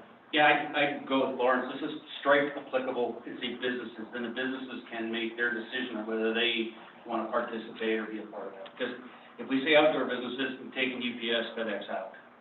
So let's just say businesses. So the recommendation to strike the word applicable and just leave it best practices, best management practices for businesses around bear safety and employees, and ask IDPC to coordinate that effort, or explore that effort. You okay with that? Can we see a thumbs on this? Number 13, we're asking for thumbs. In the room, we have thumbs up. Online? Yep. Yep. Yes. Awesome, thank you guys. All right, education and outreach. That was it, right? Wow. All right, we're to the fun III section here, conflict prevention. You ready, Trina? I am ready. 14.1. 14I1 was the first one flagged. Yep, so that one, we wanted to know if that was the correct way to say where the bears live and where they're gonna live. That was also, our first attempt at identifying that bears don't belong everywhere in the state of Montana. That we were trying to kind of get to what Lawrence and Chuck were talking about, that bears do not have free-for-all in all of Montana. And so we just wanted to check with the, the support team as well as you all, if you are okay with that or not, for here.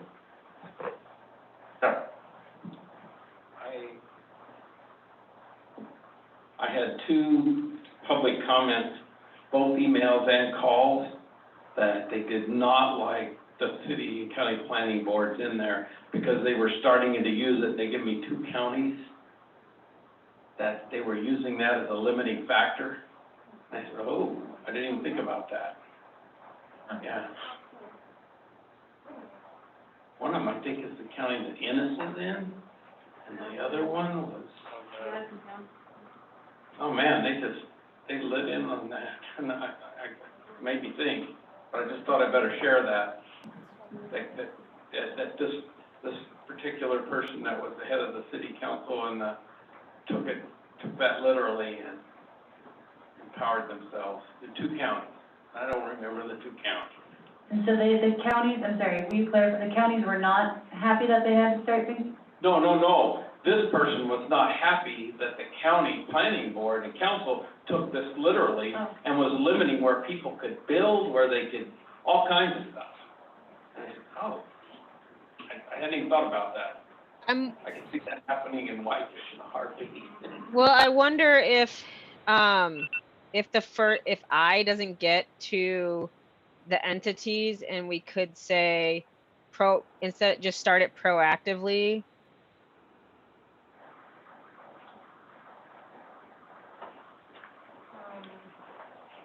Then it's really super vague. I mean, the city county planning boards went in there with discussions actually with Lawrence about trying to be more specific. Yeah,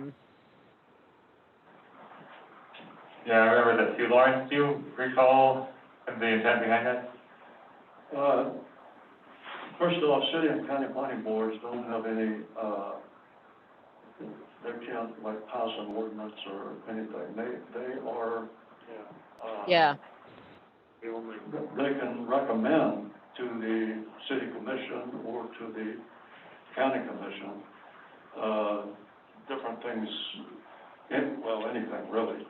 But they have no power themselves. So it's, I don't know. I guess I wouldn't worry about that. Charlie's gonna offer what they already do and see if that helps clarify things. Charlie? I don't know if this helps or not, but we do this to some extent already. We provide information to planning boards on various things, conflict prevention, whether it's air-proof dumpsters, et cetera. That's just information we make available. We don't have any authority over those, and I think, as Lawrence said, the boards report to commission, so this is all about providing information to them they then have available to consider in their making decisions.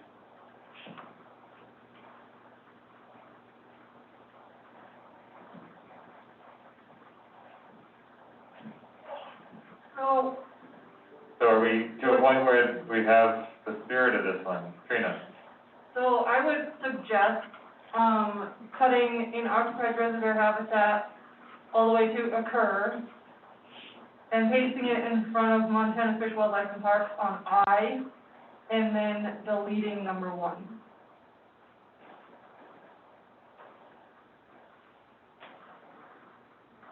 I also think number 1 is covered in I, but not as specific. You guys cool with that? So question about that, so if we incorporate that into sub-I, does that get at the content and integrate those two appropriately? Michelle? No. Go ahead, Erin. Sorry, it would mess up 3 because I think what FWP has on the subdivision recommendations also applies to black bears. So I think if we're going to do something like that, I would not include that sentence, Trina, the one you just highlighted in I. Okay. It's So not appropriate.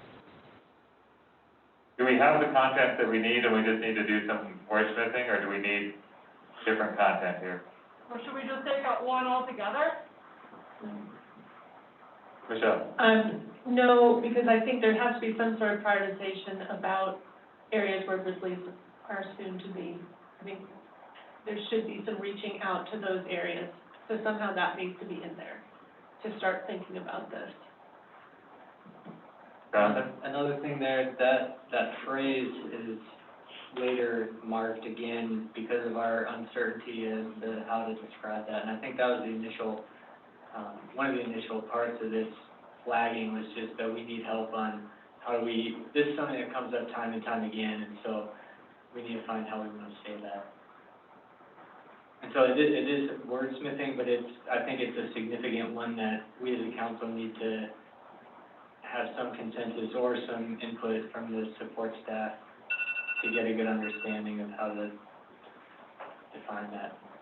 When you're saying that, define what? What is it, Unoccupied grizzly bear habitat in areas where... Unoccupied grizzly bear habitat and in areas where grizzly bears are likely to occur. That was what we were using as kind of copy and pasted in multiple places to describe the general area of current and future inhabitants. And it fits for some and it doesn't fit for others, as we discussed around sanitation this morning. We also are making a guiding principle, or the recommendation that Cole had about distinguishing landscapes in between that are considered important, and prioritizing management resources and clarifying the overall goal of grizzly bear management in Montana. And so I don't know if that would help eliminate some of those weird sentences that we're talking about. So I feel now that we have Cole's recommendation as well as some from Aaron and Trina from yesterday, and as you as well, Jonathan, that the writing team, we could figure that out. Are you all okay with that? Okay, 14 sub I, let's see your thumbs. Everything. 14, that's all of 14 actually, so 14. I'm sorry. Oh, Michelle. I thought Trina had said that I had flagged something. On the 2009 IGBSC conflict mortality report in II, I had that in, it was put in as an example to monitor, but that report actually has some good recommendations for conflict prevention. Like this is a whole group that came together and put these together. And I would like to see something like review and consider the recommendations in the 2009 IGBCSD conflict mortality report, because it was a multi-agency effort and many of them haven't been implemented. So if we add that review and consider the recommendations in that 2009 report, does anyone object to including that in that recommendation? My only note for the writing team is that I'm not sure if the 2009 report is the right thing to refer to. They are currently, I think Hillary maybe could help give us better clarity on this, or somebody else, just to make sure we're referring to the right document, because they're in deliberations right now on preliminary recommendations for reducing bear-human conflicts. So. Okay. Hillary on board there? Yeah, Hillary, can we work with you on getting the right citation or reference there? Okay. So if we add that as something that we're going to flag and chase down, are we now good on thumbs for all of 14? Writing team, you good? Yep. Writing team? Okay, we have thumbs in the room. Anyone online? Good. Aaron, Rob? Yeah. Yes. Yep. Thumbs up? Yes. Trina, we're at 15 I.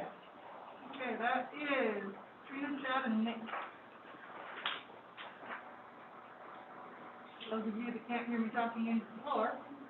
Probably not. Trina, do you want to start, or do you want to ask Chad or Nick to weigh in?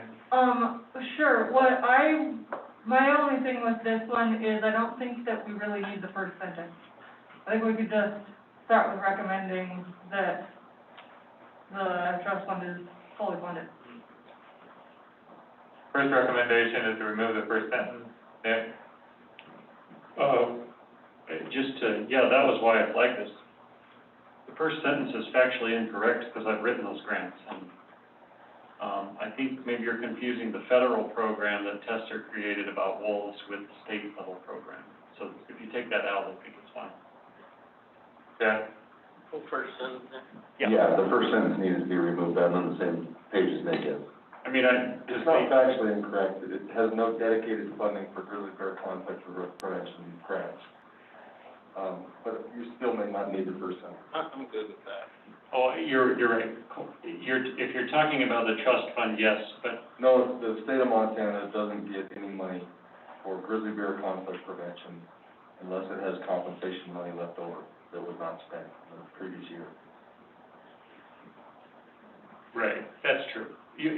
So that hints to, but more than just the trust fund, we might want to hint on, we heard from George Edwards that he's going to bring a bill to have a 100, even if you don't fill up the trust fund, I mean, we're not going to come up with $5 million with a bill for $100,000. So, I mean, I think we're all in agreement on the spirit of this, but the details, you know, I mean, you're right.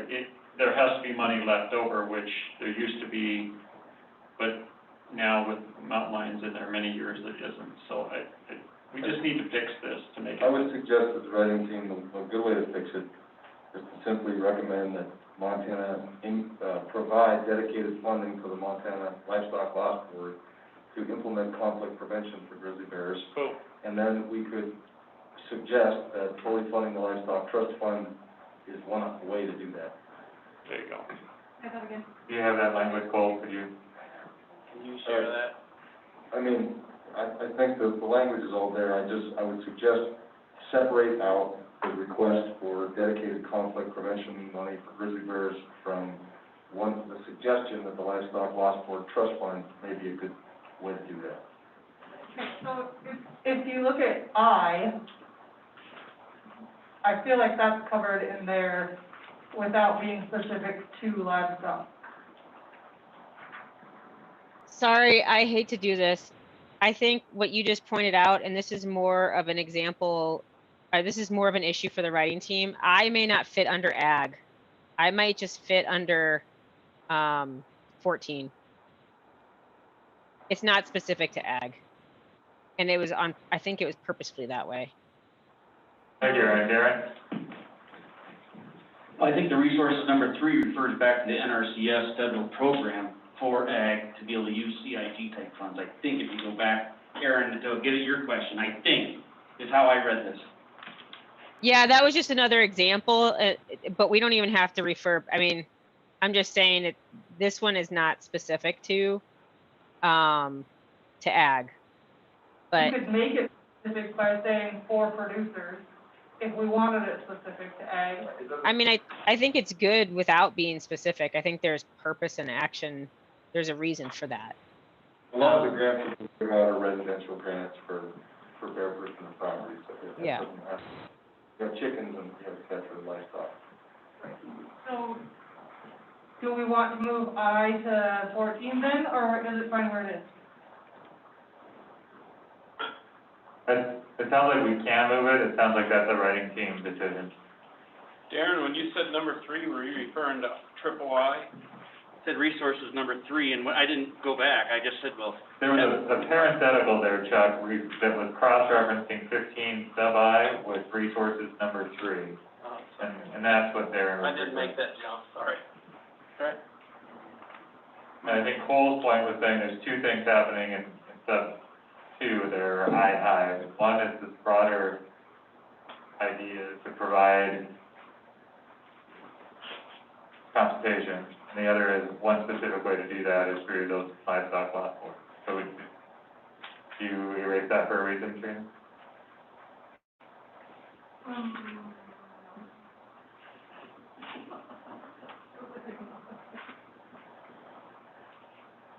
So provide dedicated conflict prevention dollars, maybe a consideration that the writing team wants to incorporate into sub 2.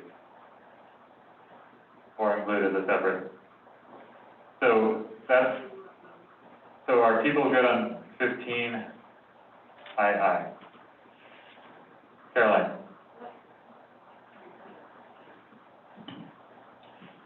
seems like there's a group here who has some really detailed knowledge. So it'd be great to have them kind of Yeah. help write this correctly and make sure they have a local subcommittee that says this, then maybe we can move on. Nick and Cole and Darren, are you guys willing to do that? Yeah, we could do that. Cool. Sure, yeah. Okay. Am I involved with it? Yep. So Darren, We're getting a phone call. Darren, Nick, and Cole, you've been signed up. Thank you for volunteering. Okay, are we voting? All right. Yes. Do your thing. Thumbs up? Good. And online? Yes, Yes. Yes. Okay, Yes. 15. Aye. Okay, that's Jen. Good. I really don't think it's the Livestock Loss Board's responsibility to establish best management practices and research them. I think that's agency specific, personally. Amen. Good point. It's a really vague one. I'll speak to that just because it kind of came from me, because I looked at what Canada's doing and all the agricultural folks that are involved with their livestock resources board. They don't have compensation. They have livestock resources, for conflict prevention. And they all got together and decided what were best management practices. And that was through, and that's why I chose the Livestock Loss Board, and I could be totally wrong in that, but to me, that seemed like the way to kind of give a center focus for all the different organizations involved with the Livestock Loss Board that could work together with them to say, what is the best management practice here?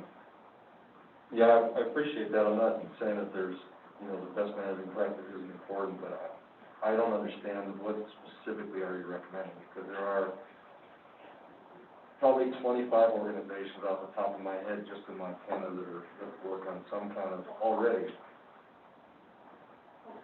that already work on best management practices for conflict. I mean, Wildlife Services extensively, Montana State with Garrett Beaver, wildlife conflict. No, best management practices for livestock work, And so there's been hundreds of institutions, organizations that already work on agricultural management best practices. So what I don't understand is, where's the gap that you see, and where would you direct the recommendation to?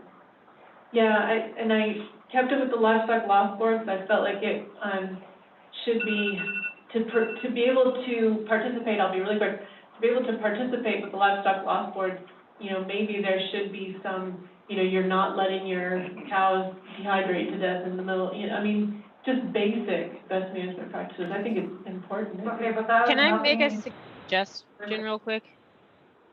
Could it be rephrased to say Livestock Loss Board and whoever we decide to put there, should coordinate to support research, and dissemination of best management practices or something like that? Because I think people aren't, no? Cole, did I see you shake your head? What about, I'm wondering, and just through ignorance of the issue here, but could they be seen as an acceptable conduit for information to stakeholders who otherwise wouldn't be? Yeah, that's what I'm wondering. Is that a reasonable? So is the Livestock Loss Board currently functioning as an outlet for outreach and education to ag or livestock producers? And if they are or aren't, could we make a recommendation either for support that or encourage it to become more of that role? Does that make sense? Have them be there, available, and The Livestock Loss hopefully Board, sharing that. some of its conflict prevention grants can go to, agencies that apply for those, entities that apply for those grants, like the Blackfoot Challenge, that can use that money to pay for staff. And so in that way, there's sort of educational outreach taking place. I'm wondering. But they also put like a toolkit on their website. They do put outreach information on there. I would just think there's probably not many producers unfamiliar with Livestock Loss Board, and so if they're not actively playing a role in providing that information, that would be an extremely effective avenue for grizzly bear education. You know, one thing that George Edwards has said over and over is that it's, you know, if he's the only employee, this year they've, I think, requested $20,000 in the governor's budget to basically allow him to travel around the state and present even the programs that they offer. And so they currently lack funding even for him to travel, but I think what he would love to have is, you know, another employee who could make their programs known. So if that's a suggestion for a consensus recommendation, I just think that's different than agricultural best practices. So I'm going to make a motion to strike 15 III from our recommendation. Second.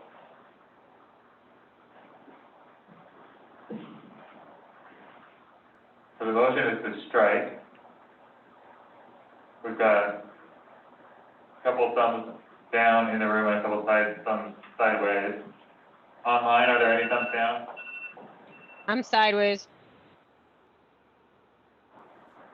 Thumbs up. Let's hear. Sideways.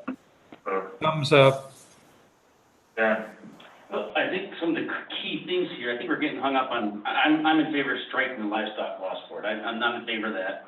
I think the key thing is research and best management practices, whatever that means. So I think we can fix this just really quick and say, you know, we encourage an intensified research program and to go to that. So we say, hey, we need more research and more people doing it, not just the livestock loss board to help with that. And I think we can clean it up and just encourage that.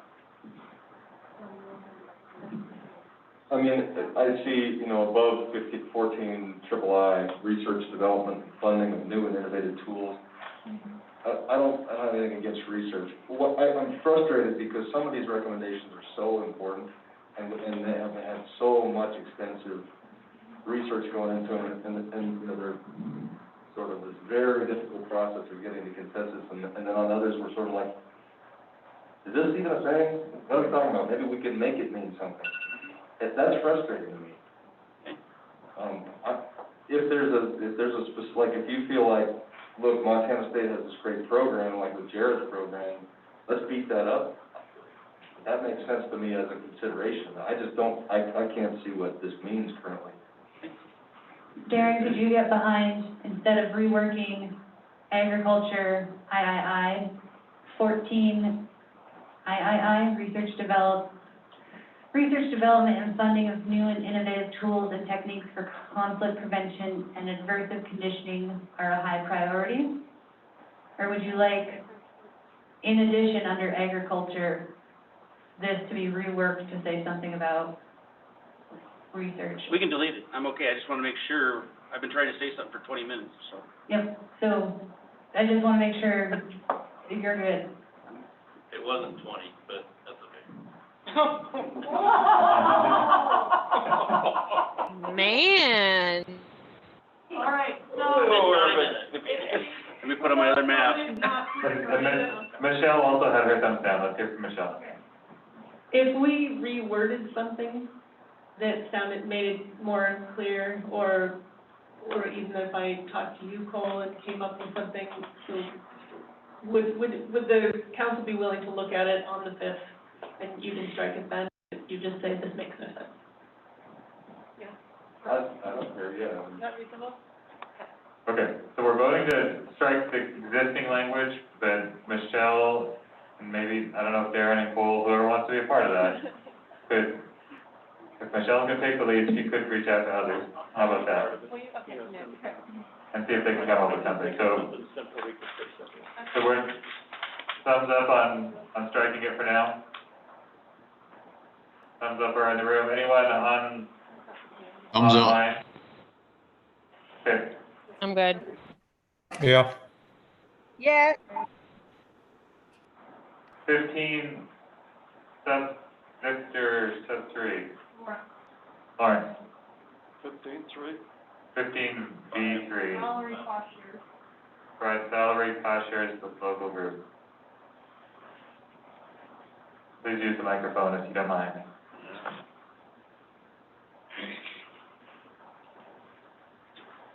I guess,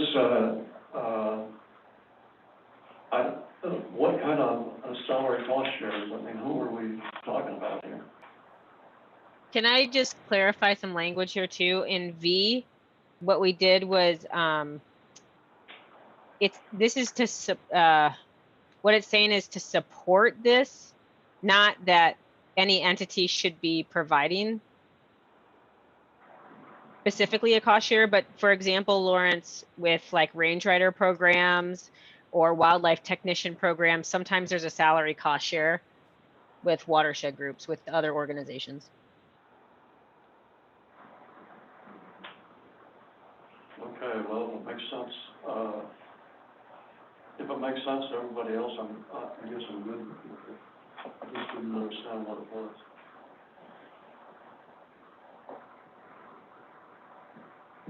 Any concerns on this one? We've got a request for thumbs with the, and then it looks like Trina's trying to clarify the language a little bit. I think you could just leave it how it was, Trina, if everybody's okay with it. Okay, let's leave it as it was and ask for thumbs, see where we are. Good. Jeff, you okay? Aaron, Robin? Greg, Heath? Yep. Yes. I like that. Yes. Okay, I'm gonna check in on the time, it's 5:04. So we're going to end at 4. We wanna hold us to that time and ask you guys to continue this dialogue online, or do you have to be stamina to at least finish the conflict prevention section, or? I say we keep going. We got all night. Oh, yeah. Okay, do we need a process vote on that, or was that a majority? Vote? Agreed. Yeah, 1, 2, 4, 5, 6, 7, 8, 9, okay, we've reached a majority. I've got a commitment I've got to leave, but you can go ahead. I think he said he might have to leave, but he said to keep going. Might check in with him, please. All right, Heath, you might have to leave here in a bit. We'll check back with you if you're leaving. Just let us know if you drop off, and we'll circle back with you on anything that gets approved. Can I get clarification about how much longer you're gonna go? Because I have a obligation too. Could I get a sense about what you're thinking about how much longer to go? So under conflict prevention, we have 16I, 16I2, 16I4, 17, 18I, 18VI, and 18 the heading. Next Tuesday. So if we take 5 minutes on each of those, that's 20, 30, 35 more minutes. If we could push it through distribution, it would be good. If we can move real quick.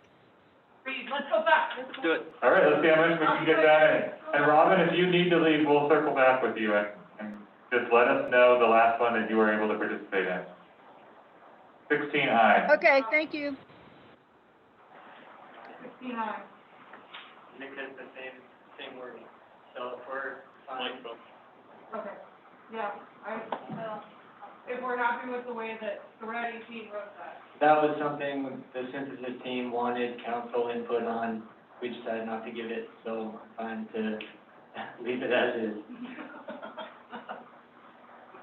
All right. Oh, I see, you guys wanted counsel from us, I got you. Yeah, they were struggling with this language about occupied areas as well as areas where grizzly bears are likely to occur. They've used, as Jonathan mentioned, they've used that phrase a couple of times throughout. We're just wanting to make sure that council agrees that that was appropriate language. I still would also like to hear from the support team if they can contact the writing team on that language. I think it would be helpful. Great. Support team members, thanks for any counsel you can provide. 16I-2. That's Darren. I just needed clarification. I support this.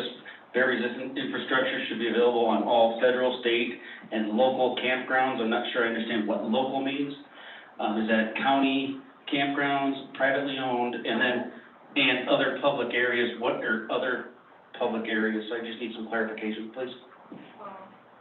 Parks, lakes, recreation areas, we could. Please use your mic, Trina. We could put we could, oh my God, we could say public recreation areas, would that help you? Would that be more clear? And then, of course, it falls under the heading of where bears are and where they're coming. I think when we wrote that, we were trying to cover in other public areas, things like, it could be a sanitation site, which I know has its own area, but there's a lot of different public areas that should be in accordance with the laws that our agencies or regulations that come up with, besides just recreation.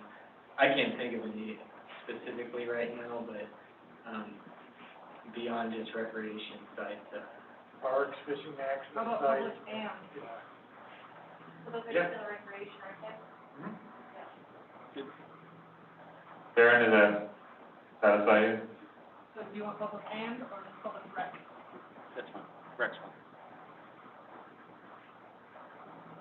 Okay. Is everybody good with that? I think this is good though, because if any members of the council aren't clear on the intent behind them, we're getting that intent and clarification and hopefully clarifying the language.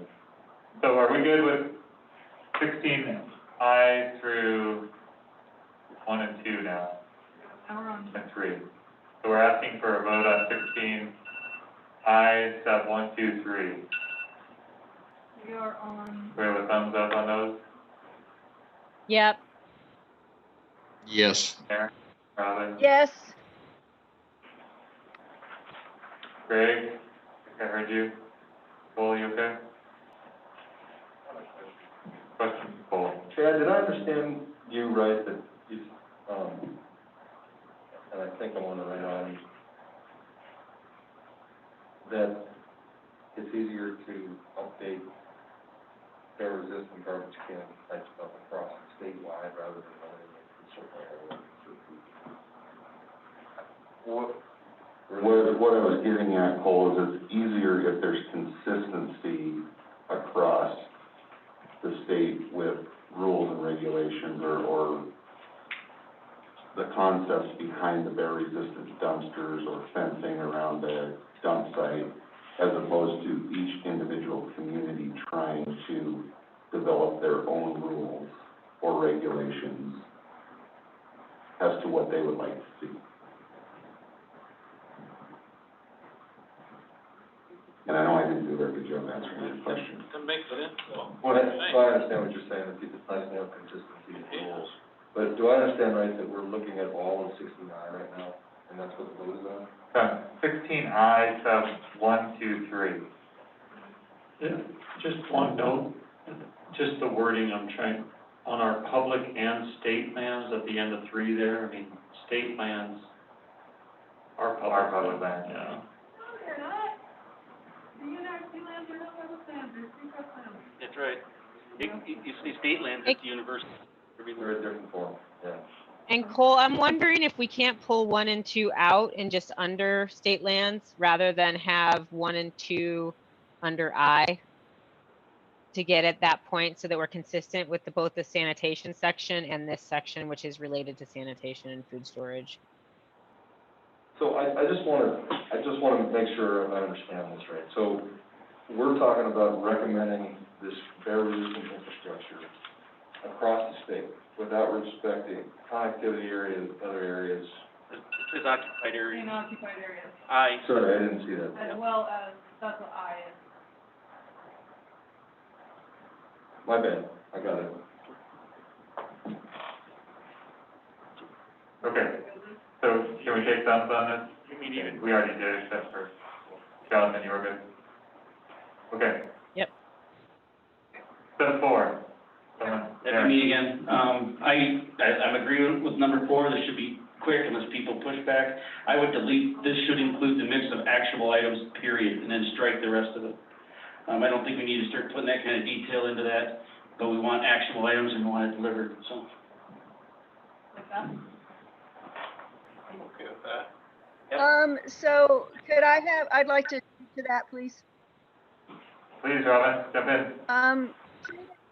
Yep, thank you. Could you, move I'm trying to see my comment that I had suggested for actionable items.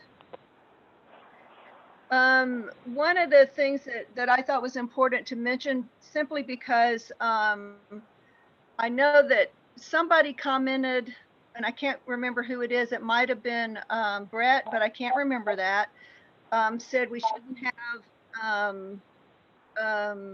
cross-country races through, you know, core habitat. You guys have heard me talk about the through hiking trails need to have the appropriate analysis and be put in the right places. I also had a bear specialist speak to me at one of the meetings at length about how a mountain biking trail, my mountain biking's great, but it was just put in the wrong place. So that was why I did want to include that detail. Darren, I hear what you're saying, you know, be careful about getting into the weeds.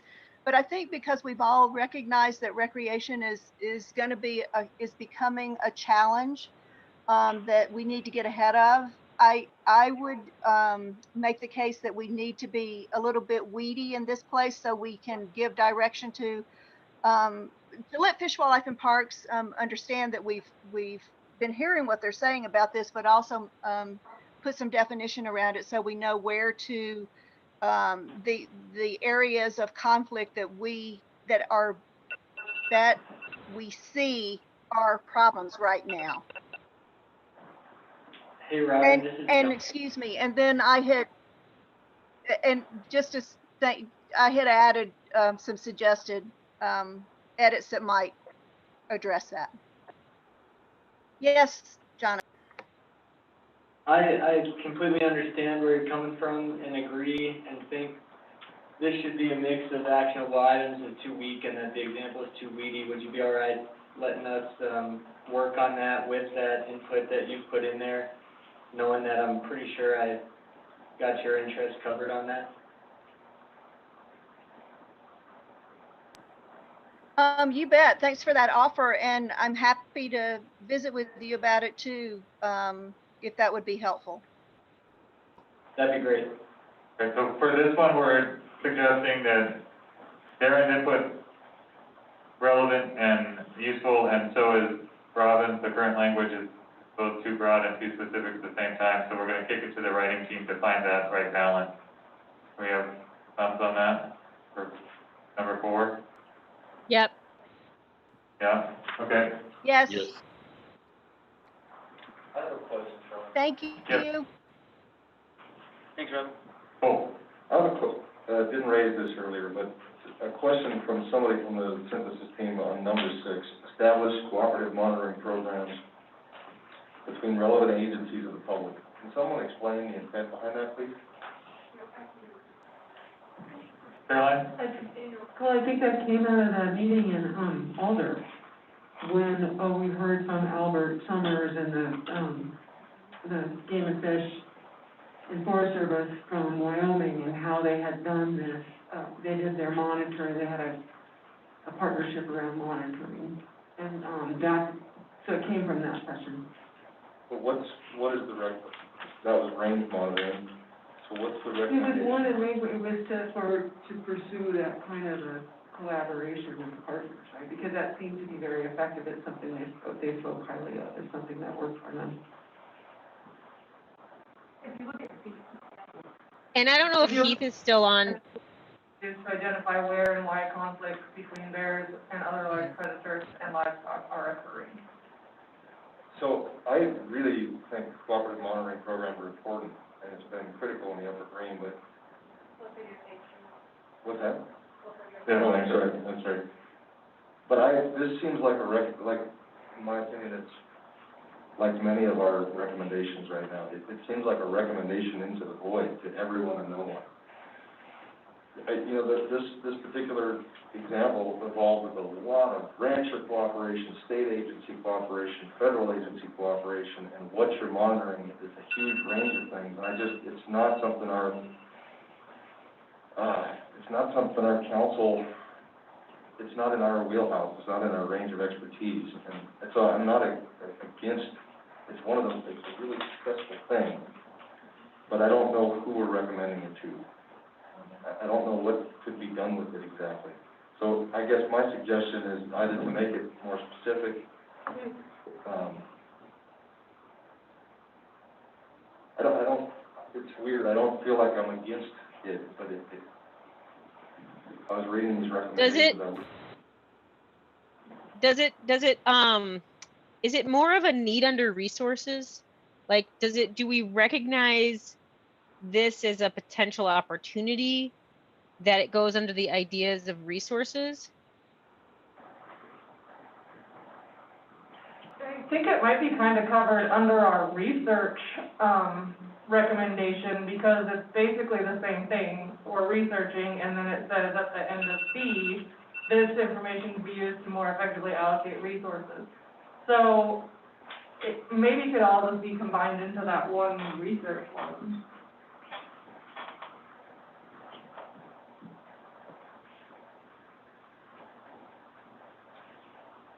Okay, well, as long as no one else has objections, I don't feel the need to object to it. I wanted to ask the question for clarification.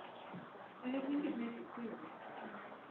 Yeah, and it would be helpful, Cole, if you can, I mean, you're close to that content, so if you might reflect on what's there and how it's said and where it might go in the language of the document. I think Aaron's point was an interesting one. Maybe it's more connected to needs or opportunities under resources.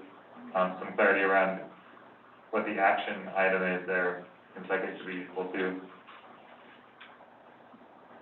It wasn't one of the ones that we had flagged, right? So do you want to vote? Okay.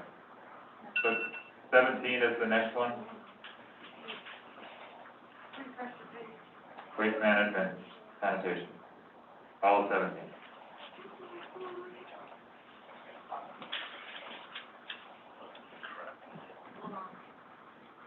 I had questions on these, so I guess I can start with this one. Thanks, Aaron. 17I, I can live with that. For me, it's right consistent. All we're asking them to do is be proactive, so I think that's I can get behind that one. Encourage counties and local governments to work with local sanitation companies to implement.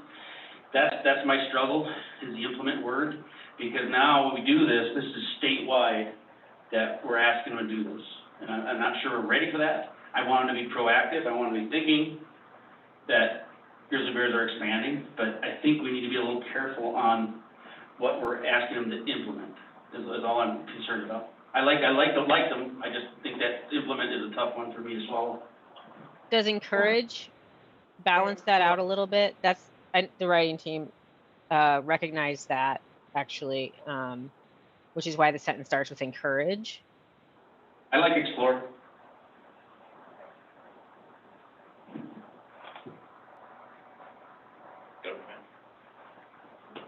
Good. Chad, are you okay with that? Yeah, I'm okay with explore, the more I read it, I'm in agreement with you there, and implement does mean implement, and do it right away, so I strongly agree with taking that out of it and using explore. So are we approving something? 17, let's ask for thumbs. Lauren said the question. Oh, Lauren, sorry. Okay. Thumbs on 17. Yep. Greg? Yes. There's no proxy votes in our charter, but okay. I saw his chair move up. All right. Okay, All right, 18I. 18 is Lawrence, on with response and protocol. The heading. Oh, that's the heading. The heading, let's start with the heading. Well, we're still in the conflict prevention, section. What? You need to hold the mic up to right up to your mouth there. We're still in the conflict prevention section, and I'm not sure the conflict response fits there. We had conflict response as a separate category earlier, and I'm thinking that it should still be separate. It's not the same as prevention. I'm fine with that. The synthesis team just decided that since they're all related, we put them all in the same place, but that doesn't mean it can't be its own section. or not section, but whatever. Let's see if that works for everyone, that's fine with me. People think it should be its own heading? Let's ask for a thumbs on that. Thumbs in the room? Yep. Yep. Anyone Yes. else online, Rob? Greg? Conflict response is now going to go back to its own heading. Didn't we have it there once? We did, and I think that the synthesis team saw that that was a dwindling heading. There were only the sub parts under 18 there, and so I think they thought, well, maybe we could put it all together, but I think Lauren makes a good point. It's not the same as conflict prevention, so let's keep the heading. So 18, Yeah, that's 18, are we on 18 89. Okay, that's me, and this is just a clarification, and it's also for resources needs B. So I feel like we have talked about getting more boots on the ground being a very important thing. That's another reason why I also suggested that be its own category, the conflict response. But in this one, we just say that they should be fully funded FTE, which, and I agree with that completely, but do we want to say more? Are we saying enough to not say more fair managers here, but to just say it just in the needs, increased staff capacity? I thought that was a really important thing, and so when I first read this, I'm like, well, it doesn't say we want more of them, it just says what type. And if you feel that's covered, I'm fine with that, I just wanted to point that out. Sure. So do you have alternative language here, or you're just wondering if this in combination with the resource section is enough? Yeah, I'm asking the council, because we said this was a really important thing. Should we also say in here, increase the number of bear management specialists? I know we say it in the resource needs, but I kind of thought it was important, so I thought, are we missing something if we don't say in this section on conflict response that we need more boots on the ground? We did talk about that a little bit in the writing. It hurts to. Go ahead, Aaron. We talked about it a little bit in the writing team, and I don't know if others remember this conversation, but we just don't know that right now, like the number or where or that kind of thing. And so I'm wondering, like, if we're saying bear manager, I'm not against putting it in there. I'm just saying that we didn't know what the need was exactly, but to keep ahead of it is kind of what we were thinking about. All right, let's ask for thumbs on this and see if we are close, and then it can be something that continues to get massaged by the team. But 18I, we have thumbs on this. People agree with the current language? We have one thumb sideways in the room. Yeah. Aaron, Robin, Greg, Yes. Brett, you good? Yeah. Okay. All right, the last one is 18BI.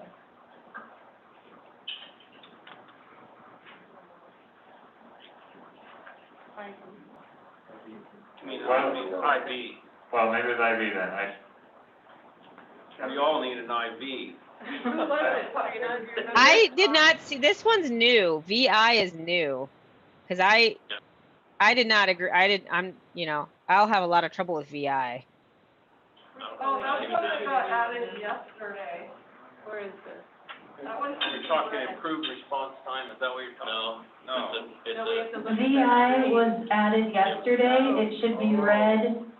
That is one that we are, Yeah. it's red, it's going with the other reds to think about and discuss for our next go around. Okay, that one I cannot, so, I mean, that one's gonna be a hard, Yep. But they have highlighted VII, right? So you're talking VII, right? No, she is talking VI, that Trina just turned to red. Okay. VII is something else that the synthesis team wants to talk to you all about. Are we okay with the VI and letting everybody think on that one? I mean, I guess my feeling is we tabled those other ones that were additions that we couldn't get to, and this one is kind of in the same boat for me. Yeah. Yeah, and I would agree with Aaron on that too. I include that. Just equal to the red one, I just forgot to make it red. So can we table this one? Yes, all red ones are tabled. So we're going on to BII, coaching. The census team, we didn't really know where it went, this one. Please help us put it where you think it should go. We think it's important, but we're not sure if this is where it should be. Can you read it, please? Strict enforcement of poaching is necessary for the long-term conservation of bears, and stringent fines and enforcement should continue regardless of ESA status.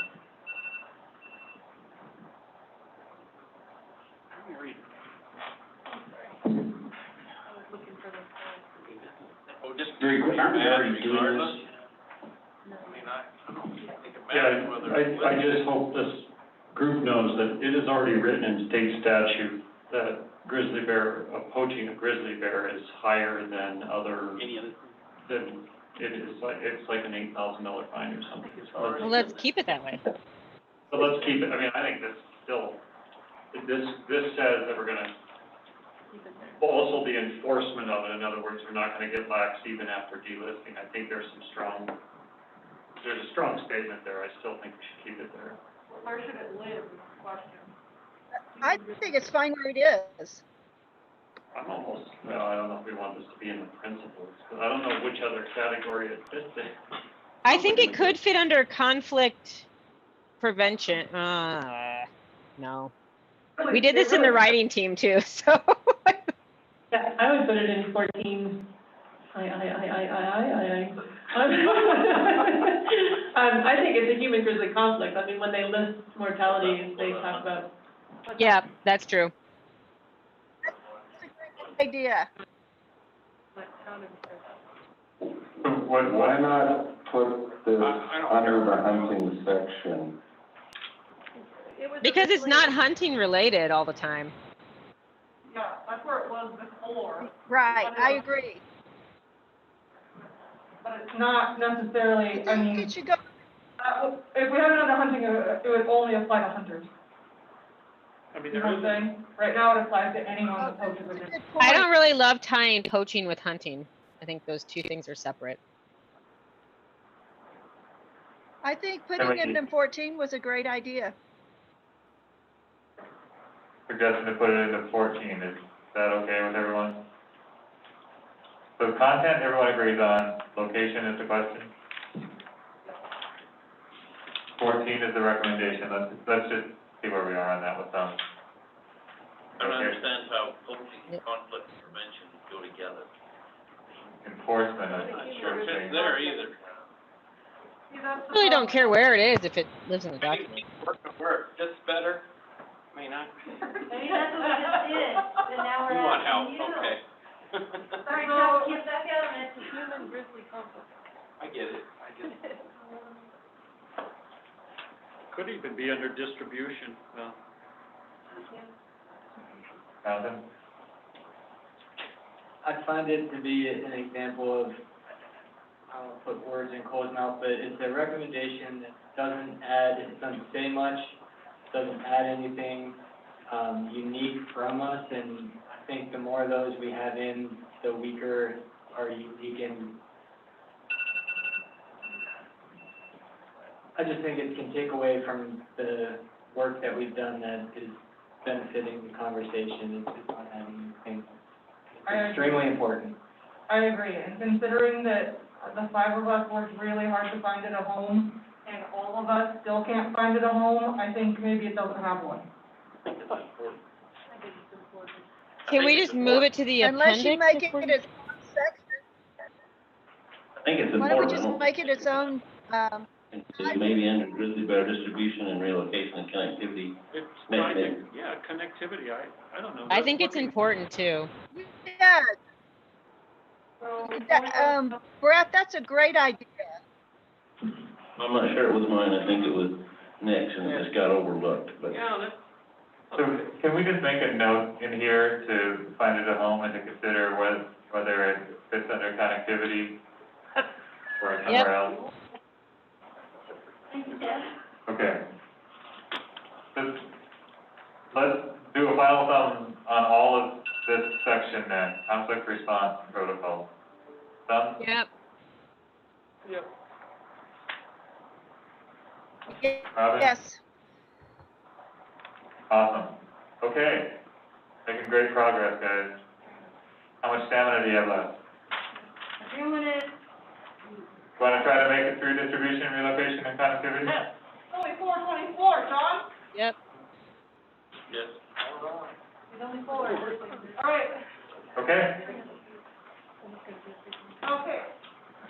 This one's me, Grizzly Bear distribution. Allow natural movement to new areas between all 4 identified recovery zones in Montana while protecting habitat. My concern is, how are we protecting habitat, and does that just involve the government buying a bunch more land that they don't need to own? Does this also refer to our guideline, or does our guideline cover this to some degree around secure habitat? And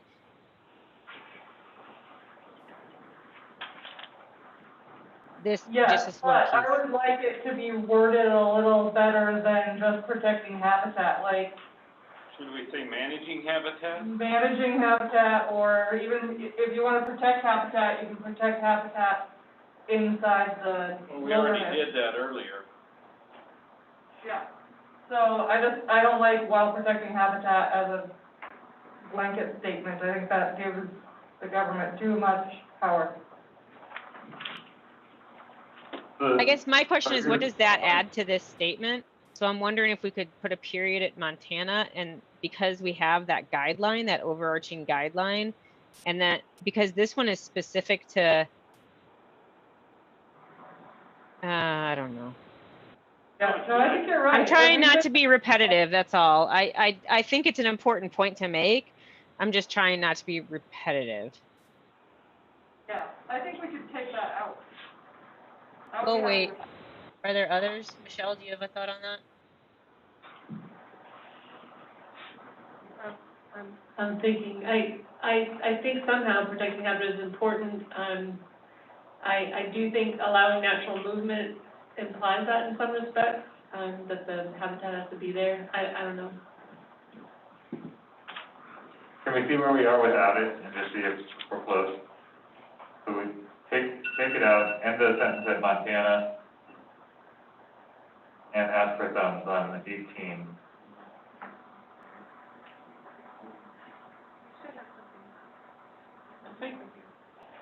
Any other, so in the room, some people are still thinking. So what are we deleting? So the first sentence used to say, while protecting habitat, and now it just ends at Montana. So allow natural movement to new areas between all identified recovery zones in Montana, period. So strike what used to say there, which was while protecting habitat, and then continue with private landowners and local communities should be prepared to have grizzlies on the landscape and should be encouraged to prevent conflict and empowered to do. So thumbs on that language? Got one thumbs down, one thumb sideways, two thumbs down. If you'll refer to guiding principle 13, Annie, read it to you. You think it's duplicative? The council recognizes the importance of large tracts of remote secure habitat. Sustaining and improving habitat security, managing road densities, and identifying and protecting natural food resources and other needs will contribute to long-term survival and resiliency of grizzly bears. And that's a guiding principle. Okay, let's hear from the two thumbs down here, Jonathan. I think allow natural movement to new areas between all 4 identified recovery zones, something that we've been asked to give some, but that's something that's useful. I don't understand how the second part really is connected to it. Seems like a rider to get some other idea in there. I think the first part's great and helpful. We also do have that second sentence as a recommendation in a different section. Yeah, that's what I was wondering, if it's duplicative. I agree with Jonathan, and that's why I was a sideways thumb, and I'm not 100% spot in on that second sentence. Michelle? Okay, so I have a clarifying question. Yeah, Robin and then Michelle. So if we we're taking out that piece there, which I think, I'm not saying it needs to go here, the private land owners and local communities, blah, blah, blah. Are y'all saying that we have addressed that someplace else? Yeah. Can we just find that just quickly? It's in, What sentence was it? Yeah, and the reason I'm asking is I think that's important too. I'm not saying it has to stay here, but I do think it's important, and I just want to make sure we captured that. I think it's guiding principle 1. All those living in sorry. Guiding principle number 1, all living in or visiting Montana should expect potential grizzly bear. The presence of grizzly bears. Yeah. That's what it is. So we don't. Trips on my mask. I would say, and again, I'm not married to it having to be right here. I get that.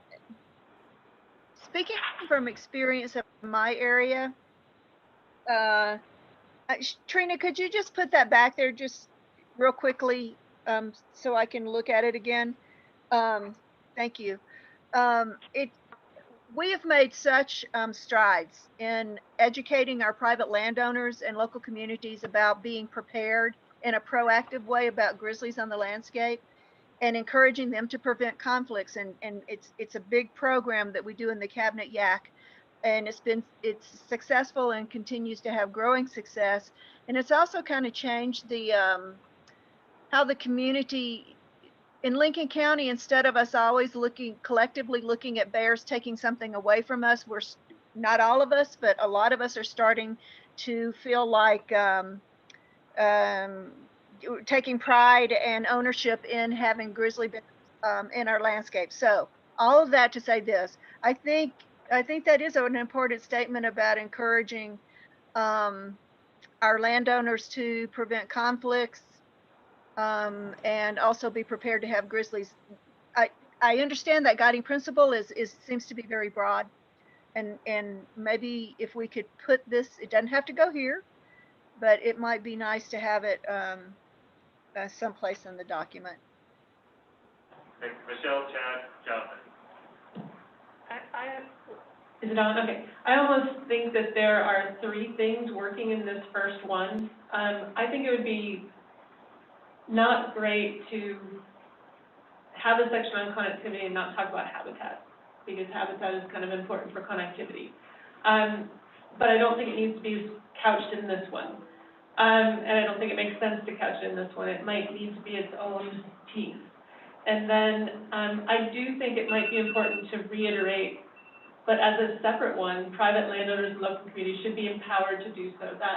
That kind of thing. I think it's kind of important to be there, because that is also something that connectivity relies on. Yeah. And I would rewrite them. I'd be happy to rewrite them. I will agree with that, with the exception of, I think we need a period after conflict and delete and empower to do so, because I don't know how you empower somebody to be prepared to have grizzlies in their landscape. that was just a trying to redirect to the resources section kind of thing. So it's fine. Saying that doesn't belong in that sentence. Fine. Are we empowering Michelle to write something around habitat? Oh, he's on top of his game. Is that okay? For consideration for the team? And maybe if it could somehow refer back to the guideline, it might not be a terrible idea to give people. Yeah, okay. Jonathan? Aaron, you want to do that? I'm pretty good with where we've gone. I was just trying to expedite the let's move the conflict prevention part to the appropriate area. If that's here, that's fine. Just a restatement, that's good. So I think your point around tying in connectivity is important, otherwise it should be in conflict prevention. All right, so that was Does it belong? Does it belong under distribution, the new number 20? Or does it? I could see maybe saying private landowners and communities in connectivity zones to make it, or to better have it fit here, otherwise, it seems to be more about generally preventing conflict. Can we say in expansion and connectivity zones? And the reason I say that is because I think preventing conflicts is important in all these areas, not just in connectivity areas. Okay, so let's No? Agreed. I mean, I think it's just as important outside of Trina's area to prevent conflicts, to have some means to do so as it is in some other areas. The check, don't. Yeah, I agree with that too, Mary. Encourage them in expansion areas to feel empowered. This is why I almost would just take both of those things out and just leave it. Private landowners and communities should be prepared to have grizzlies and encouraged to prevent conflicts. I mean, this is why I think we just did this in our guideline. And it's also, this is where we do that copy and paste, grizzlies exist or likely exist in the near future, but, you know, we don't know how we're saying that yet, but that's the word. all right. I'd like to make a motion to move this to the writing team and let them decide where they think it best goes, and we can look at it in the future. Is that number 20? Yeah, number 20. So that was 19, that is now 20. 18, 19, 20. Yes. So can we have a thumbs on that, to move it to the writing team, if they have the Yep. content needs? Robin, Greg, Yes. all right, the old 20, which is now, Old 20, eliminate yourself Yes. You had a comment. about a Stevensville there. Right now, there's a bear in Idaho. Oh, yes, I'm sorry. Okay, there's a lot going on. Yeah, discussions with, Hillary, because I was asking correct terminology for relocation sites. And she felt an urgency because setting up those relocation sites will take some time. Will take a long process.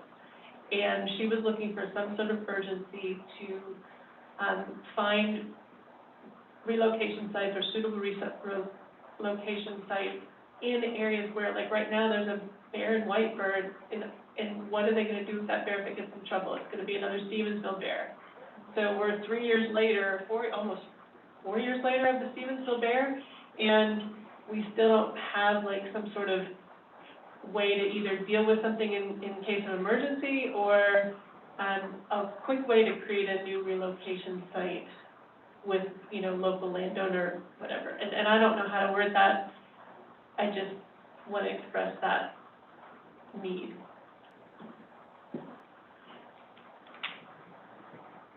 So it's really not worded wrong.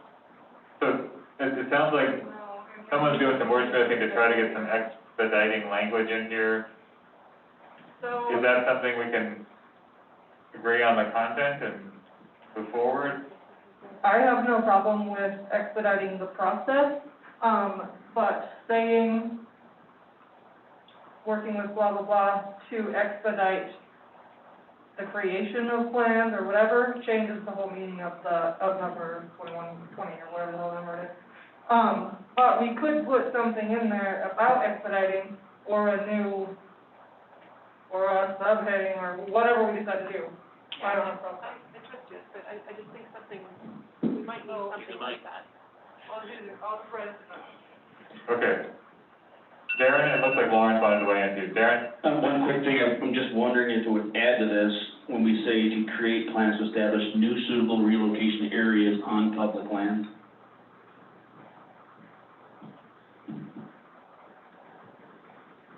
Can you say that one more time, Darren? Yeah, it says plans to establish new suitable relocation areas on public land. So to add the words on public land. Am I hearing that correctly?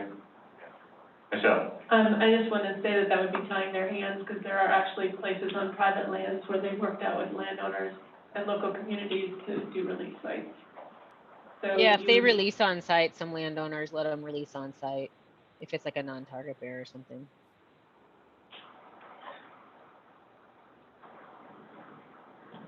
To build those relationships is gonna take a long time. And so if we're expediting and wanting to go through this, I think it would make it clear. Just for the expedited one, not for the, okay. Yeah, whatever they work out long-term with private landowners, that's a private landowner's responsibility. If we're asking them to do this, that's gonna take time, because you gotta build that relationships, or they need them. If we wanna expedite it, it's gotta be on public ground where or Forest Services with their plans and everything else, is all I'm saying. I'm not sure that, I still think it could be anywhere, they could be released anywhere. I mean, we captured a bear on our place last year, and we released it back on our place last year. So, But that's not new. Yeah, we're talking about But if there were a new willing landowner, I think, Okay, I'm good. if they didn't release it back on our place, there was no other place for it to go. Okay. Well, there was. Well, yeah, there was. Lauren, did you want to weigh in? So you pick up the mic there. Or willing private landowner. Put the word willing in. Yeah, we're just getting in the weeds. Well, I And think let them build the I think relationships, it's I'm covered good. it with them working with everyone. Okay, so it seemed like expediting was the important piece here. Can we forward it with the expediting to 21? Yep. Thumbs up. Aaron? Robin? Yeah. Greg? Yes.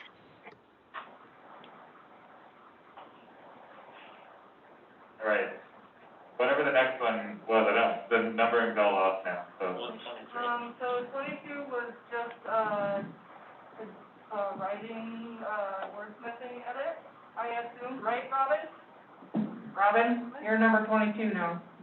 That was just a wordsmithing edit? Yes, yes, yes, yes. So then we're to 24. Michelle, it was on this one or? Comment? We're on 24, encourage voluntary incentive-based conservation in areas. Slow down, Lauren, says. On 22, it says to the nearest established relocation site. I don't know that we need that word nearest in there. I mean, maybe they just really only did one yesterday to that site, and you wanna do another one to the same site, or maybe a bear manager has About appropriate. yeah, appropriate would be fine.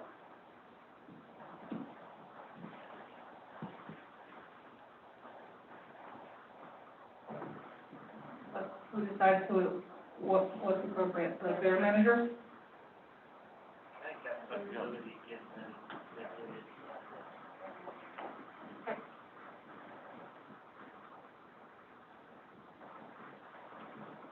Might be one worth visiting with Ken about. I just remember in one of his presentations, he described this is a, sorry, this is Charlotte. I just remember Ken talking about this one, and there's some specific language around what relocation means and how far you can go. I'm a little vague on that. It might be worth just to check in with him at some point in time. Didn't we check in about relocation? I thought we did that. Okay. Okay. So we're good on 22? See the thumbs on 22 with the appropriate, everyone in the room looks good, Chad, good? Caroline, gotcha. Aaron, Robin, Greg? Yep.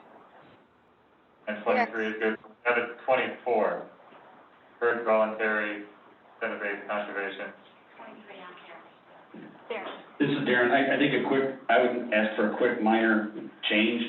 Encourage voluntary incentive-based conservation practices instead of the like conservation development practices, because it opens up everything in areas identified as important to wildlife passage.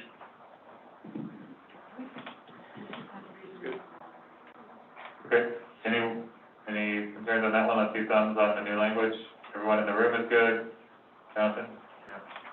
Cool. Aaron, Robin, Greg? Yep.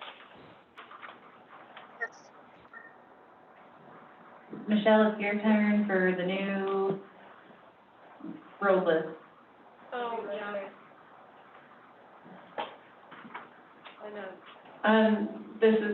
It's something I've added a bunch of times and we haven't had a discussion as a council. And I thought about Chuck's thoughts on this, about not adding any more restrictions, road restrictions and things like that. I feel like the WSAs and the IRAs, following those protections, is not adding any more restrictions.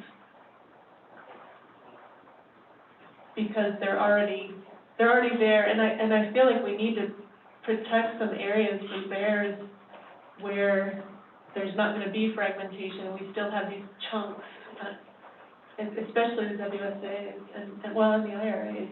These are areas where bears can be in unfragmented habitat, and I just worry that if we don't have areas like that, they're gonna be in town.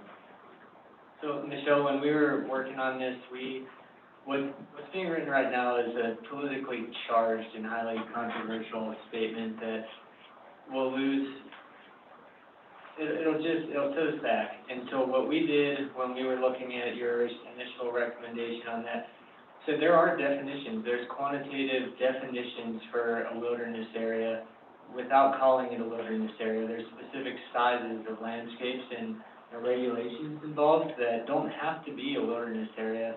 And that's where in the guiding principles, we added the importance of large tracts of remote, secure habitat, through sustaining and improving habitat security, managing road densities, identifying and protecting natural food resources, which we felt encompassed what a wilderness area would also encompass without having to call it out by name, because I do think that's just not something that we get consensus on, and it doesn't add anything if you have that land, you know, call it what you want. If the characteristics are there, that should be what's important rather than political designation. I see your point, and I know that you are trying to honor what I'm saying. I just feel like this is low-hanging fruit that's there, the protections are there, and if we don't, if those protections get taken away, then those areas don't have that anymore, I guess, there's a chance they could be destroyed, you know, no longer be conducive to bears. So that's my concern, and you know, I feel like habitat's going away quickly, and I don't know of any other way to preserve it other than something that's already there, it's preserved. I don't know, that's my plight, and I'm willing to hear what other people have to say about that, but I hate to give up on that. I think those are already addressed in forest plan. I don't think we need to say anything. Regardless whether it's politically charged, which it is, you're right on track. I don't think we need, it's almost duplicative, because it's in all those plans. I mean, it's on the maps. I think we just be throwing fuel on the fire. I wonder if we could add, maybe put in, encourage continued federal protections, or existing federal protections to maintain habitat security for grizzly bears. With that, and maybe not use those charged words, but say existing federal protections? I think federal protections are what a lot of folks are looking forward to reducing in relation to grizzly bears. I feel that we've covered this in recommendations that are saying that grizzly bear habitat should be considered in planning process, that we should prioritize the protection of those large remote areas with minimal road densities. So I'm wondering if you would agree that we've hit it all without having to so blatantly push, you know, it's like hanging a controversial issue on a controversial issue doesn't seem to get us anywhere in my mind. So just in terms of moving forward, I wonder if this is something, if Michelle, you and Robin want to work on some language, maybe this ends up becoming enough where it has majority support but doesn't rise to the point of being a consensus recommendation. but that would at least allow some additional work on it for those that want to, and allow the rest of the process to move forward. Is everyone okay with that?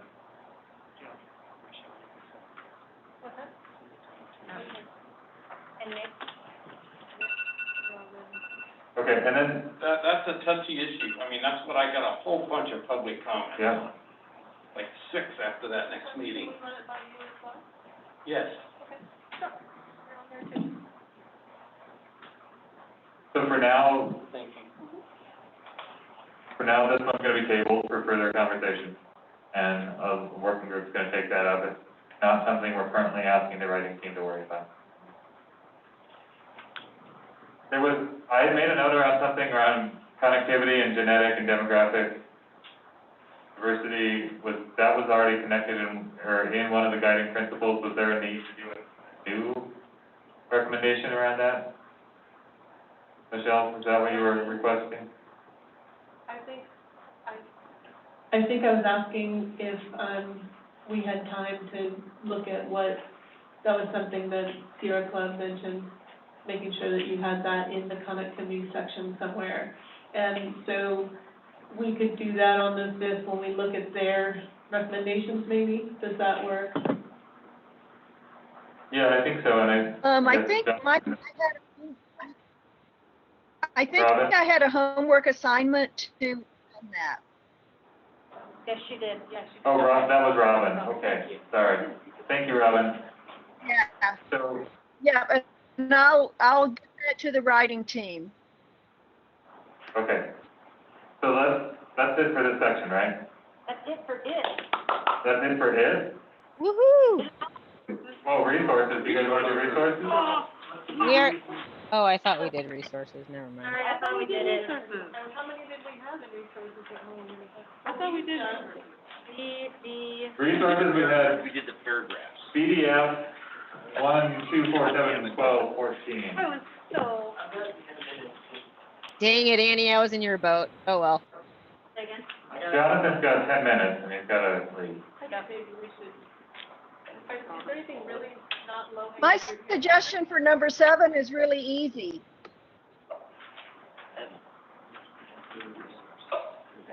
Well, let's grab what we can then, and Jonathan, when you have to leave, Go, Robin, go, number 7. and if other people need to leave, they need to leave. Let's start from the top. Start at B. B we're done with, because that was the 2 connected ones, the more beer managers and that. Okay? Okay, so B is done. We're all happy with B? We removed the concern, okay. D is in dog.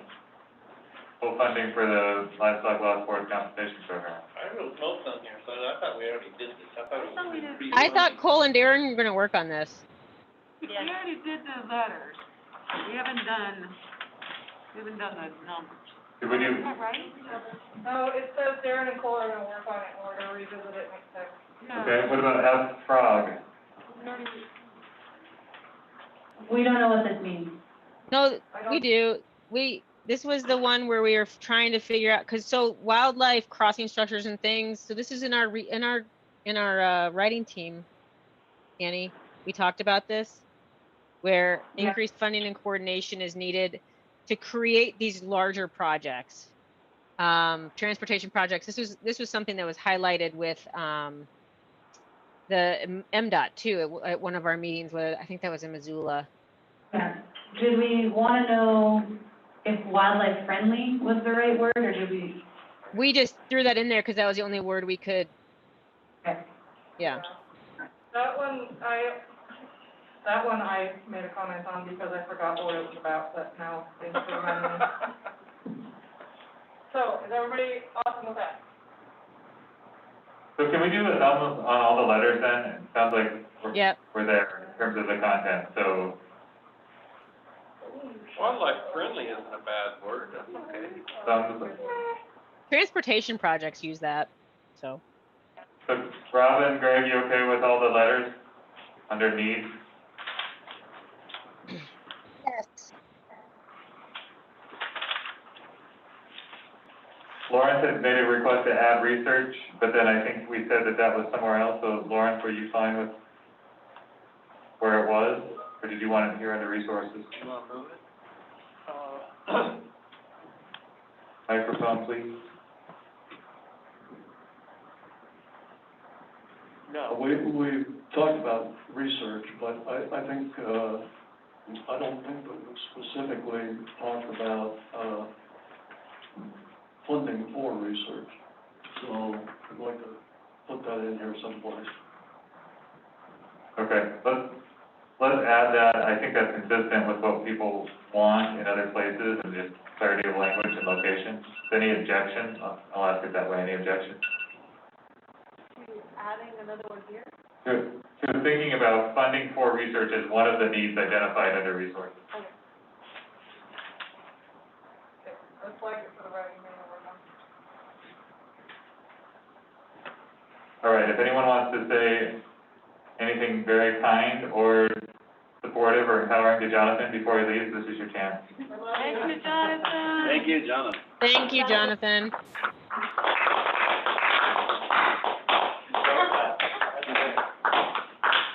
I would just take that opportunity to head out, but it's been a real honor working with you, all of you, and, I know we're not planning to meet in person again right now. Maybe we will get together at some point, but, yeah, that's kind of weird to think about. It's been great. I've learned a ton from each of you and from this process, and I really look forward to continuing to work together, remotely to get this down.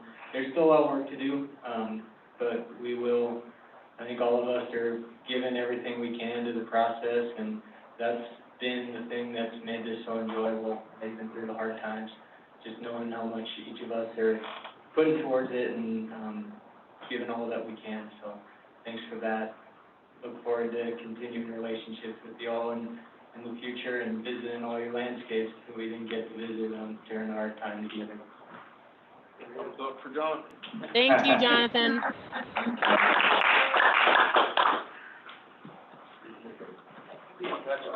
All of you, I'm sure. Jonathan, 2024. You run my campaign, Trina. I will do it. You better pay me. All right, Thank you, Heather, for everything. And anyone, and Aaron and Robin and all of our, anyone who's left on there, how was doing over there? Very good, thanks, Ted. Very nice to be here. All of you, including you. I'll talk to you all later. Okay, All right. thanks, Jonathan. Thanks, Jonathan. Drive safe. Thank you. All right, guys, home stretch here. Okay, number one is full. Oh. You forgot what it is.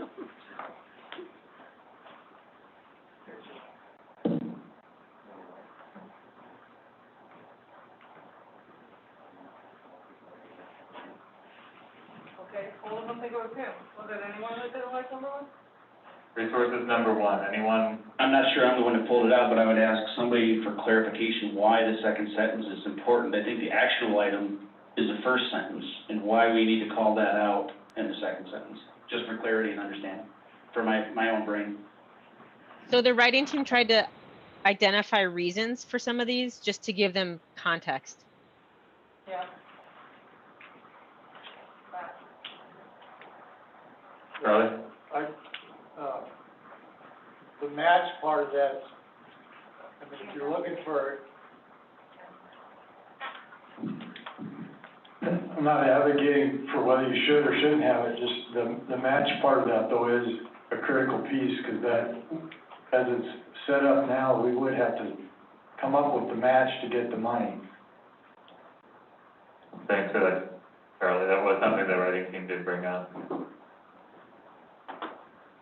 So does that,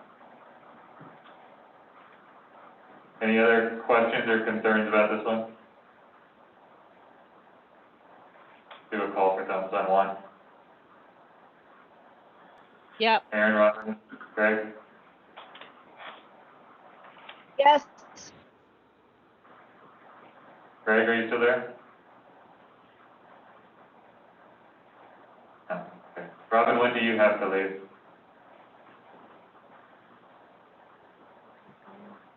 I can stay until we finish this section. Awesome, okay, let's do number two. number two is Robin. That was you, Robin. Number two.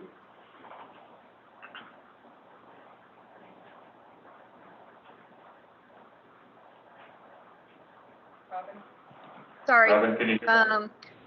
I had a suggested edit. Possibly we could add, at the end of that sentence, similarly consider conservation and stewardship of this allure should be protected and cultivated. Is that in the comments already? It's hard to read. Yes. Okay.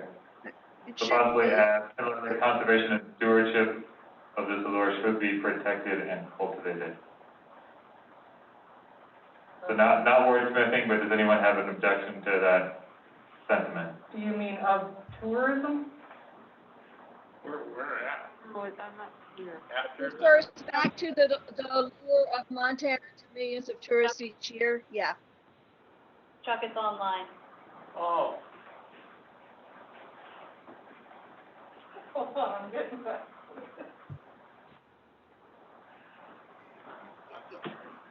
Yeah, so I'm just continuing with the theme of the word allure.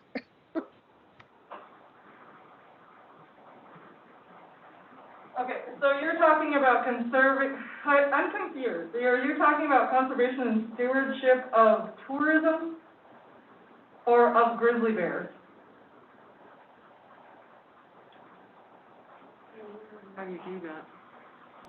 I am confused about this. I don't, because this number 2 is specific to funding, and so I am also confused. Yeah, I don't think this is part of a funding thing. I don't think it adds to anything. Sorry, I was muted. I was muted, guys. I'm fine with that. Okay, good. Okay, thanks, Robin. So let's go with number 2 as is. Good in the room? Yeah. Robin, Aaron, and Greg? Robin, Aaron? Does this include 2A? It includes 2A. We need to revote? Change anyone to, okay. So we're good on 1, 2, 3 was already fine. Number 4 is the next one. Someone have a comment on number 4? Chad.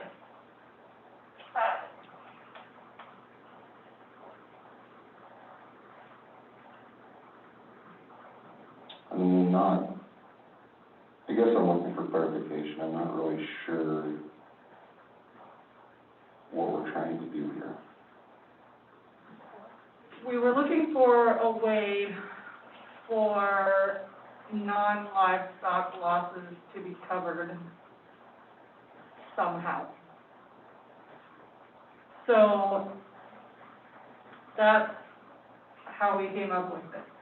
However, I asked my insurance agent this question way back in the process, and she said there are certain things you can have covered for a pretty premium. So I don't know.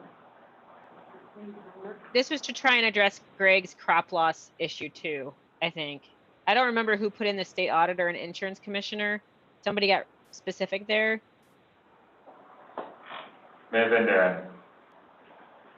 If we're asking some private insurance company to do something and we want it, that's who it's got to go through. I was trying to make it directional. I'm okay with deleting this. I don't think it adds anything to the grizzly bear things. If people want to seek this out, this is a private person's thing, so I would strike it. All right, so I motion to strike it. the motion is to strike number 4. Ask for thumbs on that.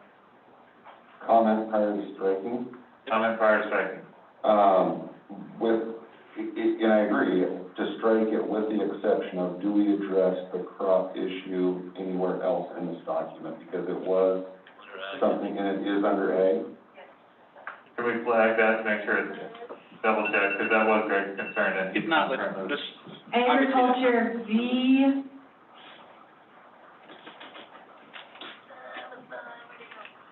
Hang on, Okay. 15.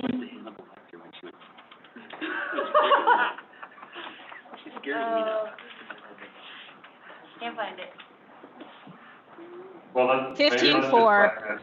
15.4 is research compensation for non-livestock commercial losses. Can we just, crop. Yeah, can we add crop losses specifically to that, Aaron? can we say research compensation for non-livestock, i.e. crop loss? I mean, I think non-livestock is, because Yeah. crops were specifically mentioned by Greg, but there's also apiaries and other things. Yep. Yeah, I like that. Can somebody do that that's on the writing team? So, okay. They can definitely make it work. That was good, that Chuck just brought up why we didn't do crops was because then we have to do orchards, and then we have to do the other thing, and so this one was one where we specifically were vague to not leave anyone out. So we covered everything non-livestock. Is that okay, Darren? Yeah, wait. Okay. Okay. The next one was the old number 7, which is, So are we striking? oh, Michelle. Are we striking it then? Yeah. And not making sure it's covered somewhere else? We did make sure it's covered. We are making sure it's covered. It was enforced. What did you say?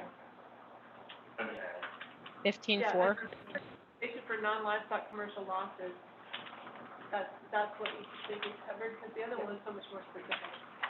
Right. Direct. So we didn't, are you being specific and direct in what capacity?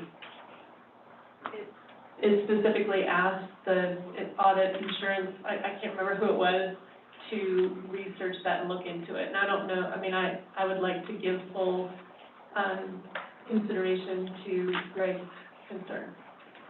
The reason that we, struck that is because it's for private insurance, and in order to get private insurance, the person being insured is the one that has to search it out. Okay. We can't tell people to do it. And if we're doing research around it, that could encompass. Okay, that's fine. Okay, so, well, number 7 is Robin. Robin. Number 6, work with state and national partners to explore, create, and implement a dedicated federally appropriated grizzly bear conservation fund. Yes, I had a Yeah. comment about that.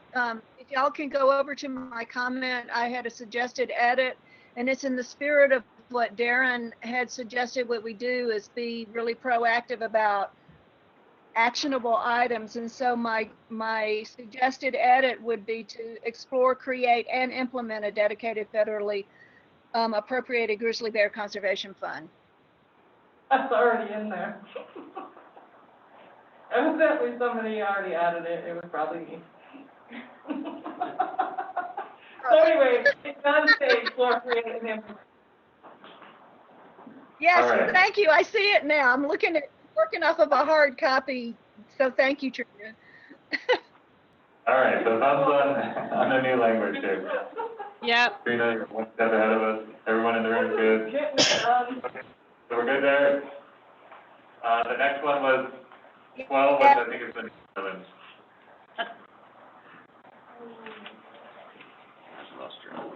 Yes, we're on 11. Are we on the Pittman Robinson one? Yeah. So Trina, I agree with you on this. I don't, I think we talked about this a little bit in the writing team. And I don't know if is Nick still there? Yeah. Yeah. I don't know if there's a way to word this because I think that this is an important point, and I think it's time that we, I don't know, pay for things as a recreation community. But I agree that we can't double tax items, but that seems like a specific to something that would come forward.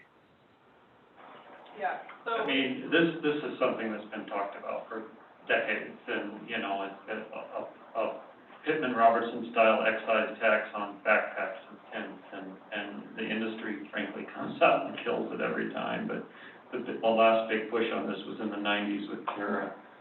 But I like it. I mean, I get Backpacking magazine and I see there's an article there about wildlife watching every time, and of course, in the hook and bullet world, you hear this all the time. We pay our share, why aren't they? And but you know, I'm fine leaving it in. I don't know what this council thinks. I like the idea, I'd be willing to pay for it. So our biggest question was, does it say what we want it to say? That other recreationists besides hunters and anglers are going to start paying for it.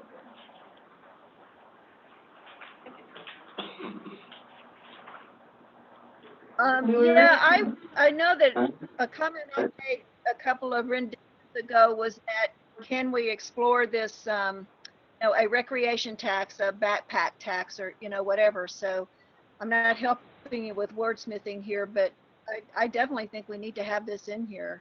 It's time to do it. We need funding for it. Single is EL, just so you know.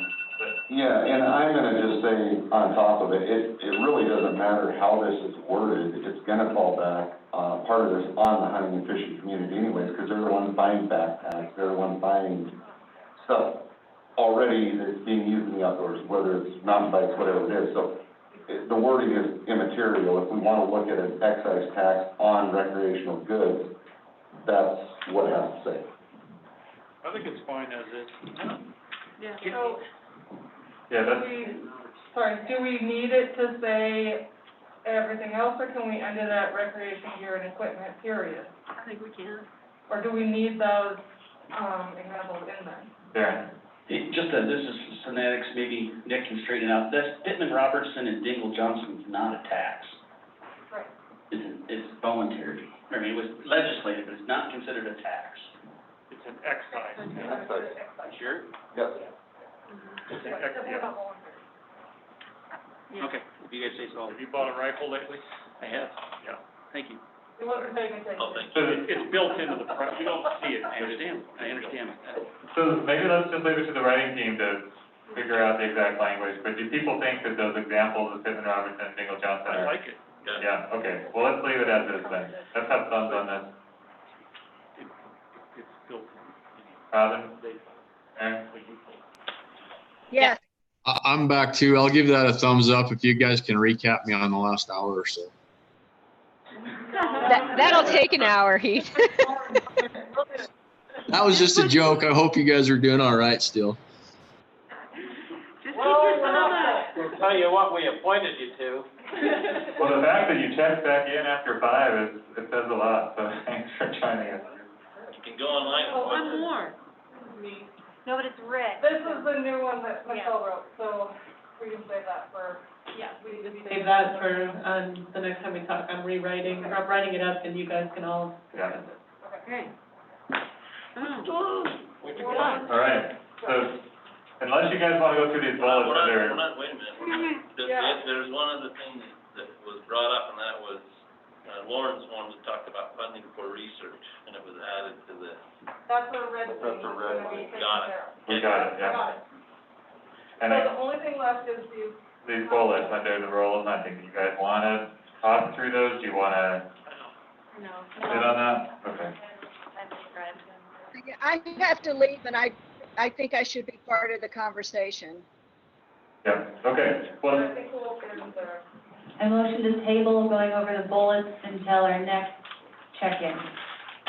Second. awesome, okay, well, amazing job today, guys, working through all of that, really impressive. In terms of next steps, we've got our writing team, so Annie, Jonathan, Trina will carry forward. By the end of this week, we're gonna clean up this document and post it for the public so they'll have a chance to see the results of our conversation. We'll all have a chance to review that and get any comments to, or on the document by August 5th, which is our next Zoom meeting. And then the writing team will take it from there and help move us to the finish line. Are there any loose ends you guys need to bring up before we adjourn for the day? Bottle of whiskey. I really wish we had a chance to go around and drink to everyone at the table. You guys have really done a commendable job, not just today, but throughout this. And I thought Jonathan did a nice job just reflecting back on how special this group has been and how important those relationships have been and how important your conversations have been. So thank you all for all of that. I do hope that we have more time to connect down the road. Heather, I just have one thing that we. microphone, please. And where's your mask, woman? Yeah. It's sitting there in the shadows, talking to us. So the one thing that we didn't talk about that I think is still really important to think about is any additional content that should be going in this document that provides context for the recommendations, similar to what you did in the resources section and the hunting section. And so there was going through this, I think was really great, and there was a lot of clarification that was needed for council members. And so to think about whether or not you want any narrative in front of some of these sections that does provide the context of your discussions for this document, if people want to have that in here. So to really take a step back from this document and see what else might be needed to make this document as strong as possible. And Heather, just to be clear, Danny did bring that up in the roles and responsibilities for the writing team. Okay, So I missed that. they're gonna take that on and bring back their recommendation to the council. Great, sorry I missed that. No, no worries, it's an important thing to bring up. They're fine just as they are. Okay. All right, any other comments, questions? All right, well, thank you guys so much, really. Michelle, I hear you. Yeah. Yep. Thank you, everybody. I really appreciate it. Drive safe, travel safe. Thank you, everybody. I appreciate everybody's work too. Thanks. You're welcome. 4 weeks to get it fixed, because Really like you all, but